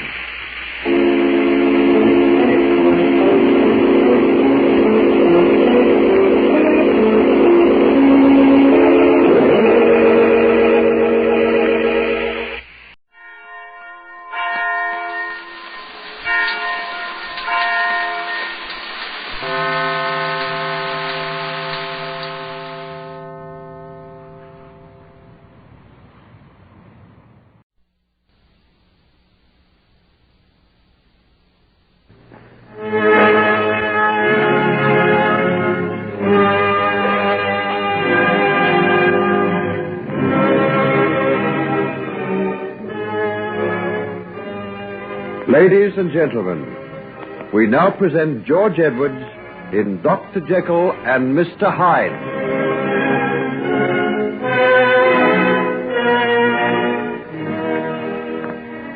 We have now seen both sides of the strange character of Henry Jekyll.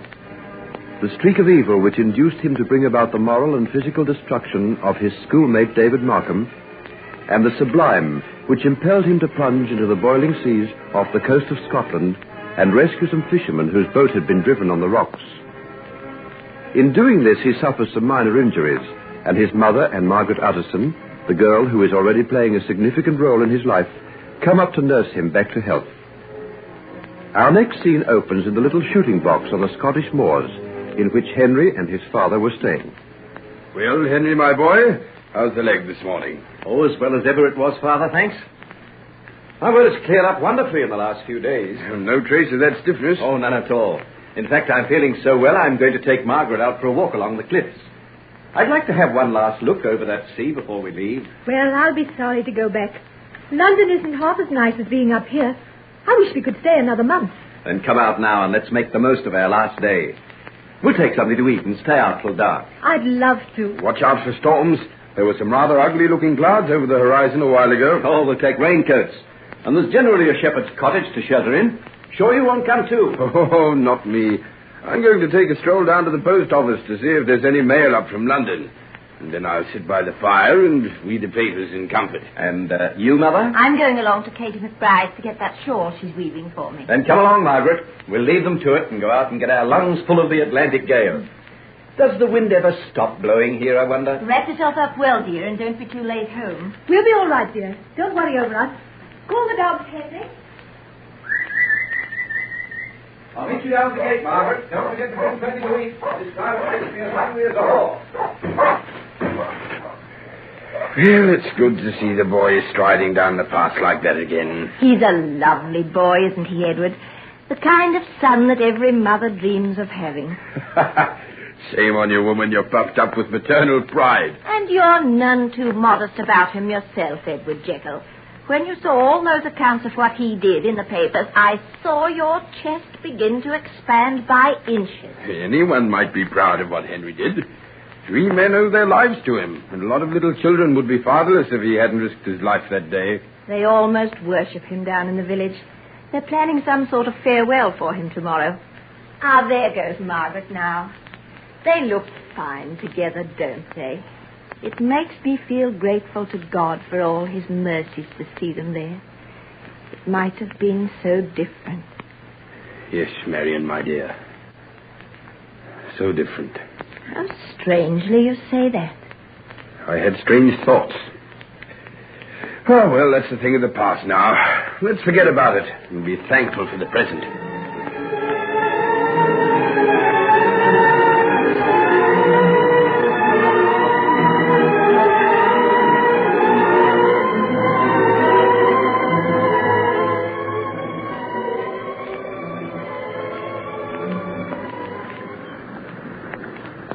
What time is it, Henry? Getting on for 4 o'clock. Don't you think we'd better be turning home? It'll be dark in another hour. Oh, we haven't got so very far to go. If we cut across those moors by that tor over there, we'll strike the village in a few miles. Then come along, let's go. I think your father's warning about the storm is going to come true. I love it. I love to feel the wind whipping through my hair and your cheeks, oh, they're crimson. Not my nose, I hope.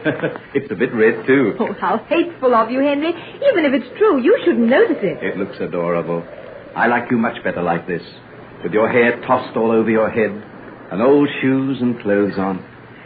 I'd hardly know you for the elegant young lady of the London drawing rooms. Which do you prefer? Now you're asking both sides of my nature to speak.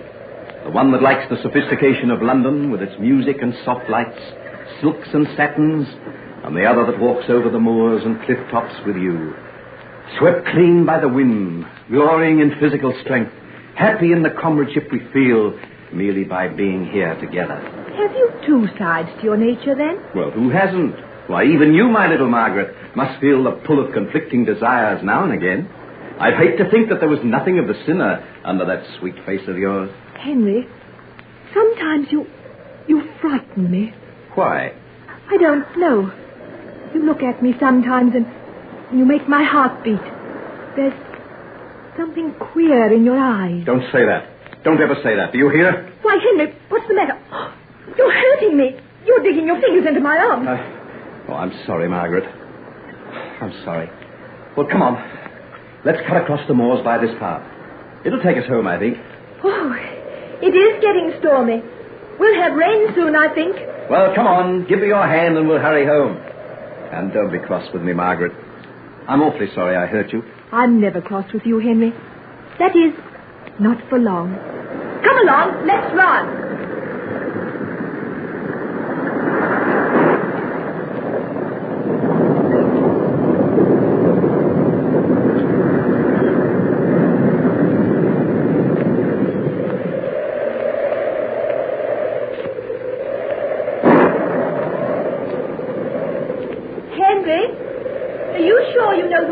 I think so.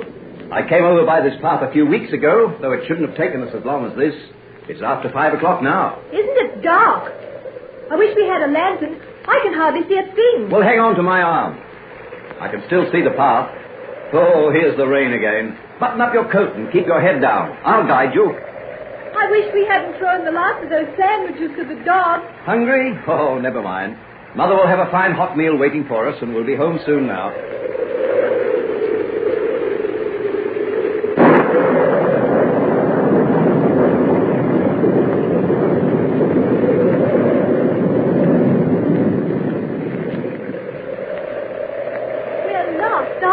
Well, I'm not sure. This path must lead to somewhere, and we're still on it. We seem to have been pushing our way against the storm for hours. I wonder what the time is. Well, hold open the flap of my coat. I'll try and strike a match. You ready? Yes. Did you see? It's nearly 8 o'clock. That does mean we're lost, doesn't it? Yes, I'm afraid it does. I'm awfully sorry, Margaret. I've let you in for this. It doesn't matter. We'll wait till daylight and then see our way back. Oh, it won't be daylight for hours. If only we could find some sort of shelter. Look. Did you see that in the lightning? Some sort of barn or cottage. No, where? Over to the left. Give me your hand. I think I can find it. See? There it is. Yes, I saw it. Well, that must be where this path leads to. Well, thank goodness we'll be able to get out of this rain. Even the dogs know we're lost. They're hanging right on our heels. Oh, well, with any luck, we'll be under shelter in a few minutes. I hope that lightning comes again. There it is. Come along, let's run. Ooh, what luck. We might easily have passed it. What sort of a place is it? Can you strike a match and let's see? I'll try. I'm afraid they're very wet. Some sort of barn. Why, there's a stack of hay over there. And there's a lantern. See if there's any oil in it. Yes, we're in luck. It's half full. At least we'll have some light. There we are. That's better. Oh, I say, there's a fireplace and some dry wood. That's marvelous. A fire to get warm by and dry our clothes. Oh, if only we had those sandwiches. We'll spend the night imagining what Mother had for us to eat when we got home. They'll be terribly worried over us. I wonder where we are. Well, there's nothing we can do till morning, so let's light this fire and warm ourselves.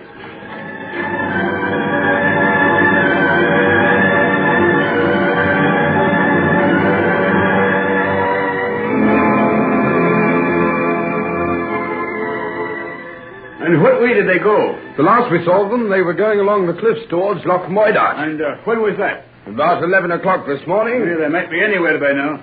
But never fear, Mr. Jekyll, sir. We'll find them sure enough. There's not a body in the whole village who wouldn't spend the night searching for them. We're not forgetting what he did for us. We'll have him back for you safe and sound by morning. Tell his mother that. Feeling warmer now? Warm and sleepy. I'll bring across some more of that hay and we'll make a bed. What time is it? I don't know. My watch has stopped. Must be nearly midnight, though. No wonder I'm sleepy. Here you are. Lie down on this and be comfortable. I'll roll up my coat for a pillow. Oh, no, you'll need it. Oh, I'll be warm enough without it. Now, is that better? Yes, it's fine. Listen, even the storm has died down now. How quiet it is. I wonder where we are. High up on some isolated moor, I guess. This must be a feeding place for the cattle.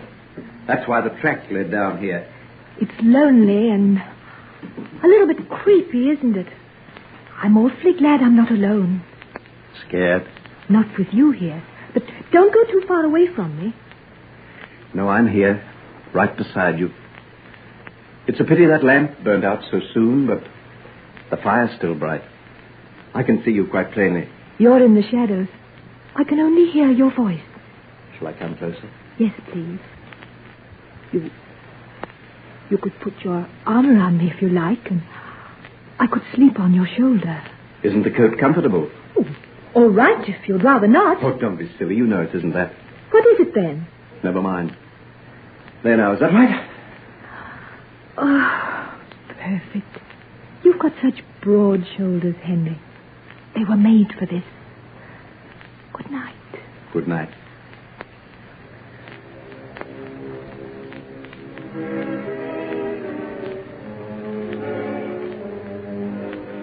Looks pretty there, lying in the firelight.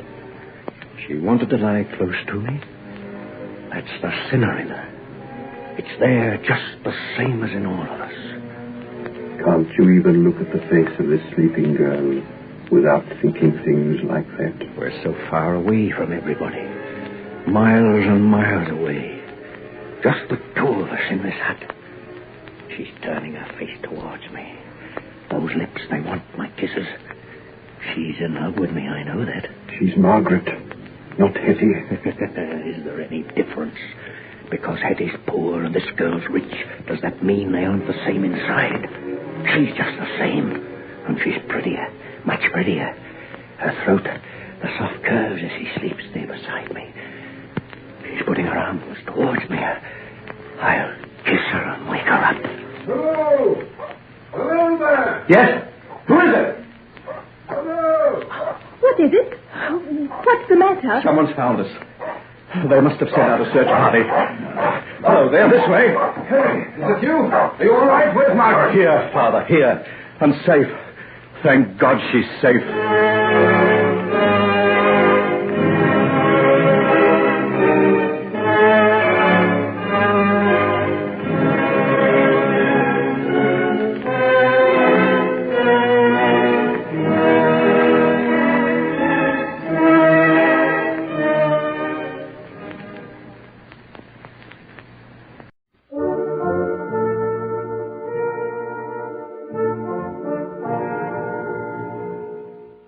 Unsolved Mysteries.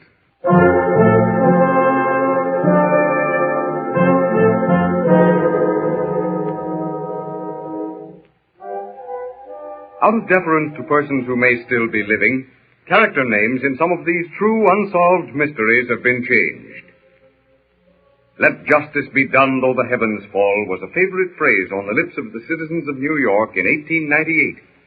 And while it can be admitted that the heavens of society did fall, justice most certainly was not done when a jury found Ronald P. Mollier guilty of the Athletes' Club murders.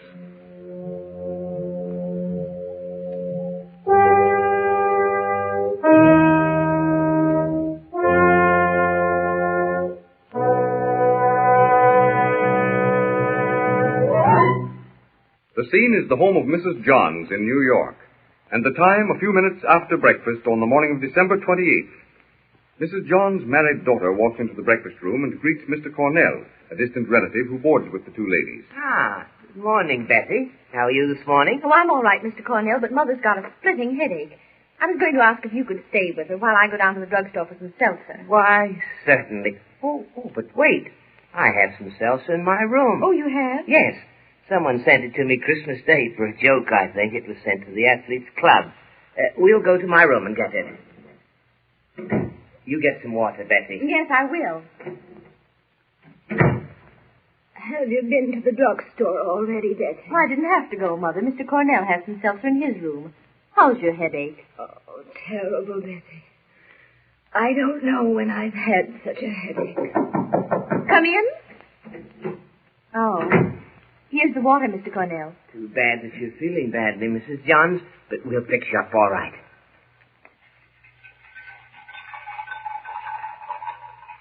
There. Now then, Mrs. Johns, just drink this down. Oh, it tastes very bitter, doesn't it? Oh, it shouldn't. Let me taste it. It does a little. Oh. Well, what's the matter? Oh, Betty. Yes, dear? Betty, get a doctor. Oh, my goodness. Get a doctor. Oh, I'm dying. Oh, Mother. Oh, I know I'm dying. Oh. In a few moments, a doctor arrived, but Mrs. Johns died without recovering consciousness. 1 hour later, a detective inspector and the sergeant of police arrive at the house and discuss the murder with the doctor. You're positive, Doctor, that this is murder? Certain. Cyanide of mercury doesn't get into a bottle of seltzer by accident. And whoever it was tried to kill Cornell, since the bottle of seltzer was mailed to him. I'm not so sure that he'll live as it is. He took a taste of the stuff, and I've ordered him to bed at the club. You didn't make any test for cyanide of mercury, did you? I tasted it, and that was enough. Say, look here. What is it? A brown paper wrapper addressed to Mr. Cornell, Care Athletes Club. Looks like the wrapper that bottle of seltzer was mailed in. Good. That's our first clue. We'll check the handwriting with that of the members of the club. I'll bet we'll find this was an inside job. Right. We'll find that somebody quarreled with Cornell. You mark my words. The days pass. The police make no move, but the newspapers make no effort to avoid actions for libel. They openly accuse Ronald P. Mollier, an ex-member of the club, of knowing something of the murder. Ronald Mollier, accompanied by his father, goes to the police, only to be told that there is nothing against him. But rumors continue. Names and reputations are dragged through the mire. Openly, it is stated that only Mollier's influential friends are keeping him from being arrested. And 6 months later, the inspector and the sergeant question various witnesses they've rounded up. Bring in the woman, Watt. She's the one that'll fix the case, Inspector. Now, lady, take a look at this picture. Is that the man you saw mailing the package the day before Christmas? Yes, that's the man. What'd I tell you, Inspector? You'd go on the witness stand and identify Mollier as the man you saw? Yes, sir, I would. All right, you can go now. But stick around where the sergeant can find you if he wants you. Yes, sir. Now, let's check this report before we take it to the grand jury. Okay. Come in. Oh, hello, Doc. We're just going over this report again before we take it to the grand jury. Well, first of all, we find that a man by the name of Burke has a fight with Mollier. In a few months, he dies. The doc here has the body exhumed, and an analysis shows that Burke died of cyanide of mercury. That's right. His own doctor thought it was heart failure after a bad cold. But even then, he was suspicious that there was some different cause of death. But, of course, he had no reason to suspect foul play. Now, the next thing, Cornell gets this seltzer for Christmas. He gives it to Mrs. John. She dies. Cornell is sick for weeks after tasting it. Again, cyanide of mercury. And again, Cornell is involved in a row with Mollier. A row that results in Mollier resigning from the club. Then I find that Mollier has a private box for receiving mail, and he signed for the box in Cornell's name. Almost as though he was laying the groundwork for blaming Cornell for the deaths at the club. Then you think that Mollier was going to poison the club members one by one? I'm not saying that. Let the grand jury draw their own conclusion. And we have this woman who says she saw Mollier mail the package the day before Christmas. Yes, I guess that's the case in a nutshell. Sure, an open and shut case. The grand jury will bring an indictment on this evidence. July, 6 months after the murder, Ronald P. Mollier is leaving his place of business when a plainclothes man taps him on the shoulder. Yes?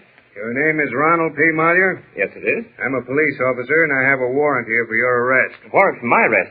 What on earth for? For the murder of one Adam Burke, for the murder of one Sarah Johns, and for the attempted murder of one Samuel Cornell. But this is preposterous. It's ridiculous. I went to the police department when my name was first mentioned in the newspapers. That's 6 months ago. I'm sorry, Mr. Moyer, but the grand jury has indicted you on the charges I've just read. The evidence as gathered by the police was presented, and the jury found Ronald Moyer guilty. But now that the voice of public clamor had been listened to, the same people who had demanded Moyer's arrest began to refer to him as a persecuted boy. The arrest as an outrage, the trial as a farce. In some of these, the Court of Appeals agreed for an order to retrial, and at his second trial, after a year and a half in the death house, Moyer was found not guilty. With the discharge of Moyer, all activity in the case seemed to drop. And since Moyer was not guilty, the classic mystery of the century became an unsolved mystery. But we believe we know the answer. And in just a moment you will hear a solution to the Athletes' Club murders.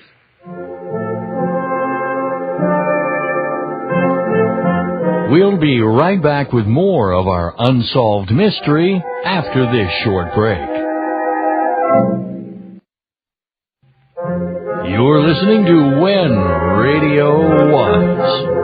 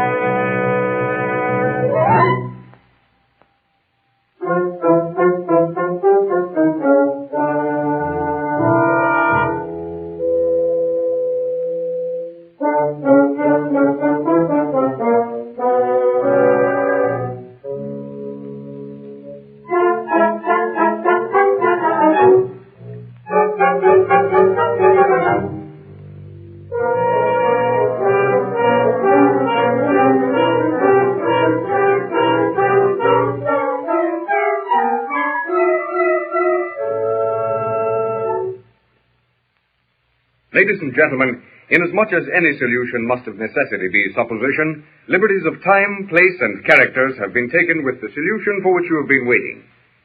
The scene is the home of a famous criminologist who states his opinions on the Athletes' Club murders. I most certainly do not think that Moyer was guilty. In fact, most lawyers to whom I have spoken about the case are agreed that the grand jury should never even have returned an indictment, that only public clamor induced them to do so. But you must admit that the case as presented looked very black against Moyer. As presented, yes. But look here. The day before Christmas, and a woman goes on the stand and testifies that she paid particular attention to Moyer mailing a package. Do you honestly think that you, 6 months afterwards, could identify persons you saw mailing packages at Christmas time and in New York? No, that seems a bit unusual, I'll admit. What about the handwriting? The same as all handwriting. For every expert who will testify that handwriting is identical, you can find another expert who will deny that they're identical. And both are quite honest. To me, handwriting is only an additional incentive to follow up a clue. I personally want a whole lot more in the way of evidence to vote guilty. Well, when you remove the woman's evidence and the handwriting, you really don't have much of a case left, do you? No. The killing of these persons by cyanide of mercury does justify the belief that someone was trying to kill the members of the Athletes' Club. But that in no way is indicative of the belief that it was Moyer. Yes, I see your point. The jury and the police accepted the evidence pointing to murder as evidence against Moyer. An absolutely unfair attitude, but... Yes? What is your explanation? You followed the case step by step from the sending of the seltzer through the mail? Yes. But who told you that that seltzer was poison? What? Who ever told you that that seltzer was poison? But it was analyzed. I know it was analyzed. But did analyzing it prove that it was poison when it was mailed? Of course not. That seltzer lay in Cornell's desk at the club for 3 days before he took it to his apartment and gave it to Mrs. Johns. Everyone else jumped to the same conclusion that you did. No one ever gave a thought to the real murderer. The man who hated Cornell, slipping into Cornell's office, cautiously opening the drawer of his desk, and placing the deadly cyanide in the seltzer crystals, pressing the cork back into the bottle, and slipping quietly away to his accustomed place at the club fireside. Ah, yes, my friend, that is how the Athletes' Club murders were committed. By Jove, I never thought of that. I just accepted the fact that the seltzer was poisoned when it was mailed. Yes, as did everyone else. No, there's no use trying to find out now who the murderer was. But if the investigators had ever found out who, besides Cornell, had access to Cornell's desk, the Athlete Club murders would never have been an unsolved mystery.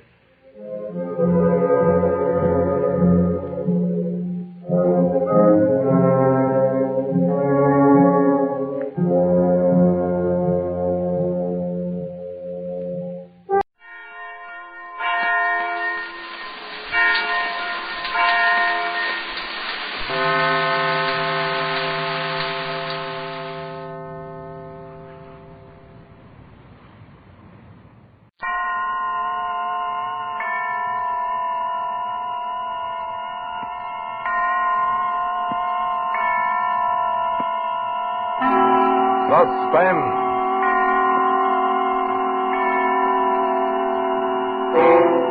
Autolite and its 96,000 dealers present Mr. Edward Arnold in Account Payable, a suspense play produced and edited by William Spears.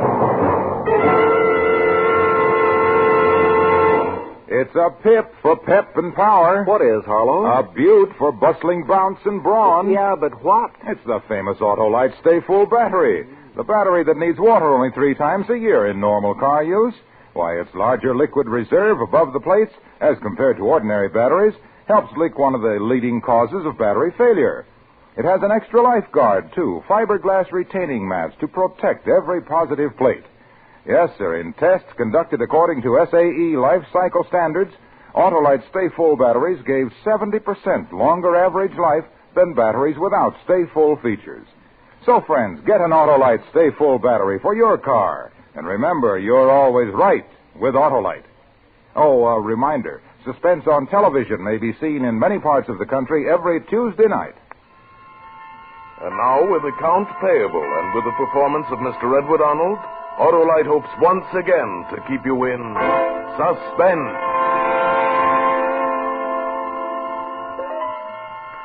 When you wait for something, a minute seems like an hour like a century. I've heard that all my life, but now, waiting for a door to open, a door at the far end of a big office, at last I realize the true meaning of those words. He's in there, in that office, but he won't be the one to open the door this time. A dead man doesn't open doors. That body. Sooner or later, someone will have to discover that body. But why do I feel it must be later?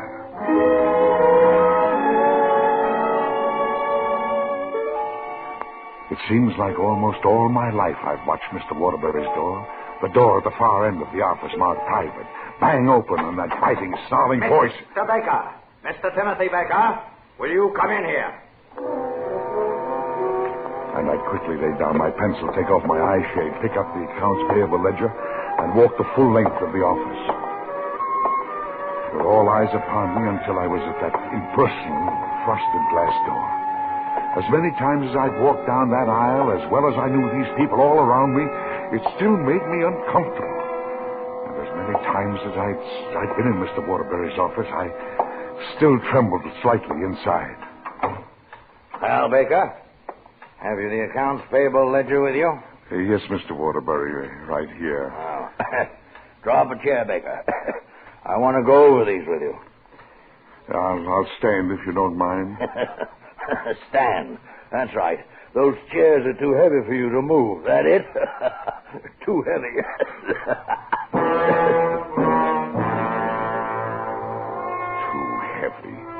Too heavy. Waterbury's favorite joke. Because I'm a big man, but he's a wiry giant. There were only 2 things we had in common, Mr. Waterbury and I. We worked in the same office. And we were both sick men.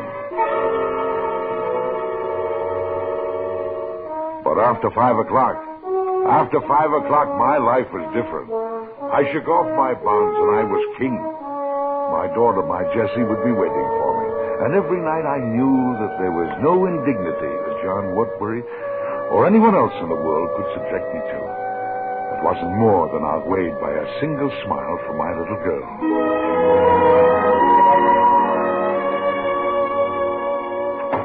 Jessie, darling. I'll be with you in a second, Dad. Dinner's all ready. All right, dear, I'll wash up.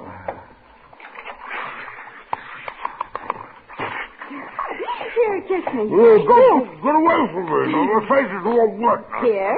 All right. There.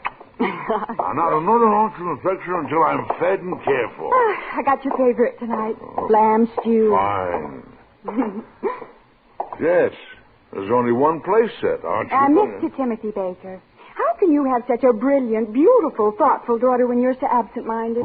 Wednesday night, remember? Dinner date, remember? Fraternity party, remember? Oh, yes. Oh.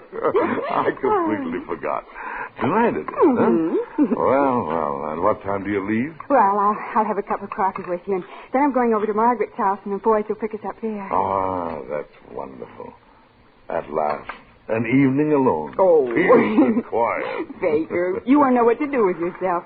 Well, you'll sit up and read a mystery book till I come home. And then you'll say, home already? Didn't you enjoy yourself? All right. You win.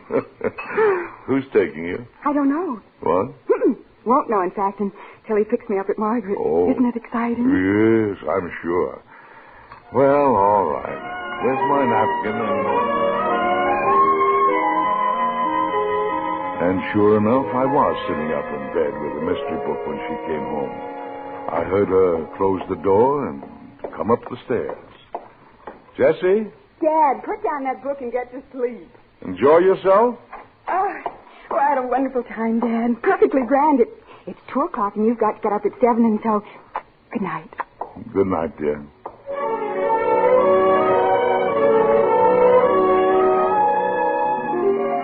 I knew that someday Jessie would marry and leave me for a home of her own. It didn't worry me, although I thought 20 was, well, a rather tender age. She was so shy this time. No mention of the boy. Just a new bloom in her cheeks. A distant look in her eyes. During the days that followed, I was practically living in the house by myself. Jess was so lost in her own little world. Then there was a black night. The night I heard the door slam.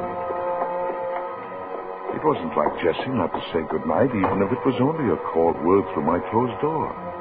I sat still for a moment, then put down my book and got out of bed. I could hear Jessie sobbing. I'm sorry. Good night, Dad. Jessie, what's the matter? Nothing, it's nothing. Jessie, darling, what's wrong? Oh, Dad, I'm so unhappy. Oh, there, sweetheart. What's the trouble?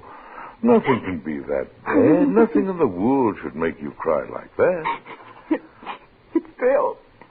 And oh, Dad, I'm so in love with him. I know it, and Oh, I see. You had a fight. Oh, no. No, he hasn't done a thing except be sweet and wonderful and thoughtful and kind. Well, then what's wrong? Hasn't he got a job? Well, he's studying. He'll be a doctor in about another year. No, it's not that. It's his father. His father? Yes, his father. He didn't know Bill was going with me. When he met me, when he bumped into us on the street by mistake, he even seemed to like me. Until... Until what? Come. Tell me. Oh, Dad, Bill's father is Mr. Waterbury. And when he found out I was your daughter, he...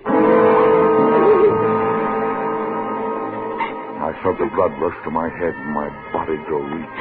Mr. John Waterbury. The daughter of a bookkeeper. Even his head bookkeeper wasn't fit for his son. His son was going to be a doctor. I felt myself growing dizzy. Oh, Dad, sit down. Huh? Oh, Dad, it's not another attack, is it? No, please, no, sit here. Oh, I didn't mean to upset you. Oh, Dad. It's all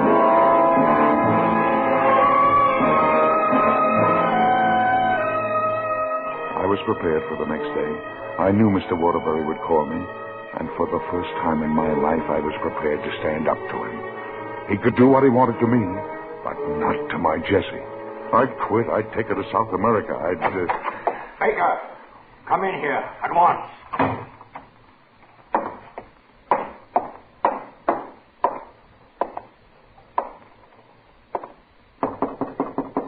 Well, come in, Baker. Yes, Mr. Waterbury. Close that door. Yes, Mr. Waterbury. Baker, how long have you worked for me?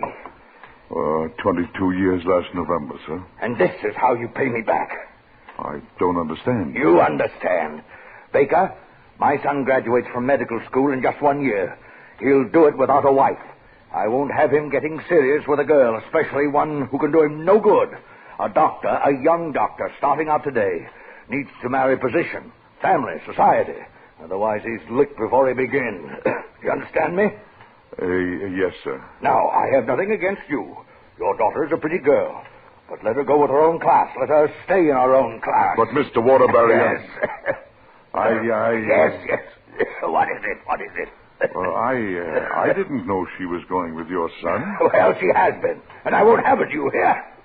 I won't have it. Please, Mr. Waterbury, don't get excited. Your asthma... Oh, blast the asthma. I won't have it, you understand? I won't have it. Please don't excite yourself. I'm not excited. But, sir, I'm all right. Oh, the needle in my desk drawer. Top drawer. Get the needle. For the past 10 years, Mr. Waterbury's asthma attacks had grown increasingly severe until he was forced to have an adrenal hyperdemic handy at all times.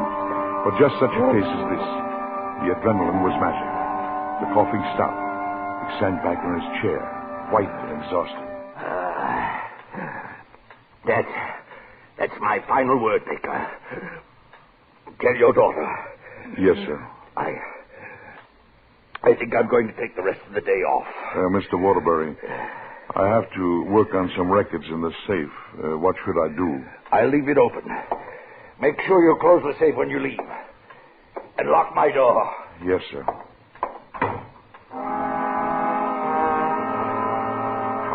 Hated myself, weakling, coward. But 22 years is a long time. The ingrained habit of 22 years kept me the bookkeeper, him the boss. I opened the safe and took out Mr. Waterbury's private ledger. In so doing, I knocked over a small lockbox.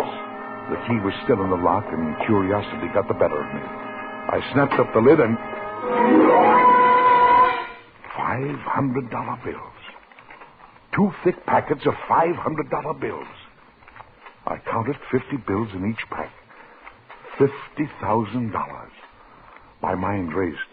I remembered stories, rumors of black market operations in drugs. If this was the result, no wonder it was in cash and in the box. Waterbury had been to the bank yesterday and had come back with the package. This must be it. Undeclarable profit. Money without record, money without claim, illegal profit. If it was lost, no police force could be called in to recover it. It was, I was watching someone else. A tired old bookkeeper, removing the money from the box, putting it in a large envelope. He stuffed the lockbox with a package of blotters, and I realized that this was me. This was Timothy Bacon. I was stealing the money. I locked the box, replaced it. I was putting the key in my pocket when I heard a hand on the door. I raised the seat cushion of the big black leather chair, jammed the envelope under it, and turned to the ledger I was working on. Oh, Baker.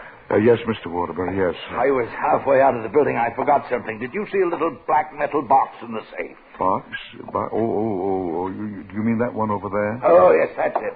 I've got to take it home. Goodbye, Baker. And don't forget to talk to your daughter tonight. A final warning, remember? Yes, Mr. Waterbury, I will. And remember to lock the safe. Yes, Mr. Waterbury. He closed the door, and I stood there. I was thinking very clearly. He hadn't missed the key. But before long he would. And his next move would be to break the box open. And then he would remember. He would suspect me. That money was mine. I'd earned it. It would take me to South America. It would take us, Jessie and me, away from all the John Waterburys of the world. But I needed time. I had to get out before he discovered his loss. How? And then even if I did get away, he would know I had done it. And vindictive, he'd keep after me as long as he lived. As long as he lived. Yes, but what if Mr. John Waterbury were to die before he opened that box?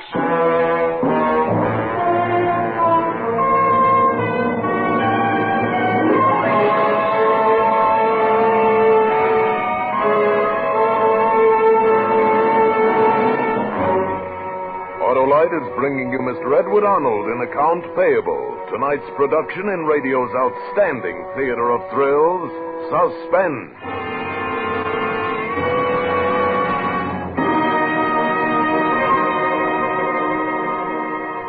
Say, Harlow, did you ever drive a camel? Drive a camel? Why, I've driven camels to distraction since I've been spreading the word about Autolite Stay Full batteries needing water only 3 times a year in normal car use. You mean you've given camels a complex? You bet. The dreary dromedaries are dejected, discouraged, distressed, and dismayed because they can't hold a candle to Autolite's larger liquid capacity. Wilcox the camel baiter. Autolite Stay Full batteries need water only 3 times a year in normal car use, and it's their extra liquid reserve above the plates that helps eliminate one of the major causes of battery failure. Autolite Stay Full batteries have fiberglass retaining mats protecting every positive plate. And they have extra long life, too. 70% longer average life, in fact, than batteries without Stay Full features, according to tests based on SAE life cycle standards. It's the battery that makes camels cry. Yes, sir. The Autolite Stay Full battery needs water only 3 times a year in normal car use. Get one for your car. Remember, you're always right with Autolite. And now, Autolite brings back to our Hollywood soundstage Edward Arnold in Account Payable, a tale well calculated to keep you in suspense.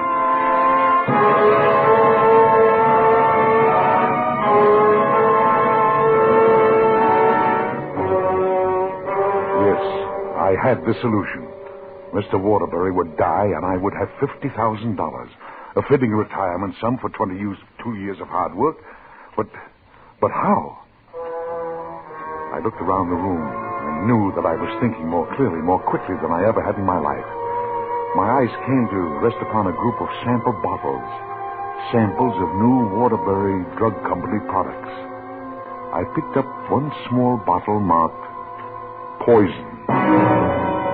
I felt a sudden rush of blood to my head. My body seemed to be floating, weak. I was perspiring, but something kept driving me to act. And act quickly. Poison. Poison. And how to administer it. How to... The hypodermic needle, of course. Poison. Self-inflicted. Technical suicide. It would be easy. Simple. I emptied the adrenaline out of Mr. Waterbury's ever-present hypodermic needle and filled it with the colorless liquid from the bottle in my hand. This was the poison of freedom. The poison of my freedom. Mr. Baker, I'm sorry. What is it, Miss Jones? What is it? Mr. Baker, I'm in awful trouble. Could you come right away, please? I've got Abilene, Texas on the phone, and Mr. Baker, if Mr. Waterbury finds out, I'll get fired. All right. I'll be right there. No, Mr. Baker, please come now. Oh, all right. Lock the safe, will you? Sure thing. It was a maddening interruption. I was shaking with impatience, and yet as I strode to the telephone, as I talked to our representative in Texas, I felt a new authority in my manner, a new strength of character. Yes, Mr. Peterson. Yes, the shipment is completely insured. You haven't a thing to worry about. No, sir. Thank you, Mr. Peterson. Goodbye. You have lots of authority when you want to use it. Well, Miss Jones, you shouldn't get so excited. It doesn't pay. Oh. And now may I go back to my work? Of course, Mr. Baker. Miss Jones. Yes? Miss Jones, this door to Mr. Waterbury's office. I can't open it. Well, you told me to lock it. Lock it, you stupid fool. Don't you know I haven't got the key? Don't you know nobody but Mr. Waterbury has the key? You told me to lock it. The safe! The safe! I told you to lock the safe, not the office. How am I going to get in there? Mr. Baker, please. Sit here, you're purple. Oh, Mr. Baker!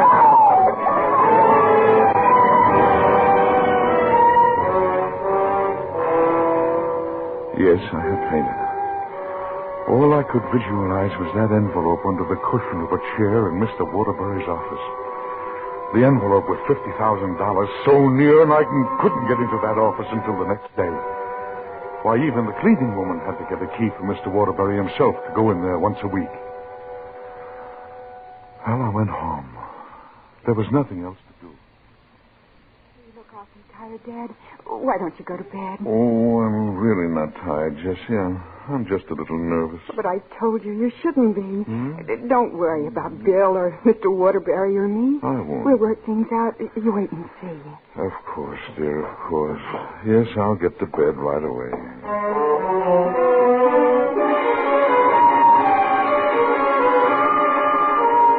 But it was no use. Sleep just wouldn't come. No, I could only think of Mr. Waterbury. Of a lockbox without a key. $50,000 of the broken heart of my darling Jessie.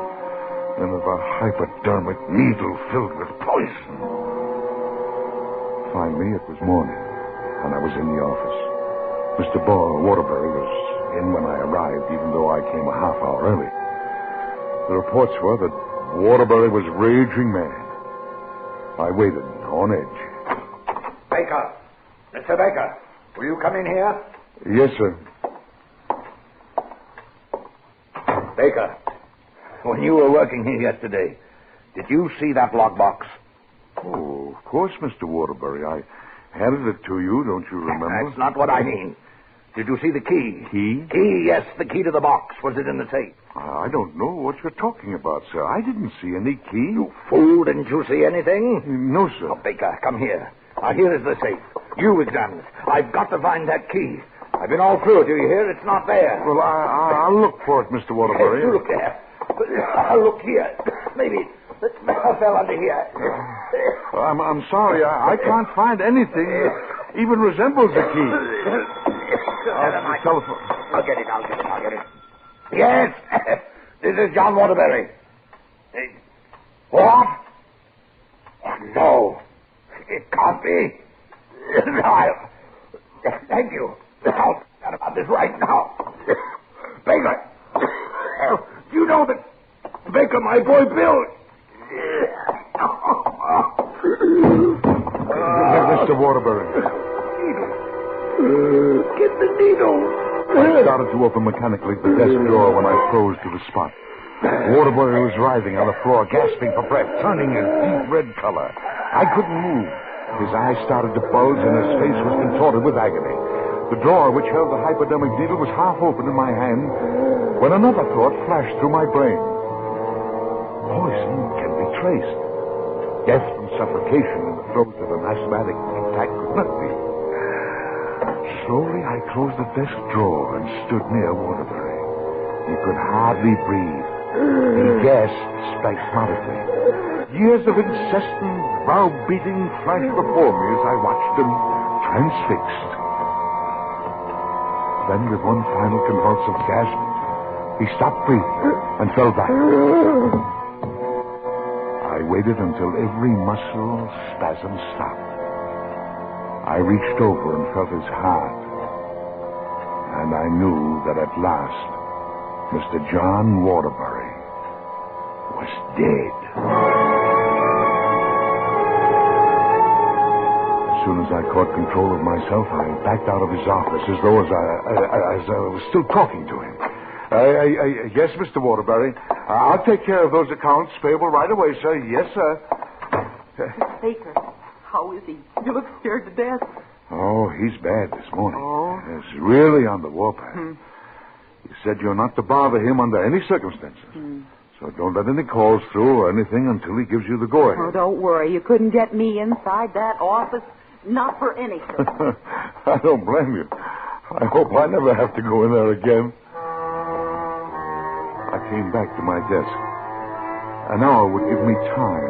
An hour, and I can compose myself so that I can place that dead body on the floor without exposing myself. I need that hour.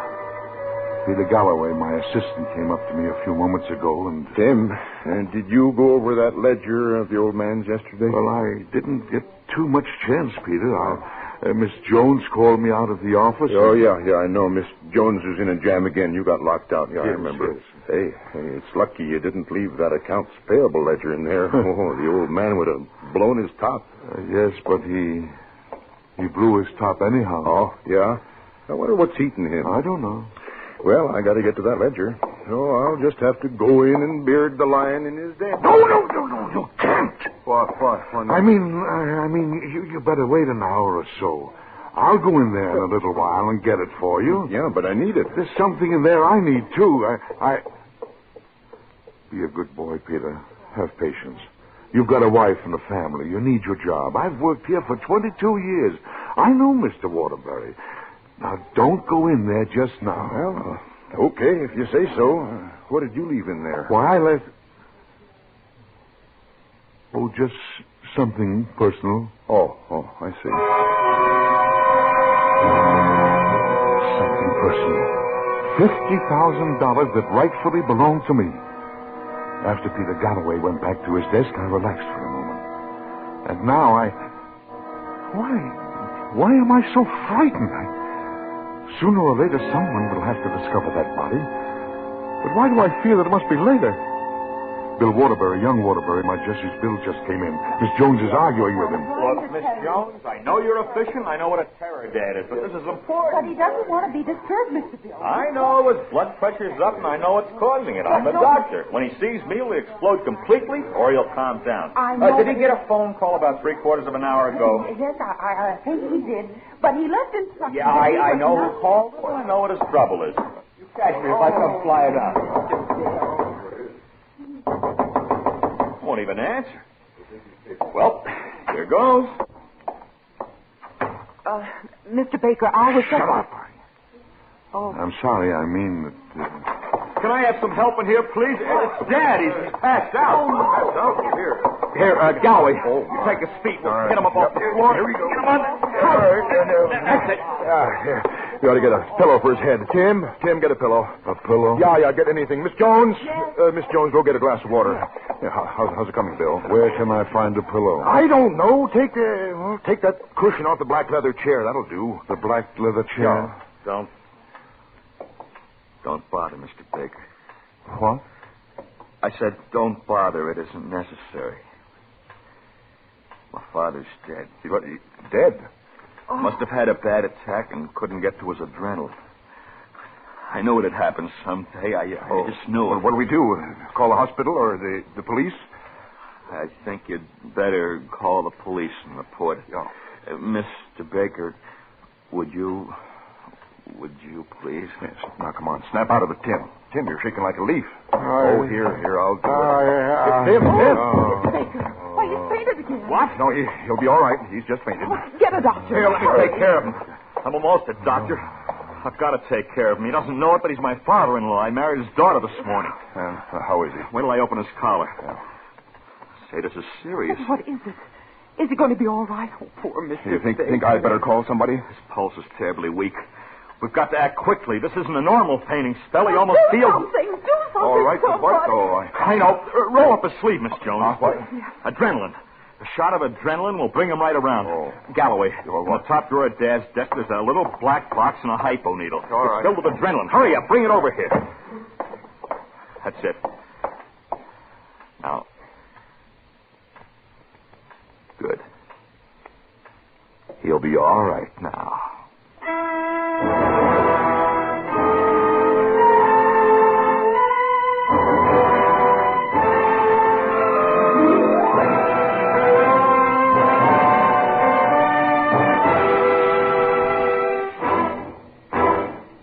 Suspense, presented by Autolite. Tonight's star, Edward Arnold. Oh, say, Mr. Arnold. Yes, Mr. Wilcox. I understand you own an orange ranch out San Bernardino way. That's right. Well, I'm glad to know that. My lad, you have a very commercial glint in your eye.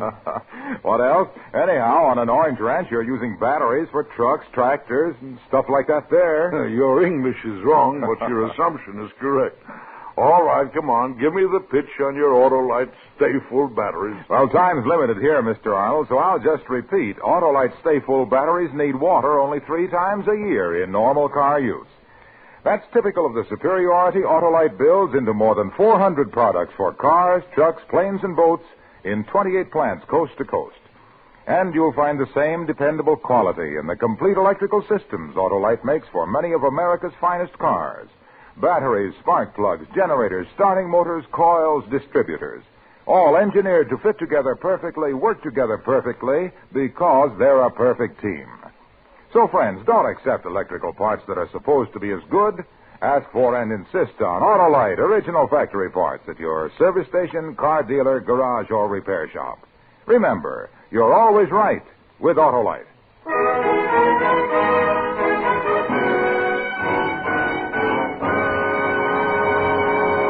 Next Thursday, for Suspense, our star will be Miss Betty Davis. The play is called Goodnight Mrs. Russell. And it is, as we say, a tale well calculated to keep you in suspense.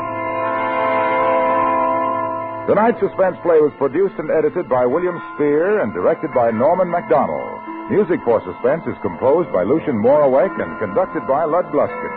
Account Payable was an original radio play written by Robert Platt. Edward Arnold appeared by arrangement with Metro-Goldwyn-Mayer, producers of The Red Danube, starring Walter Pidgeon, Ethel Barrymore, and Peter Lawford. In the coming weeks, Suspense will present such stars as Victor Mature, Lucille Ball and Desi Arnaz, and Red Skelton. And don't forget, next Thursday, same time, Autolite will present Suspense, starring Betty Davis.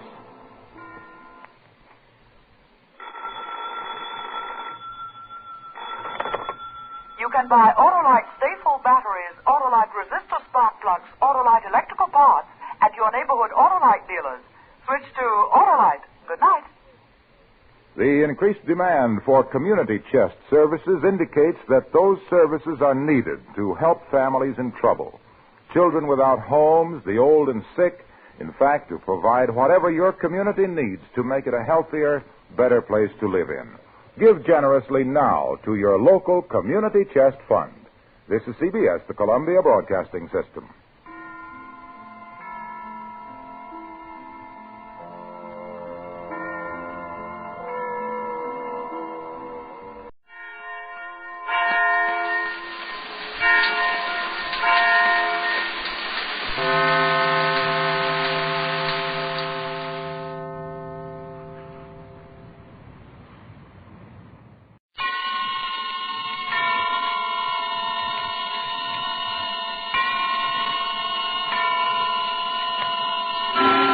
Suspense.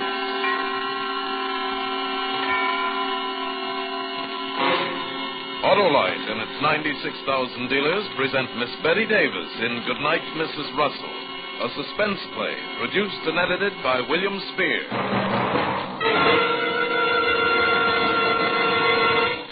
Say, Harlow, what's the idea? Why do you stand there so stiffly and keep banging your hand on your forehead? I'm saluting, Hap. Saluting? Yeah. Oh, I get it. Saluting Autolite resistor spark plug. No. Not that those wonder-working wide-gap whizzes don't warrant a whale of a whack on the welkin. They do. But tonight, I'm saluting the truckers of America, the nifty nonpareil purveyors of conveyors who are holding their annual get-together and GabFest in Boston, Massachusetts, starting tomorrow. Oh, you mean the American Trucking Association? The same. Why, they've got millions of accident-free miles to their credit. Seldom, if ever, make a mistake on the road. How do they do it? I'm not sure, but I think Autolite resistor spark plugs must be behind it. Because you're always right with Autolite.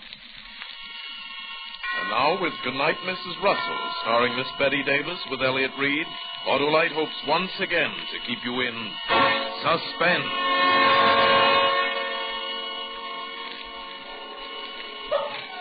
There's no escaping now. He hasn't said a word for 10 minutes. I know he's turning over in his mind how he's going to kill me. Argument and reasoning are useless.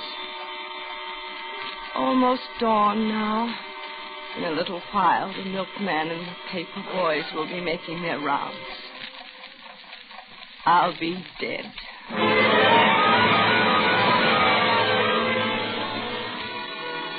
Cafe was just half a block away from where I worked. It was a small, pleasant little place, spotlessly clean, with a large plate glass window on the sidewalk. And there was always a beautiful-looking roast turkey and a juicy baked ham in the window, and you could watch Henry carve off succulent pieces of meat and arrange them into neat sandwiches with an olive and a dab of potato salad on the plate. Every noon, all of us who worked in the Hilmar building would go there for lunch. We crowded in on the high stools and jabbered, as women do, while Henry patiently served us and put up with our female chatter. He was always the only one there. How are you today, ma'am? Fine, thank you, Henry. How about some of your nice baked ham? Yes, ma'am. Coming up. He was always especially nice to me. I suppose that was because I'm, well, a little older than the others. Other girls are all very young, very cute. Henry always seemed uncomfortable a little with them. Yes, ma'am. Coffee? Please. And I believe I'll have some of your cherry pie. You're an excellent cook, Henry. Well, thank you, ma'am. I'm glad you think so. 20 and 15's 35, and... Henry'd been right in the middle of adding up my checks, and he stopped and stood very still and looked out of the corner of his eye with his head cocked on one side as though he was listening to something.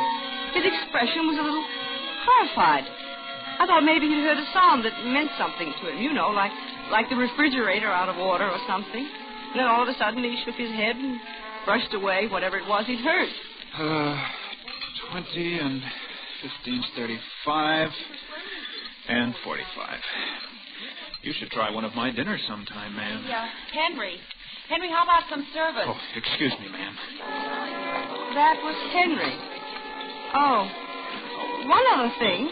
Funny, but Henry never smiled. Perhaps I should have realized about him because of that. But I didn't. He was so nice and clean and polite, I rather liked him. As a rule, I make my own dinner in the apartment, but one night I had to work quite late at the office, and I decided to stop by Henry's and get a little bite before catching the streetcar home. Ever since my husband's death, I felt just a little uneasy on the streets alone at night. I was glad to see the bright light in Henry's little cafe down the block. Henry was alone inside, and I could see him fussing around, cleaning up the place. He didn't hear me approaching. What's that? Oh, you frightened me, ma'am. I didn't hear you coming. I just thought I'd try one of your dinners tonight, Henry. You mentioned it. Yes, I know. Sit down, won't you? Ma'am? You weren't closing or anything? No, not at all. What would you like? Oh, I'll try your number 4 dinner. Number 4. Yes, ma'am. You seemed frightened about something or suspicious. Yes, that was it. He seemed suspicious about something, I thought. I wanted to help him somehow, but I didn't want to butt in. This is the first time you've ever been by here at night, ma'am. Yes, I had to work late tonight, Henry. Didn't want to go home without dinner, you know. I see. Is something wrong, Henry? No. I'll get the rest of your dinner. Delicious soup. Thank you, ma'am. You don't often work late, do you? No, I don't. This is the first time, in fact. My boss asked me to stay late to type some letters. I know. You work in the Hilmar building. Why, yes, I do. How do you... I know lots of things, ma'am. This is a good dinner, Henry.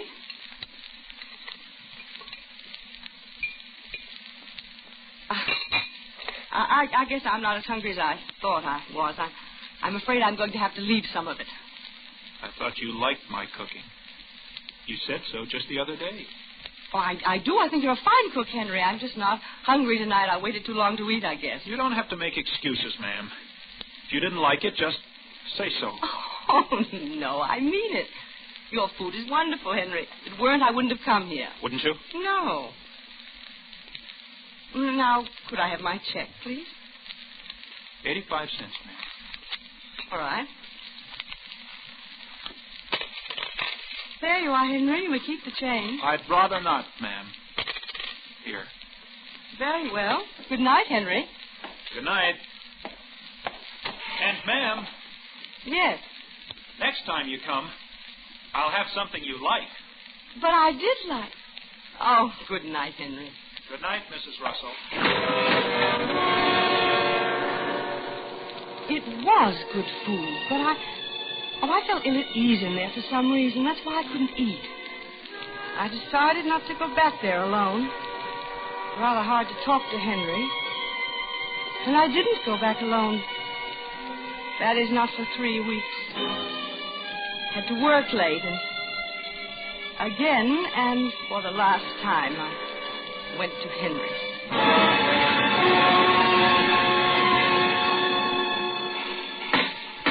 Hello, Henry. Ah, you decided to try me again, I see. Why, Henry, I've been eating here every day. Not at night. What's the difference? Well, in the daytime, you're always with your friends. I like to eat with my friends. Now, come on, let's have no more of this silly talk. How about one of your wonderful dinners, Henry? I promise to eat all of it tonight. All right, ma'am. Which one? I'll try the number 4 again, please. I think that way I can convince you I really like it. Why? Why? Oh, because I think 4 is lucky, don't you? All right, ma'am. It's all ready. You don't have many customers at night, do you, Henry? No, ma'am. Not many. I'm surprised you stay open. Are you? There you are. I hope... Henry, what is it? You seem to be listening for something. Is there... Are you enjoying your dinner? I hate to sound like I'm prying. I know it isn't my business at all, but I do think something's bothering you. Do you? Yes. Isn't there some way I can help you? Nothing's bothering me, ma'am. Yes. You know, I had a son like you. Did you? He was in the army, killed in the war. He was very much like you. I see. That left me all alone in the world. My husband Leonard died 4 years ago. Yes? He was a wonderful man. Everyone admired him. A contractor, you know. I see. He noticed that as I talked away about my family and everything, he became very quiet. He sat down on the cooler back of the counter and just watched me, his face absolutely blank. Couldn't tell what he was thinking. When I'd ask him a question, he'd just answer with, I see, or yes, or no. Sometimes he wouldn't answer at all, just stare at me. I was getting uneasy again. I just about decided to make up an excuse to pay my bill and leave. It was getting quite late when my head began to feel heavy, and I began to feel sick. Henry, I feel ill. Henry, I'm awfully dizzy. I don't think I can. Henry, can't you hear me? I believe I'm going to faint. Perhaps you'd better help. Did you do something?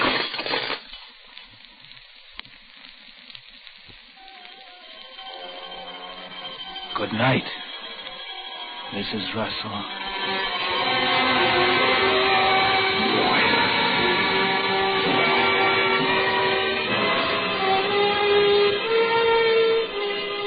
Autolite is bringing you Miss Betty Davis in Goodnight Mrs. Russell, tonight's production in radio's outstanding theater of thrills, Suspense.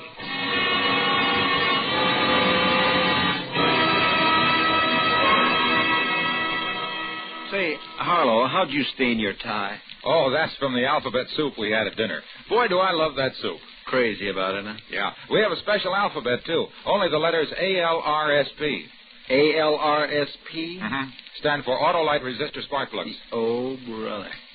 Say, when you eat it, do you make noises that sound like ALRSP? Noise? No, sir. Everything's smooth with Autolite resistor spark plugs because only Autolite resistor spark plugs have the built-in 10,000-ohm resistor that makes practical their wider gap setting and results in 1. 200% longer electrode life. 2. Quicker starts in cold temperatures. 3. Better engine performance on leaner gas mixtures. Gas savings. 4. Less spark plug interference with radio and television from passing cars and trucks. Autolite resistor spark plugs are backed by the engineering know-how of Autolite, leader in resistor spark plugs. Millions are in use today, so get yourself a set of Autolite resistor spark plugs. Remember, you're always right with Autolite. And now, Autolite brings back to our Hollywood soundstage our star Betty Davis with Elliott Reed in Goodnight Mrs. Russell, a tale well calculated to keep you in suspense.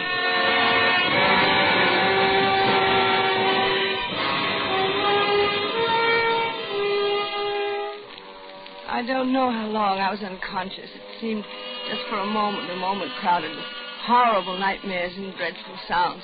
I remember hearing a woman screaming and crying horribly. It was ghastly. I must have been unconscious several hours. And when I opened my eyes, it was dark, pitch dark. A clock was ticking somewhere, and I realized that the screaming woman had been me.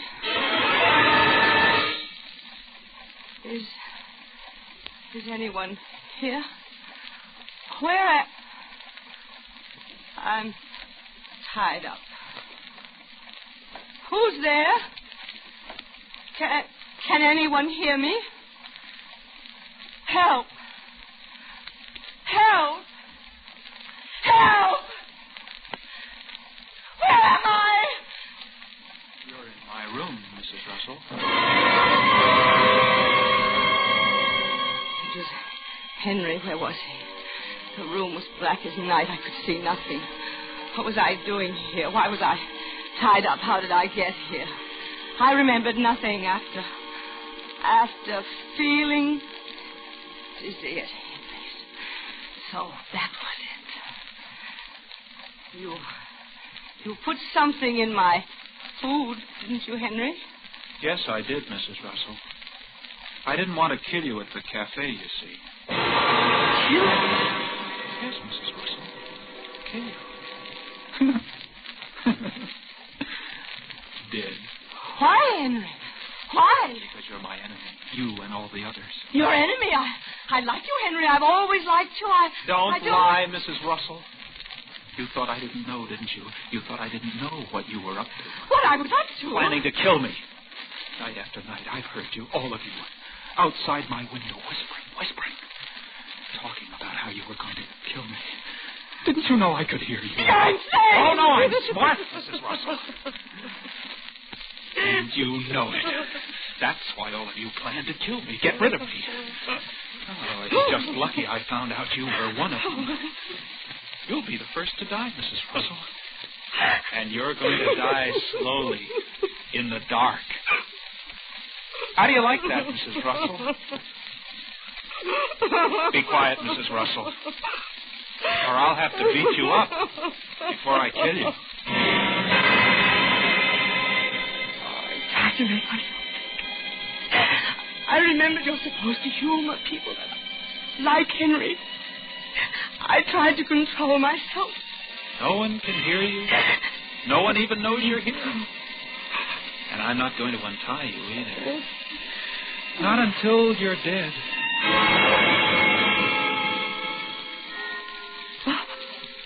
Henry, I'm only in... You'll lie here in the dark and listen to the clock for half an hour. Just half an hour, Mrs. Russell. And then I'll kill you. You see, I want you to suffer like you've made me suffer. Henry, I'm just an ordinary woman. Oh, I'm smart enough to see through those remarks you made. Remarks? Always talking about what a good cook I was. As if you felt I wasn't a man. I know what you were thinking. Henry, I didn't mean anything of the sort. I really... And then rubbing it in about your precious son in the army. Rubbing it in, torturing me. Henry, that's wrong. And always ordering number 4 dinner. Oh, I'm smart, you see, Mrs. Russell. I can figure things out. Number 4 is lucky, you said.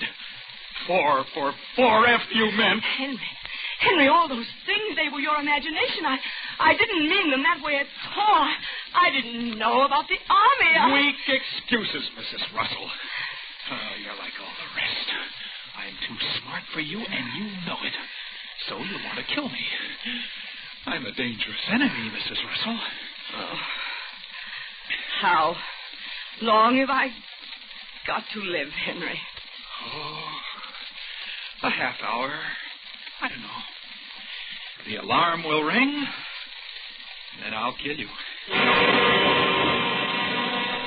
I was resigned to it then. It seemed so hopeless. Then I thought if I could just get him to turn on the light, I might see a way out. It was a forlorn hope, but I tried it. Henry? Henry? How do you know you set the clock right? Henry! I heard you. No, you didn't answer. I thought... You thought you could get me to turn on the light. Sorry, Mrs. Russell. Henry? You're torturing yourself more than you are me, Henry. Do you know that? What do you mean? Well, you don't know when the alarm's going to ring either. You must be sitting on the edge of your seat waiting to hear it. Aren't you? You see, when it rings, I know that I'll have to die, but you know that you'll have to commit a terrible crime. Murder, Henry. Shut up. It is true, then, isn't it? You can't trick me into turning on the light. I'm too smart for that. Oh, you're going to suffer in the dark. As I have.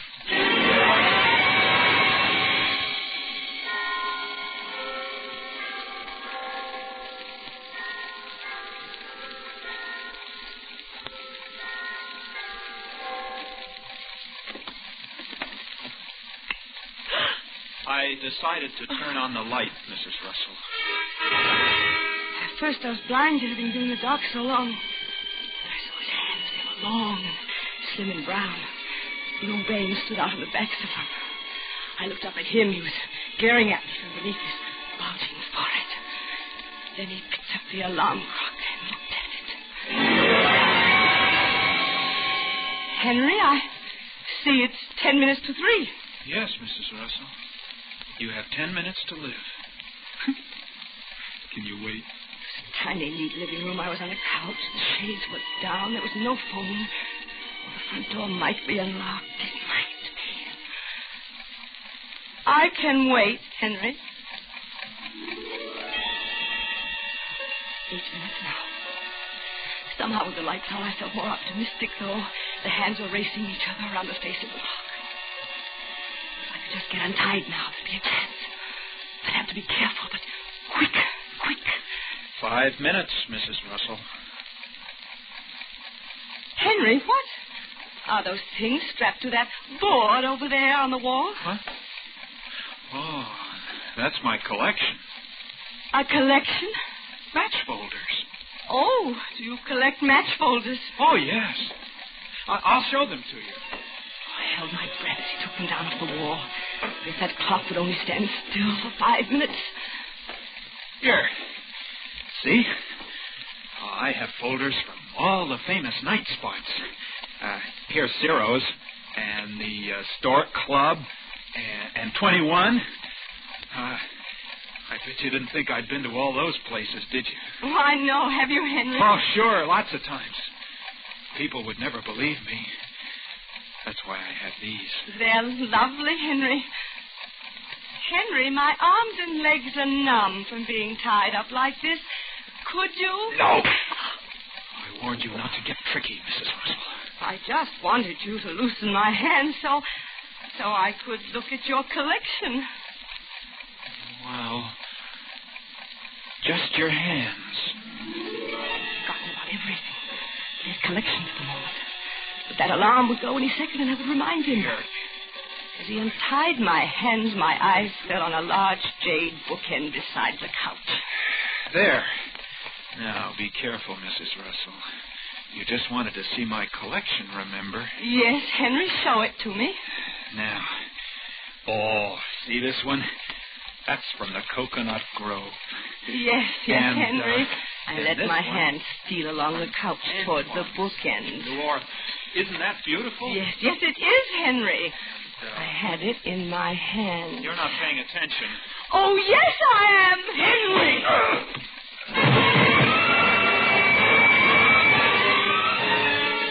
I don't remember to bring it to Samar. I'd gotten the bindings off my feet, and I was outside in the night. He'd been telling the truth. His house was completely isolated on one block. I ran down the block as hard as I could. I didn't even think about direction, just ran. I knew he'd come to in a minute, and I had to get out of sight. I'm not used to such exercise, and my heart was pounding so hard it ached. In the middle of the next block, I stopped for a moment and leaned against a tree to breathe. And I looked back, and I saw him. I could see him beneath the street lamp. He'd stopped, not knowing which way I'd gone. He was wild. His mouth was hanging open loosely. I shrank back further in the shadows and prayed he'd go the other way. He didn't. He started walking rapidly again in my direction. There was a house in this block, a big rambling place. It was after 3 a.m. and the people would be asleep, but I knew I could run no further. Help! Help! Let me in, please! Please open the door! Open! And then I saw the note pinned to the door. It said no milk for 10 days. I could hear Henry's footsteps down the street, and I knew he must have heard me. My heart felt as though it would burst. The street was deserted. And then I heard a car approaching. He was a block away.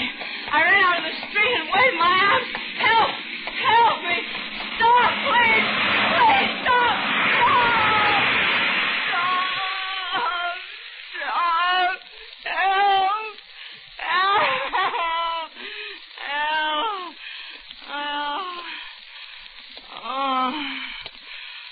Hello, Mrs. Russell. Henry! Come on, Mrs. Russell. Come on. Now, we're going home again, Mrs. Russell.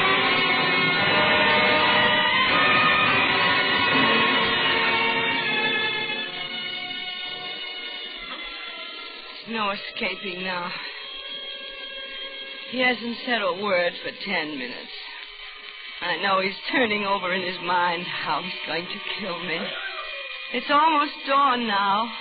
In a little while, the milkman and paper boys will be making their rounds. I'll be dead. You shouldn't have tried to get away, Mrs. Russell. You made me very mad. I know. You shouldn't have hit me either. You were even smarter than I thought, Mrs. Russell. You almost made it. But you weren't smart enough, were you? If you're going to kill me, Henry, please do it. Haven't you tortured me enough? You see, it just didn't do you any good to be my enemy, did it? Oh, I don't like to kill you, but I have to. It's the only way I can protect myself. Don't you see you're not well, Henry? Please try to listen to me. I'll have to kill all the others, too. If I don't, they'll kill me. The others? Oh, don't pretend you don't know, Mrs. Russell. Oh, I've heard them whispering about me. You must have heard them, too. The voices. The voices? All the time. Just like I told you.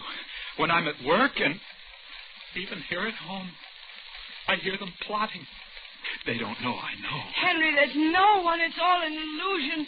Don't you see? Just like you are. They're afraid of me because they know I can outsmart them. I'm too clever for them, and they know it. That's why they want to kill me. That's why you want to kill me, isn't it, Mrs. Russell? I don't want to kill you, Henry. If only I've was... sort of got to like you, Mrs. Russell. If you weren't dangerous to me, I might let you live. I'm not dangerous to you, Henry. Oh, yes, you are. I've decided to choke you. If you close your eyes, it will happen very quickly. You'll hardly know it. Are you ready, Mrs. Russell? Please don't struggle. It'll be much easier for both of us. Aren't you going to close your eyes? No. What's that? What? Listen. You can hear them. Don't you hear them? The voices. The voice. The voices. Don't you hear them? Yes, I hear them, Henry. See? Now you believe me, don't you? You hear what they're saying? Yes. Yes, it's just as you said, Henry. They must be right near. Yes, right near. Oh, there are a lot of them. Too many. You'd better hide, Henry. Oh, yes. Yes, but where? They sound louder all the time. They're getting closer. Have you a closet? Yes, that's it. The closet. Over here. Shall I help you, Henry? Yes, yes.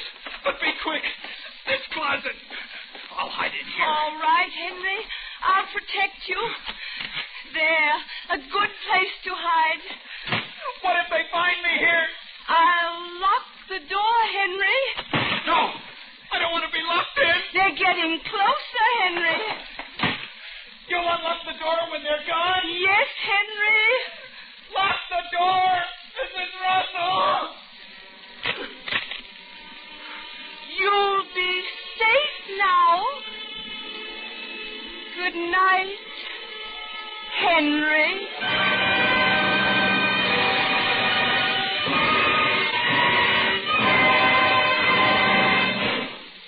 Suspense, presented by Autolite. Tonight's star, Miss Betty Davis, with Elliot Reed. You know, Harlow, it's really marvelous how safely and courteously American truckmen drive. You said it, Hap, and Autolite cooperates regularly with the American trucking associations in their excellent highway safety programs. Say that swell, Harlow. Swell? Say, that reminds me. We haven't said anything about the more than 400 products Autolite makes for cars, trucks, planes, and boats in 28 plants, coast to coast. They're swell, too. And Autolite makes complete electrical systems for many of America's finest cars. Batteries, spark plugs, generators, starting motors, coils, distributors, all engineered to fit together perfectly, work together perfectly because they're a perfect team. So, folks, don't accept electrical parts that are supposed to be as good. Ask for and insist on Autolite original factory parts at your neighborhood service station, car dealer, garage, or repair shop. Remember, you're always right with Autolite.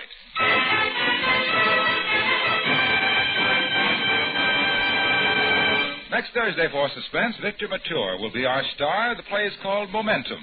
And it is, as we say, a tale well calculated to keep you in suspense. Tonight's Suspense play was produced and edited by William Spear and directed by Norman MacDonald. Music for Suspense is composed by Lucien Morawek and conducted by Lud Gluskin. Goodnight Mrs. Russell was an original radio play written by Ben S. Hunter. Betty Davis will soon be seen in the Warner Brothers production Beyond the Forest. You can buy Autolite resistor spark plugs, Autolite stateful batteries, Autolite electrical parts at your neighborhood Autolite dealers. Switch to Autolite. Good night. This is CBS, the Columbia Broadcasting System.